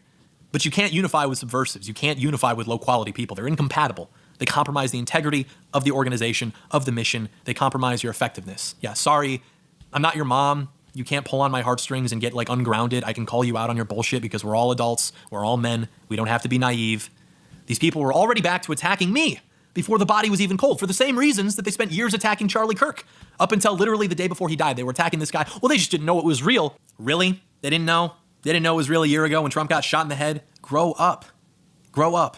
We all saw the president get shot at. We all knew it was real. Maybe it wasn't real for you because you had nothing at stake. You thought because you're not getting death threats and you're not getting doxxed and you're not getting followed to your car and having people bring weapons to your events, you don't have skin in the game, it must not be real. Maybe you're too stupid to realize it is actually real for you because it's your future too, it's your country too. Eventually, it's going to become very real for you. You just didn't realize it yet. You thought it was a game. Oh, gee, this is actually real. Shucks. Sorry, Charlie. Where have you been? Where have you been? We all knew it was real a year ago. It didn't click when Trump got shot in the head. It wasn't real for you yet. When the reaction from the left to the miracle of that bullet missing Trump by centimeters was a nationwide lamentation. That didn't make it click for you? When they were all literally mourning the fact that Trump wasn't killed, our president wasn't killed? I don't buy it. Again, I guess you have a window, but it's closed now. So figure it out, dude. I don't understand how you can follow this stuff that closely and not understand the stakes and not know it's real. Isn't the reason that you care so much because you do kind of have, in some sense, an understanding that this is a real thing with real consequences? Or are you just like any other, drama fag, and instead of watching, I don't know, you're watching politics? I don't know. How's that? You're a drama fag. Instead of watching you're watching politics. That really, he just gets right at the heart of it. As soon as he says it, I know exactly the sort of person he's talking about. I've been that person who just viewed politics as like, oh, I watch politics like, like the hoes watch reality TV or whatever. Rob P2, what's up, man? I haven't seen you in a while. He says, behind and haven't gotten to the Doyle part yet. I've been away for a while, but this stream is what I needed. Good. It's good to see you, man. Hope you're doing well. Glad the stream is hitting for you. Just wait till you get to this point. I don't understand it. I knew it was real when I was 19. When I was 19 and Antifa brought a knife to my speech, which they brandished and threatened me with. I knew it was real at 22 when they followed me back to my car after I tried to break up one of these drag queen events, and the footage ended up being used on Tucker Carlson Tonight, bringing it into everybody's living rooms for the first time. They followed me back to my car trying to intimidate me with their gay LARP guns and their gay LARP gear, and I got right in their face and I said, what do you want to do? What do you want to do? The guy had a pistol and a drop holster. I had a full-size Beretta 92 in my appendix. I had a 380 in my jacket. What do you want to do? There was this weird moment where this guy and I were both kind of realizing that, it is actually real. And so he backed off. But since then, I swore off those kinds of events because these people are freaks and they will kill you. It's not 2016 anymore. It's not worth the clicks. This is not AIDS, Skrillex, and Trigglypuff. These people are fucked up and they will kill you and they will be celebrated for it. AIDS, Skrillex, and Trigglypuff. And Charlie knew that. Charlie knew it was real. He knew the stakes, and he did it anyway. Every day, he put everything on the line for the mission. He had something to lose, and he lost everything. And he did it without being asked. So it's on us now to earn that sacrifice. Not one step backward. This was done to kill your hero, my hero, the arch patriot Charlie Kirk, family man Charlie Kirk, God-fearing Christian Charlie Kirk, Cubs fan Charlie Kirk. They wanted to kill your hero, your representation, and your advocate, the avatar of everything that is good about America, and they wanted to kill him on tape, just like they wanted to do to Trump a year ago because they want you to be afraid. They want you to abandon your mission, to lay down your sword and your courage and submit yourself to a life that's not even worth living in the first place, so who fucking cares? You're going to die anyway. Your clothes will be thrown out or donated. Everything you've ever cared about is going to be sold on Facebook Marketplace. All you have is God's grace and mercy and your family. God, family, country. So just get over whatever fear you have of death. It's just fear in general, dude. Any sense of like, well, what if this happens? Faith, family, freedom was something that was said multiple times at the memorial yesterday. Faith, family, freedom. What if this happens? I better stick with this because if that happens, well, that will be bad. And then I'll miss out on getting to do this. Anything that leads you to inaction, to shying away from what you know you would be doing otherwise in absence of that fear, get rid of that compulsion, dude. You know what is going to happen no matter what? You're going to die. That's what's going to happen, no matter what. And you can die a man who's lived a man's life filled with purpose and service to God, or you can die like a rat. You can die like a fucking rodent, where you just scurry around your whole life looking for things to distract yourself until you die, like a rodent, like a rat. Those are your choices. So get involved. Get involved a year ago. I hope that you've done that. I hope that you've spent the last week using whatever emotions you've been experiencing, understandably, in the wake of this, to accelerate your particular plan of action for how you personally are going to get involved. If you want specific advice, reach out to me. But generally speaking, here's the best advice. Get in proximity to patriots. That is the first step. You need to be in proximity to patriots. Iron sharpens iron. There's a line in harassment architecture that says, when you're with women, you're alone. When you're with homosexuals, you're alone. When you're or when you're with like men outside your socioeconomic class, you're alone. For the majority of your life, you're going to be alone. Whatever, who cares? Some people, however, are lucky enough to find like-minded men of similar status. Those are the guys that you stand by for your entire life.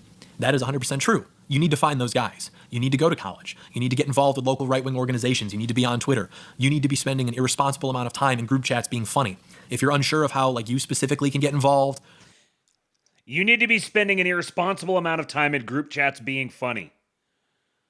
Or what your long-term plan should be, I understand that. Be in proximity, though, to guys who can help you figure that out. That's the thing. It doesn't matter if you're 12 or 30. When you get the boys together, scheming is going to commence very quickly. So go to those events. Go to Turning Point, NatCon, Passage Press, all of it. If it's happening, you need to be there. You're sharp. You're well-dressed. You're not a spurg. You're not going to do anything weird. You are a good guy. You are somebody that other people would like to be around. And frankly, from my experience meeting people from this audience, that's almost certainly true in your case. You are an intelligent and well-adjusted young patriot with a heart of gold. You're not just some retard who happened to stumble into politics and who now just likes politically flavored retardation as opposed to the more popular kinds of mass retardation. Again, I'm not going to spell out to you how we're going to beat the enemy. I don't think General Douglas MacArthur would like that too much. But if you're looking to get involved, that is the first step. You need to be in proximity to patriots. And you need to be in proximity to patriots. Yeah, the guys in the chat are telling you. I wasn't going to say it right away because I didn't want to make it seem like just a grift, but seriously, join the Discord. Join the Discord. Yes, it has a paywall on it. The paywall is high. There's a reason for that. Because I want high-value people who are committed, who are there for a reason. If that's too much, I understand. Find your group. Be in proximity to patriots. Old Glory Club. Yes, Mars Monkey. Join the Old Glory Club. Find your local chapter. If there isn't a chapter where you're at, contact them about starting your own. Exit group. There's a higher paywall for you. Go join the exit group. Many more things to come with the King Pill Discord. And EWBSX. And lots of things happening. Lots of things on the plate. Lots of plates spinning. But we're building. We're cooking. It's developing. It's simmering right now. But it's going to turn into something. If you want to be a part of the best group of people I have ever met, the people I spend virtually all of my social time with now, join the King Pill Discord. Kingpill.com. That's my favorite group. And hit me up if you're in the Seattle area, you want to be in the Seattle area, October 5th. In the evening, October 5th, Sunday, we'll be doing a meetup in the Seattle area. Don't know exactly where yet. Stay tuned. And then next month, I believe it's probably going to be October 17. Narrowing it down, need to get full confirmation of October 17, but I believe October 17, Friday, will be the Texas meetup in the Austin area. Again, got to nail these down. There's a lot of things happening over the next few weeks here, so I can't nail anything down perfectly just yet, but hit me up. realkingpilled@gmail.com or realkingpilled on Twitter. Mars Monkey says, please respond to Twitter DMs. Okay, yes, sir. I will. I might be able to get to Seattle. Will do. I will, I'll make sure I reply. I've got a whole bunch I got to get caught up on. I got way behind on everything over the weekend. But no matter what, whether you join the King Pill Discord, whether you come meet up with us in Seattle or in Austin or wherever we do meetups after that, either way, get yourself in proximity to patriots. And you need to be a high-quality person. You need to bring something to the table. It's not freaking participation trophies for the Patriot mission. We'll talk more about that in a second. We should talk about the intelligence angle, though.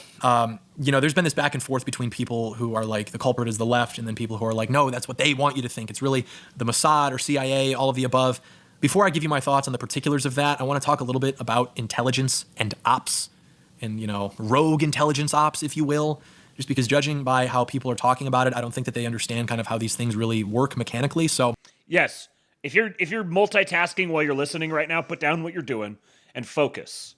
Because here, like he just said, I'm not going to tell you exactly how things work or exactly what we're planning. I don't think General Douglas MacArthur would be a big fan of that. Obviously, there's some OPSEC here, and You got to read between the lines a little bit with what he's about to say. Let's imagine that you and I work for Fox News. Because we work for Fox News, we have experience producing news content, okay?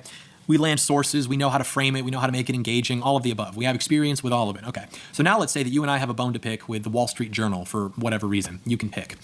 So we decide now on our own accord that we're going to start like an Instagram account or something, where we post headlines and news coverage, we develop a following, and then eventually we run a story alleging that the editor-in-chief of the Wall Street Journal is actually like this horrible person who's gay and corrupt and evil, and whatever. We cover all of our bases. We say allegedly. We use anonymous sources. Again, we have experience in news media, so we know exactly what to do in this situation. So it blows up. Now in the mind of the public, this guy sucks simply because we thought he sucked. We had an interest in seeing him destroyed, so we used our experience to make that happen. Now let's say that somehow Fox News finds out that we did this. No one else knows, but our boss knows. Is he going to rat us out? Why would he, right? I mean, in fact, would he even look for the guys who did this? What incentive does he have aside from the goodness of his heart or whatever, He and his organization stood to benefit from what we did to this Wall Street Journal guy. So even if he didn't order it himself, even if he didn't know about it, he's not going to really throw the books at his own guys, is he? Again, supposing he even cared enough to do the digging, which, again, why would he? He ultimately benefited. Do you understand what I'm telling you here? People working in intelligence or similar occupations, they develop skills and networks that they can take home with them from the office. These things aren't necessarily top-down conspiracy theories that came right from the big man's office, just like in a movie. I'm not saying that can't happen. I'm just saying that, people kind of want this like skeleton key that they can use to understand everything with one very simple explanation. Unfortunately, these things are more complicated than that. Like, if you and I are working in intelligence in any country, we're going to develop sea legs. We'll have chops. And you and I can decide to use that for extracurricular projects if we're so inclined, and we probably won't be held accountable unless we do something that goes against the interests of our establishment. And unfortunately, this tragedy was well within the interests of the establishment. The only interest that this went against was the interest of the Patriot. It's the only one. And I guess to put a fine point on it, this is kind of what I was sort of trying to get at in much less compelling and fluent fashion than him, but with Israel, like the connection between Israel and Antifa, like kind of, you could draw that connection through not too many degrees of removal. Whether it was Israel or whether it was the Democrats or whomever, none of these things are this clean and cut and dry. Especially once you're dealing with like the intelligence community and NGOs and nonprofits and all this whole big blob. And everyone wants to envision it as this is the way it would be in the movies where like you got the guy on top and he gives like the secret phone call and someone else, okay, I got the mission. I go hand a sack of money to this guy and that guy goes over and does the other thing. And they don't necessarily have to work that way. It's perfectly easy for them being, say, the news media, to hit this drumbeat over and over and over again, knowing that somewhere out there is some Looney Tune who's going to get activated by this. And then perhaps maybe there's some sort of intelligence officer who's moonlighting at night and he winds his way into a chat room and he kind of starts nudging someone. And this isn't like he was ordered to do this. You're not ever going to get a trail. You're not going to get like a documented chain of evidence implicating the person at the very top for making this happen. There's plausible deniability, and there's inferences, and there's dead drops, and all this other sort of stuff. That it's not like you can just go immediately tie together all these strings of evidence and say, you did this, and you did this, and you did this, and you did this, and look, we're all going to implicate you, and here's our great big case we've put together over the course of a montage with some sort of gritty action song playing over it. In many cases, these sorts of things aren't even explicitly ordered. They just create the environment whereby it will happen, knowing that somewhere out there is someone that's going to make it happen. And once that someone makes it happen, there's no direct connection between anyone. Once it happens, it's like, oh, whew, glad that happened. Now I can capitalize on it. You've seen these people getting fired from, the federal government, these people who've been expressing joy about Kirk's assassination, working for Secret Service, working for DHS, wherever else. Just imagine now the ones who are smart enough to maybe keep their mouths shut for 5 seconds. You know, you spend 20 years hiring freaks and deviants and the resentful into the ranks of the FBI, the CIA, the military-industrial complex. I hate that I just used that word. The military in general, national security apparatus. These are the people who are either working directly with these terrorists or who refuse to do anything about it in general, who deliberately overlook it because it's in their personal interest to do so. It's in their interest to step out of the way, to let it run its course, to not do anything about it. So, yeah, I'm not trying to like make this romantic and talk about ops and conspiracies, but I bring this up because this is actually how that works. It's not like as Hollywood as people want it to be. That's another good point, Slutty Milk. He says, I was thinking about it in terms of you can't trust Twitter accounts who try to say it was X or Y who did it to draw you away from the truth, since those accounts might be intelligence people in their off hours. Yeah. Some will call them A, some will call them B. Like, you gotta keep your head on a swivel. You gotta be very aware of people trying to influence you in these sorts of ways. And just because they're a Fed doesn't mean that they're a Fed, doesn't mean they're on the payroll. It could be someone who just believes in the cause and they're doing it independently. And everyone else is just agreeing to look the other way, just allowing it to happen. Or don't even know about it in the first place. You know, I think that people will find any reason to, you know, deny like what is right in front of them in terms of an explanation. Like, this guy was obviously just a dysgenic terrorist freak who hated all of us and who was groomed and incentivized by the media to do this. But people will ignore that, frankly, because ignoring it is like part of it for them. It's more fun for them if that's not the real story. And instead, the real story is that he was shot by like a bullet that was embedded in his lav mic. And the gunman theory is just a freaking distraction, which is an actual theory that somewhat prominent people have been entertaining on the internet. And I've spent the past 2 years diffusing a lot of the like stupid conspiracy theorizing that gets passed around these circles because I believe in truth rather than reflexively believing everything I'm told or reflexively disbelieving everything I'm told. But what I will say is that this is particularly terrifying because everybody had something to gain from it. I mean, he was so important for so many reasons. It wouldn't surprise me at all if the DNC laundered a hit through the Antifa and DSA networks that they associate with, and we wound up with what happened. You know, call it whatever you want. Maybe we'll never know, but everyone had a dog in this fight, and that is what is so depressing and even terrifying. There's literally no one else. No one's coming to save us. It's just the Patriot. Everyone stood to gain from this, and the Patriot walks by himself.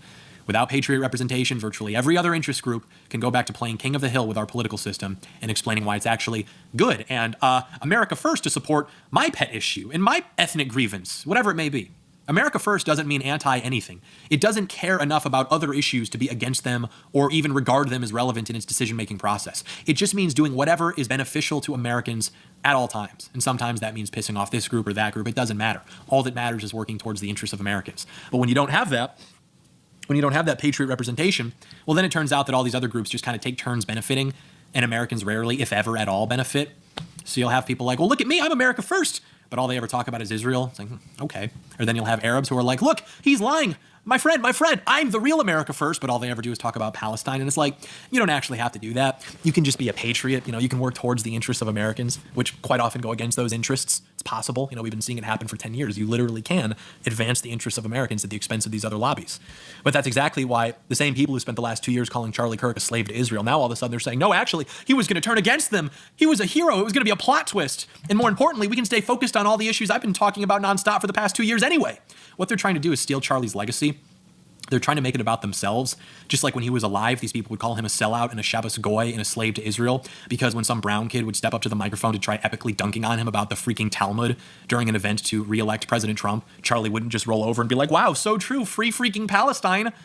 Oh, but the Hampton secret meeting. I knew about that meeting before it happened, dude. I knew the details of that meeting the day after the summit was over. These people are literally just lying about it. And I'm going to address the topic at large at some point because, again, I'm just completely out of patience. So hold me to that. I will do a deep dive on this at some point. But for those of you who are too stupid to understand the dynamics at play here and resultantly attack people like Charlie Kirk for not talking about Israel, not talking about the Jews, let me spell it out for you. By the way, we've got to hold him to that. We got to make sure that he does that at some point. I know that getting Doyle to do the streams that he promises can be can take a lot of labor. Call it a labor of love. We will love John Doyle into actually putting that stream together. This part is very good. You used to get banned for talking about Israel as a conservative. You could talk about Israel as a liberal all you wanted, and you would suffer no consequences. But you would get banned as a conservative. Why is that? Why is that dynamic at play? Well, because the reason is that if you were a conservative taking an America First position on Israel, which is to say we don't support foreign lobbies, we don't support military engagement with the region, all of the above, if you're taking that position, well, chances are that you're also taking America First positions on immigration. You're probably talking about crime statistics, race. It's very unlikely that you're only focused on the Israel issue. And in fact, every famous case of a conservative getting canceled, names you've probably never even heard of before in most cases, John Derbyshire, Peter Brimlow, Sam Francis, and dozens more, it had actually much more to do with what they were saying about immigration and race than what they were saying about Israel. Isn't that fascinating? Wow, what a pause. I apologize, John. And I know that's... I gotta make it... That's a little better. They don't want to hear this. The Jewsburgs don't want to hear this. But more often than not, the matter of the JQ, the Israel issue, is a distraction. It's used as a wedge issue. And getting super wrapped around the axle about it doesn't matter if the truth of it or not. I'm not challenging the truth of it. I'm not challenging every person who's ever done great expositions on Zionism, the history of Zionism, and the role of Jews and wealthy Jews and the way they fund this thing and that thing. Not challenging any of those things whatsoever. I'm saying that you got to recognize the difference between it being a problem and it being a problem that is solved by relentlessly yelling about it being a problem.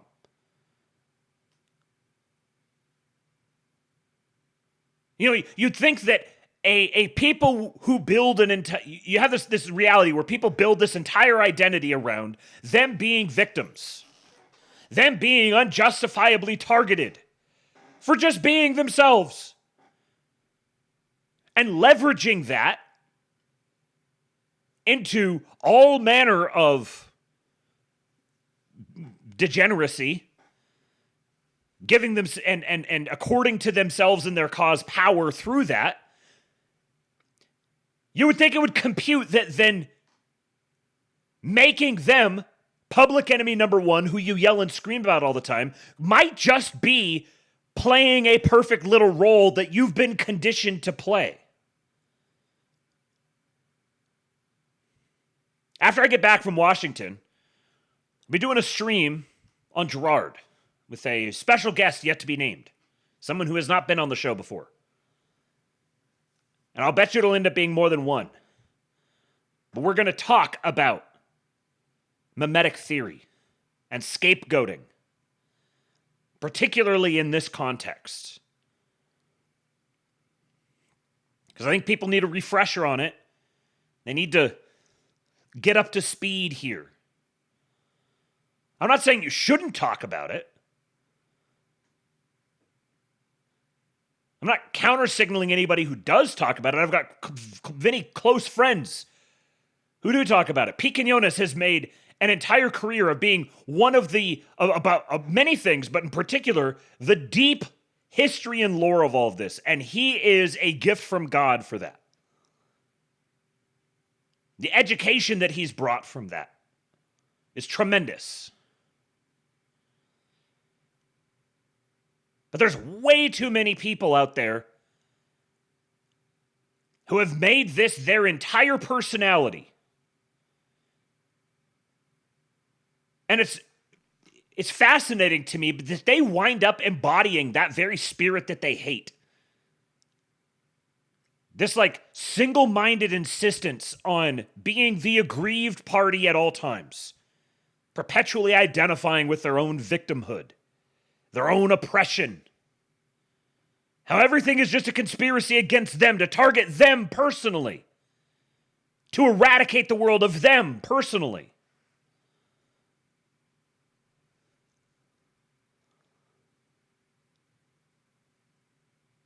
Very good points here from the Patriot, John Doyle. That's going to sound crazy, but it's true. And if it weren't true, let me ask you this question. Why are all the biggest podcasters in the world talking about Israel? The biggest mainstream platforms, mainstream podcasts, they're all anti-Israel. You'd think they'd be canceled, right? I mean, they're so threatened by people talking about Israel, right? All right, well, in your noticing, you may have noticed this as well, none of these people are reliably right-wing on virtually any other issue. These people are not reliably right-wing. Literally, the best way to describe them would be like inclusive anti-Semitism. But so long as they're... Inclusive anti-Semitism. Another bar. Add it to the long list of bars. Jukebox Wizard says Pete does keep bringing up the solution to the problem is chipping away at their power and money bit by bit, incentivizing them to essentially leave on their own. Dare I say this is the approach of the administration? I recognize that dare as a very good one. A lot of truth there. Talking about Israel, they can use that issue to discredit anyone who is reliably right-wing because, hey bro, why aren't you talking about Israel? Talk about Israel. The whole idea was that if we got people to finally start talking about Israel and talking about Jews, then finally we could get people to realize the truth, and we could have truth and sincerity and clarity. But instead, actually, people just lie more than ever. They're more incoherent than ever. They're not reliably right-wing. They cannot be counted on to support the right in crushing the left. Right now, all they want to do is treat this story like every other fucking story for the last 2 years and make it really actually about Israel. Not even Jewish people. Literally just the state of Israel. Which, by the way, like what? Half of Jews don't even support. The first anti-Zionists were themselves literally Jewish. All they want to do is talk about Israel and use the Israel issue to discredit anyone who otherwise is reliably right-wing, which they are not. And by the way, their source for this, for saying that Charlie was being pressured by his donors, Max Blumenthal, is literally a Jewish communist who's paid by Russia to run propaganda ops. This has been basic knowledge for 15 years. And who's obviously this guy is running cover for Antifa, DSA, DNC, SPLC, all these organizations and people, and everyone's falling for it because they want engagement on social media from Arabs and the rest of the global South for freaking talking about Israel. I just have no patience for it, dude. Russia obviously has an... The only thing worse than Brown Fingers wrote this is this was written for the eyes attached to the brown fingers. Incentive to see this like political instability, to see this going on in America. They want a weaker America, which is to say an America that has further leftist dominance, meaning an America where the right never crushed them into the ground like it has an opportunity to do right now. And the left is all over this. The left loves the Israel killed Kirk story because they can deflect the attention away from these terrorist networks, which, aside from Antifa, have never actually had the light shined on them before. Yes. Yes. And even say you are like, oh, but it actually isn't Antifa, it actually is Israel. Even if that was true, as we've said before, you don't have to pull very hard before the thread of Antifa finds its way back to either Israel or Jewish billionaires. But I repeat myself, you don't have to pull that thread very hard. And the thing about Israel is it's way over there. And the thing about Antifa and DSA is they're right here. So maybe we practice a little bit of strategery here. Maybe we actually make a dent on the pets of said Jewish billionaires while also cleaning up our streets and protecting our own people from leftist degeneracy and violence. With their funding, their organization, all of it. So of course, when they say Israel, they mean like the Likud party, you know, the right-wing Israelis who they've always had a problem with anyway. This shit's been going on forever, but people think that they're breaking containment because what, like their per capita exposure to Hitler memes is increasing, reaching levels of fell for it again that you couldn't even imagine. John Doyle, you fucking patriot. Slutty Milk says so many right-wingers were brainwashed into being anti-American leftists while feeling right-wing. What did he say earlier? He said something about like they're normies running red-pilled software on their Normgroid device or something like that. Slutty Milk says, wow, the propaganda immune are victims of propaganda. So true, Slutty Milk. Why not just say, okay, Israel called out the hit, but let's first go after these domestic terror organizations so that if they want to launder more hits through these networks, they won't be able to. Like, wouldn't that be maybe like a reasonable way of going about it? Supposing you think that Israel called the hit out, wanted Charlie dead, well then why aren't they saying that? Why are they only trying to talk about Israel and Zionism? Are these terror networks not still a problem that we've had for a while, a problem that we now have a unique opportunity to solve? And you can take this however you want it. You can say I don't get it. You can insult my integrity. You can pretend I haven't seen the same infographics or memes that you have, which me and my friends probably made 10 years ago in the first place. But what I am telling you is right now, the reason that this is being discussed is not for sincere reasons. Israel does not feel any more threatened or insecure today than it did 2 weeks ago. But the left feels a lot more secure now than it did 5 days ago Because the kinds of people who would be putting pressure on the Trump administration to crush them into the ground, the nationalists, the guys who aren't these establishment peace and love pushovers, those kinds of people are actually burning bridges with the Trump admin to say, no, fuck you, you guys are cucks, you don't get it, you're shills, we want nothing to do with you. Instead, we're just going to tweet and watch Instagram reels about Israel. If I'm the left, I love... Thank you, John Doyle. Oh my God. This, he is a patriot for being the one to say this. And to say it in the way that only he could. If you've taken the opportunity of Charlie Kirk's death, Charlie Kirk's assassination, to burn bridges with the administration, to make yourself out as a neurotic spaz who's going to try to issue ultimatums and hold them hostage and insult them and question their character. If that's the path that Charlie Kirk's assassination has taken you on, you might as well have pulled the trigger yourself. You're accomplishing exactly, if Israel did order the hit, you're accomplishing exactly what they would have wanted. To drive a wedge between the administration and the hardline nationalist side of it. To ostracize them, to remove their influence. And again, you don't get more influence by getting more belligerent and antagonistic and hostile. That's how you get shown the door. In a coalition, which, FYI, it's 2025 in America, governments exist as coalitions. In a coalition, if you want to increase your influence and power, you do so through loyalty. And loyalty is not measured when times are easy. Loyalty is measured when times are hard. So in a time of great tension and stress, when the most influential members of the administration just lost a personal friend and tremendous asset, choosing that as the opportunity to start accusing them of betrayal and being soft and ineffective and blind and bought off and complicit in their friend's murder is the worst political calculation you could possibly make. It's fatal. It's like you ought to be removed from the conversation permanently. Because you are of such low character and you are so incompetent. You can never be trusted again. That scenario, which is why I manufactured it. Hell, if I'm Israel, I love that scenario. Because the only administration which was actually making legitimate efforts to break free from my interests has been the Trump administration. And that's a fact. A lot of people are too young to understand that, but that's true. But what, because we're not getting Hitler memes from the White House Twitter account, people think that we're not making progress? If I'm Israel, I don't want to censor the conversation. Censoring doesn't actually work. I want to make sure that its representatives are the stupidest, most schizophrenic, most subversive, radioactive, disagreeable people on the planet. I want it to be impossible to discuss the issue without encountering precisely those types of people. And that's why those people are promoted. It is the definition of controlled opposition. Yes. Israel's already on life support. They're politically unstable. They're demographically unstable. There's an argument to be made that they even commissioned these new waves of like mainstream anti-Zionism and anti-Semitism simply to hold themselves together as a state and bring about some unity, buy themselves more time. They're on life support right now. The point being, TPUSA may have like promoted itself as being pro-Israel, but it didn't matter.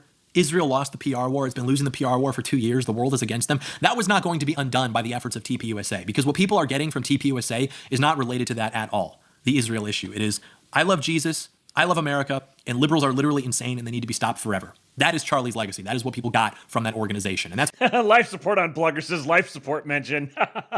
His ears perked up. My president needs me? What? This is exactly what I think of.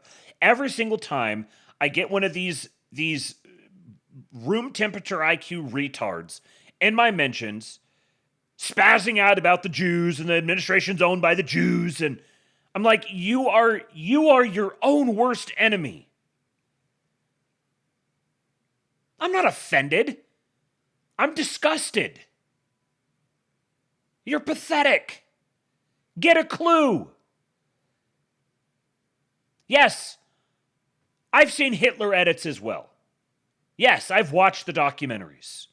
Yes, I've read the books. Yes, I get it. But to really get it, you got to go past step one. And all of these guys are stuck at step one, where they think if I'm just as loudly and aggressively anti-Semitic as I possibly can be, magically Jewish influence is going to evaporate.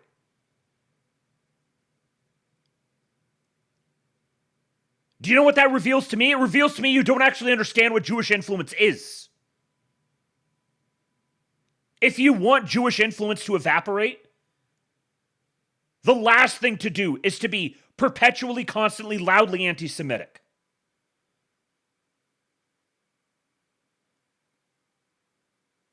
I'm not making a moral case, I'm making a pragmatic case. It also happens that cultivating hate in your heart, even for the worst people ever, is terrible for you personally. You cannot be a Christian and also actively cultivate hate in your heart against any human being, much less an entire category of human beings. Yes, being a Christian is hard. That's why he said, take up your cross and follow me. For you, your cross might be having to not hate Jewish people in general. For the crimes of, I was going to say a few, for the crimes of some.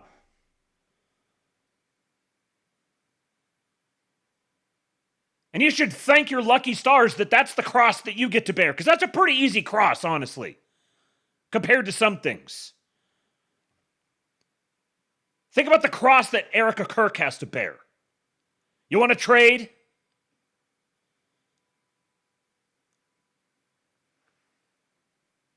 That's like being a Juiceberg on Twitter is like level 1 initiate. I just learned about this and I can't control myself. I have to just run around pissing my pants, owning everyone. Oh, look, I pissed my pants. Look at me. You're so owned now.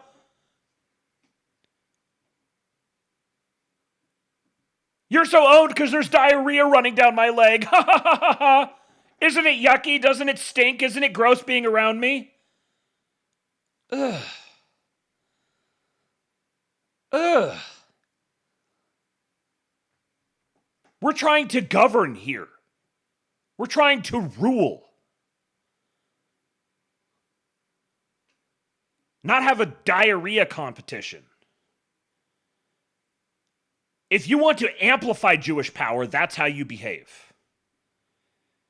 You just run around screaming about them all the time. And taking the closest thing to political patronage you've ever sniffed in your life and just shitting at them. Thinking you're owning them. Pathetic people. That's what he would have wanted. So anyone who's trying to redirect that to entertain their grifts and their pet issues that they were using to insult Charlie's integrity anyway, days before he died, I pray for the opportunity to be in a self-defense situation with these people. They are fucking scum. So I'm done with it. I have no patience for it. This is not a game anymore. It's horrifying. It is horrifying in some ways how evil these people are. The left is celebrating it. The grifters exploiting the tragedy for their personal benefit. I feel like I've been staring into the abyss for 9 days now. Just a staring contest between the... Just Blansar says, I find it hilarious that people like Matt get attacked along these lines when he knows more than them about the topics they care so much about. Yeah, I mean, I'm an Orthodox Christian. I'm very keenly aware of the Jewish problem. Kind of comes with the territory. Spudrucker says there's such a huge push in this direction in the last 5 days. We need more of our guys countering it and pushing more on the left. Ian Carroll's a subversive piece of shit. And, I've really liked Ian Carroll in the past. I've shared some of his stuff here. I think he's done really good work on other stuff in the past. And this whole thing has been just massively discrediting. Just brutal. Absolutely brutal. Yeah, your cross is not being a Juiceberg. That's right. Zoomer Dylan says, it's tough to not hate them, but they love it when you hate them. Yes. Exactly. They love it when you hate them. They're desperate for you to hate them. They will do anything to get you to hate them. That's where they derive all of their power from, is when you hate them. If you want to disempower them, you have to love them. And I don't mean embrace them and empower them. No, I'm talking Christian love. Erika Kirk loved them. Erika Kirk loved her husband's assassin. She showed you what that looks like. It's not exclusive with justice. In fact, it demands it. The best thing you can do is treat them like they aren't special.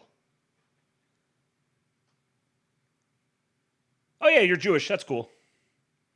Oh yeah, Israel, that country. Yeah, nice. Yeah, we should have a good relationship with Israel. You know, Israel's doing great. They should. You know, we've supported them so much. We love them. We really respect them. Our greatest ally in the Middle East. You guys are so strong now. You get to stand on your own. You don't even need our help anymore. You're nothing special. You're just a good ally. We got lots of good allies. Look at all of our other allies. Look how great they're doing. They're standing on their own. You're standing on your own. Good for you. It's so good to see how well you're doing. You know, in fact, you if you live here in the U.S. and you're Jewish, you should go live in Israel. Go live in your homeland. Take your family with you. And then there's so many of them. I mean, I freaking played the Stephen Miller clip earlier today. The guy who I'm going to be discussing Gerard with is Jewish. Was Jewish. Ethnically Jewish. Some of you guys might know who it is from that hint. Jews are good people too. Abyss and myself for the first time in my life. We've truly seen both the best and worst that man has to offer in the wake of this tragedy. I have seen behavior so disgusting that it filled me with an amount of adrenaline that made me realize I'd been forgetting to eat, actually. But the other side of that is that I've been reached out to by people who I haven't heard from in years. Old teachers, again, playground nemesis from 15 years ago. It's brought the country together in ways that I have never seen before because this is our generation's 9/11. We are now in a different country. We are now a different people. For the rest of my life, I will remember getting off the elevator in that parking. Matt Jew Erikstein.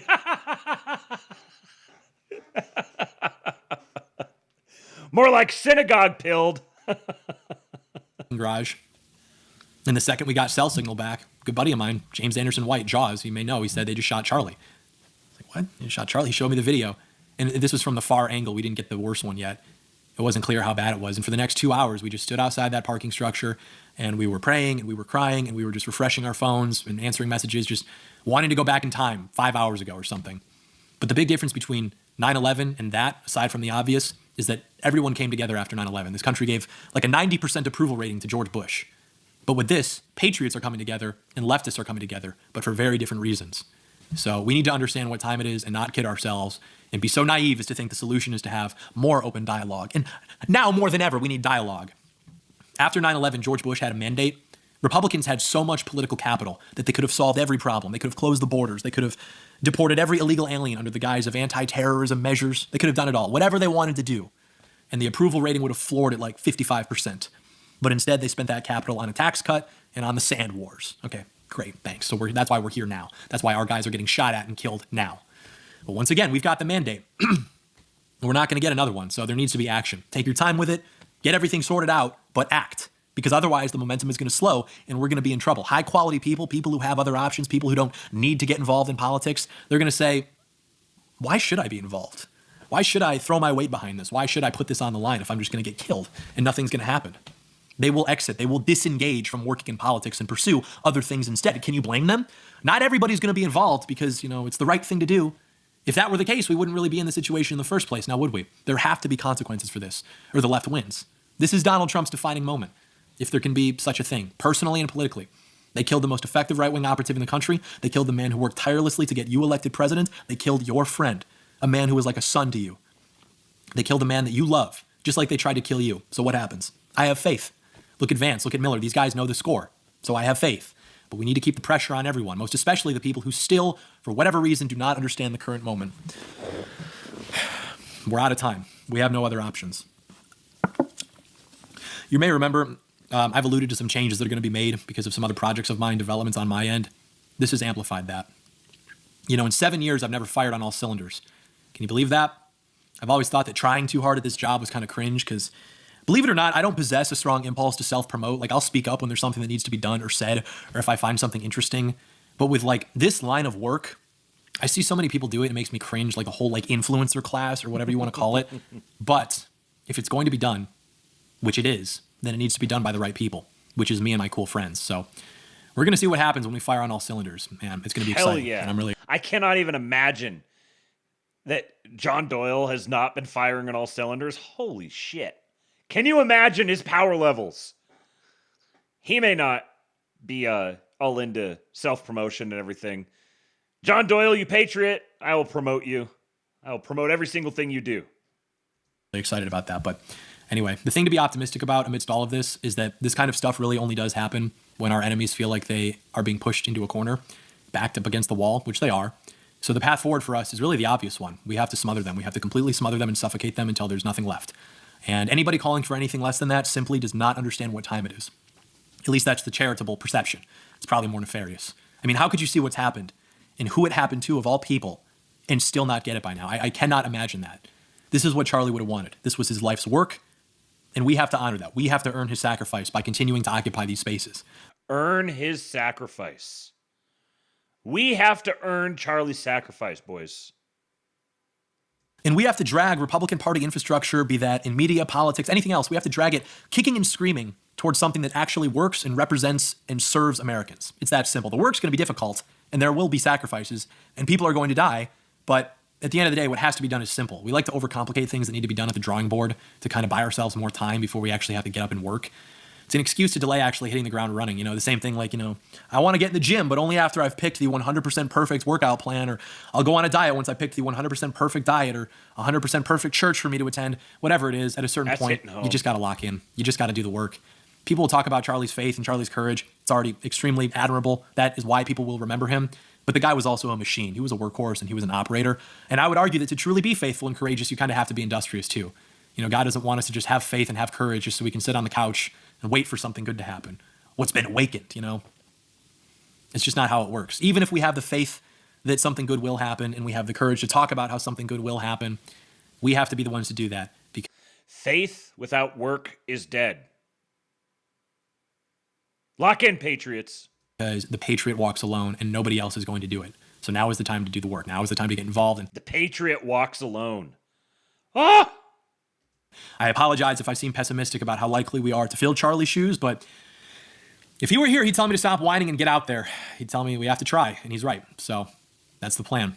Charlie, Godspeed, patriot. We're going to spend the rest of our lives earning the sacrifice that you made for our country and for this cause. Everyone's going to look after your family. Your wife's going to do an incredible job cementing your legacy with Turning Point USA. American students will continue to know your name and your body of work for generations to come. Godspeed. For the other patriots whose work is not done yet, get involved. Get in proximity to patriots, cultivate virtues, cultivate high-quality behaviors, find out what your weaknesses are, find out what your low-quality behaviors are, and rid yourselves of them because the stakes are very high. The part where they kill us is now on the table, and there's no going back from there. So stay safe, be smart. God bless you, and we'll see you out there.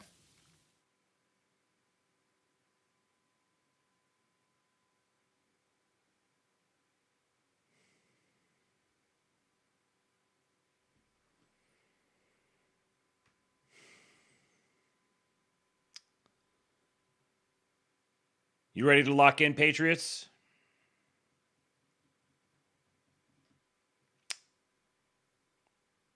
It's time. Reminder.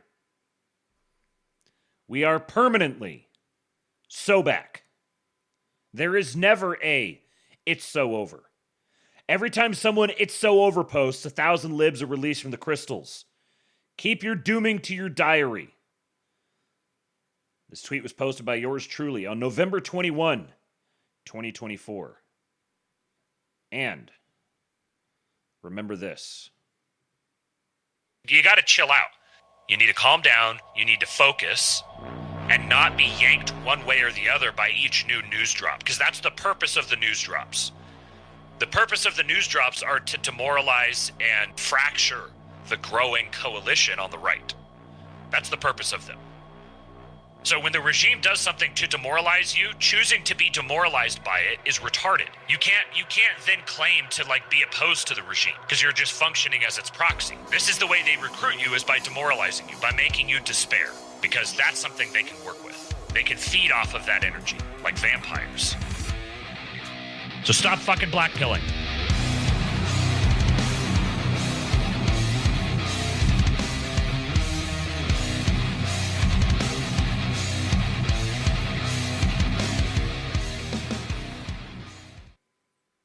You got to chill out.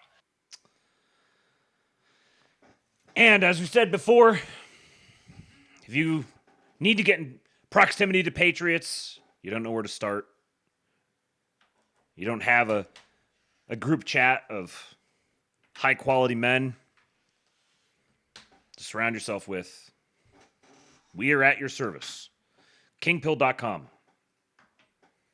Go join the Kingpill Discord. We got a wide variety of people in there, but the one thing that unites us all, well, I'm working on it, but what I've done is I have surrounded myself with the thing that defines everyone I've surrounded myself with is high quality people. Patriots, like-minded, diligent, focused, intelligent, accomplished, best group of people I've ever met. And again, yes, there is a paywall. The paywall is there specifically to filter out riffraff. The idea is for it to be as much signal as possible and to ensure that the ne'er-do-wells, if they're going to come fuck with us, well, they're going to pay for it. So that's why there is a paywall on it, and it's going to stay there. So please, if you need a group of people to surround yourself with, to be motivated by, to be encouraged by, to have some idea of which direction to go, kingpill.com. Come join the Discord. And if you don't want to, if you don't do Discord, if the paywall's too high, anything like that, no hard feelings. Totally understand. It's not for you. Go to the Old Glory Club. Go join up with them. Go to the Exit group. It's a higher paywall, so that may not be your thing if the paywall is too high. But the Exit group is even more, I would say, even more fleshed out from the technical side. But no matter what, go find yourself a group of patriots and start working on your own self, cultivating virtue, saying your prayers every morning, every evening. Develop a prayer rule. It can be simple, extremely simple. It can just be saying the Jesus prayer. Lord Jesus Christ, Son of God, have mercy on me, a sinner. Say it as many times as you want, all throughout the day. Specifically, dedicate some time, first thing in the morning, last thing in the evening, to say your prayers. Read your Bible, go to church. If you have a family, take care of your family. Develop your own skills. Work skills, physical skills, and be prepared. Get involved in your local communities, get involved in your local politics, support your president, and watch the Astrolabe. Thank you guys for showing up. Appreciate all your guys' support. Stay tuned for tomorrow. Don't know. As of now, I'm planning on doing a show tomorrow. We'll see how the root canal works, and on a kind of a drop of a hat, I may be having to do a quick trip across Texas, one direction or another, to go pick up a vehicle and bring it back. So might have to drop a show this week for that, depending on when it is. But I'd said that there would be a show Saturday. I don't know for sure if it'll be Saturday. Might do one Sunday. We've got one of the guys at our church is being baptized on Saturday. So we may wind up going on Saturday for the baptism, in which case I might do a midday stream on Sunday. We're going to be staying at a hotel Sunday night. before we fly early Monday morning to go out to Washington. So one more time, I'll say, if you would like to meet up with us somewhere in the Seattle area, might be on the east side, a little south of Seattle, might be on the west side in the Bremerton, Silverdale area. Depends on how things go. But just shoot me an email, realkingpilled@gmail.com, or realkingpilled on Twitter. You can send me a DM.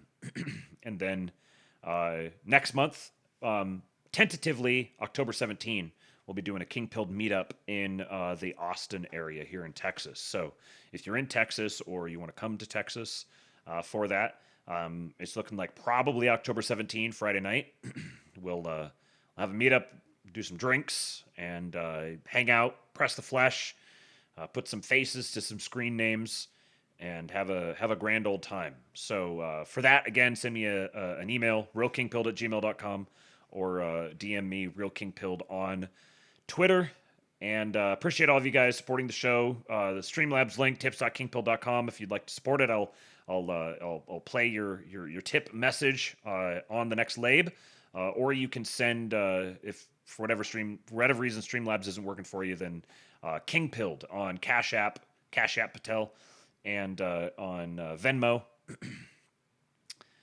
And also there's Buy Me a Coffee. You can look up Kingpilled. It's buymeacoffee.com/Kingpilled, I think. I appreciate all of you guys more than you can imagine, more than I can express. Thank you for entertaining me in the chat and for making the lab better every single time. And last but not least, download EWBSX. Available on the Apple and Android app stores. It's free. Go download it. Get yourself some white pills. 24/7 radio for our guys. Eternal White Boy Summer Radio. EWBSX. And get yourself some merch. Send some crystals to the Cyberbully. Get some merch in return. Go to ewbsx.store. And I will be back for the next lab tomorrow or whenever it is. Go follow the King Pilled Telegram channel. Just King Pilled on Telegram. To know for sure when I'm going live. And for now, I leave you with Hulk. When they took a shot at my hero, and they tried to kill the next president of the United States, enough was enough.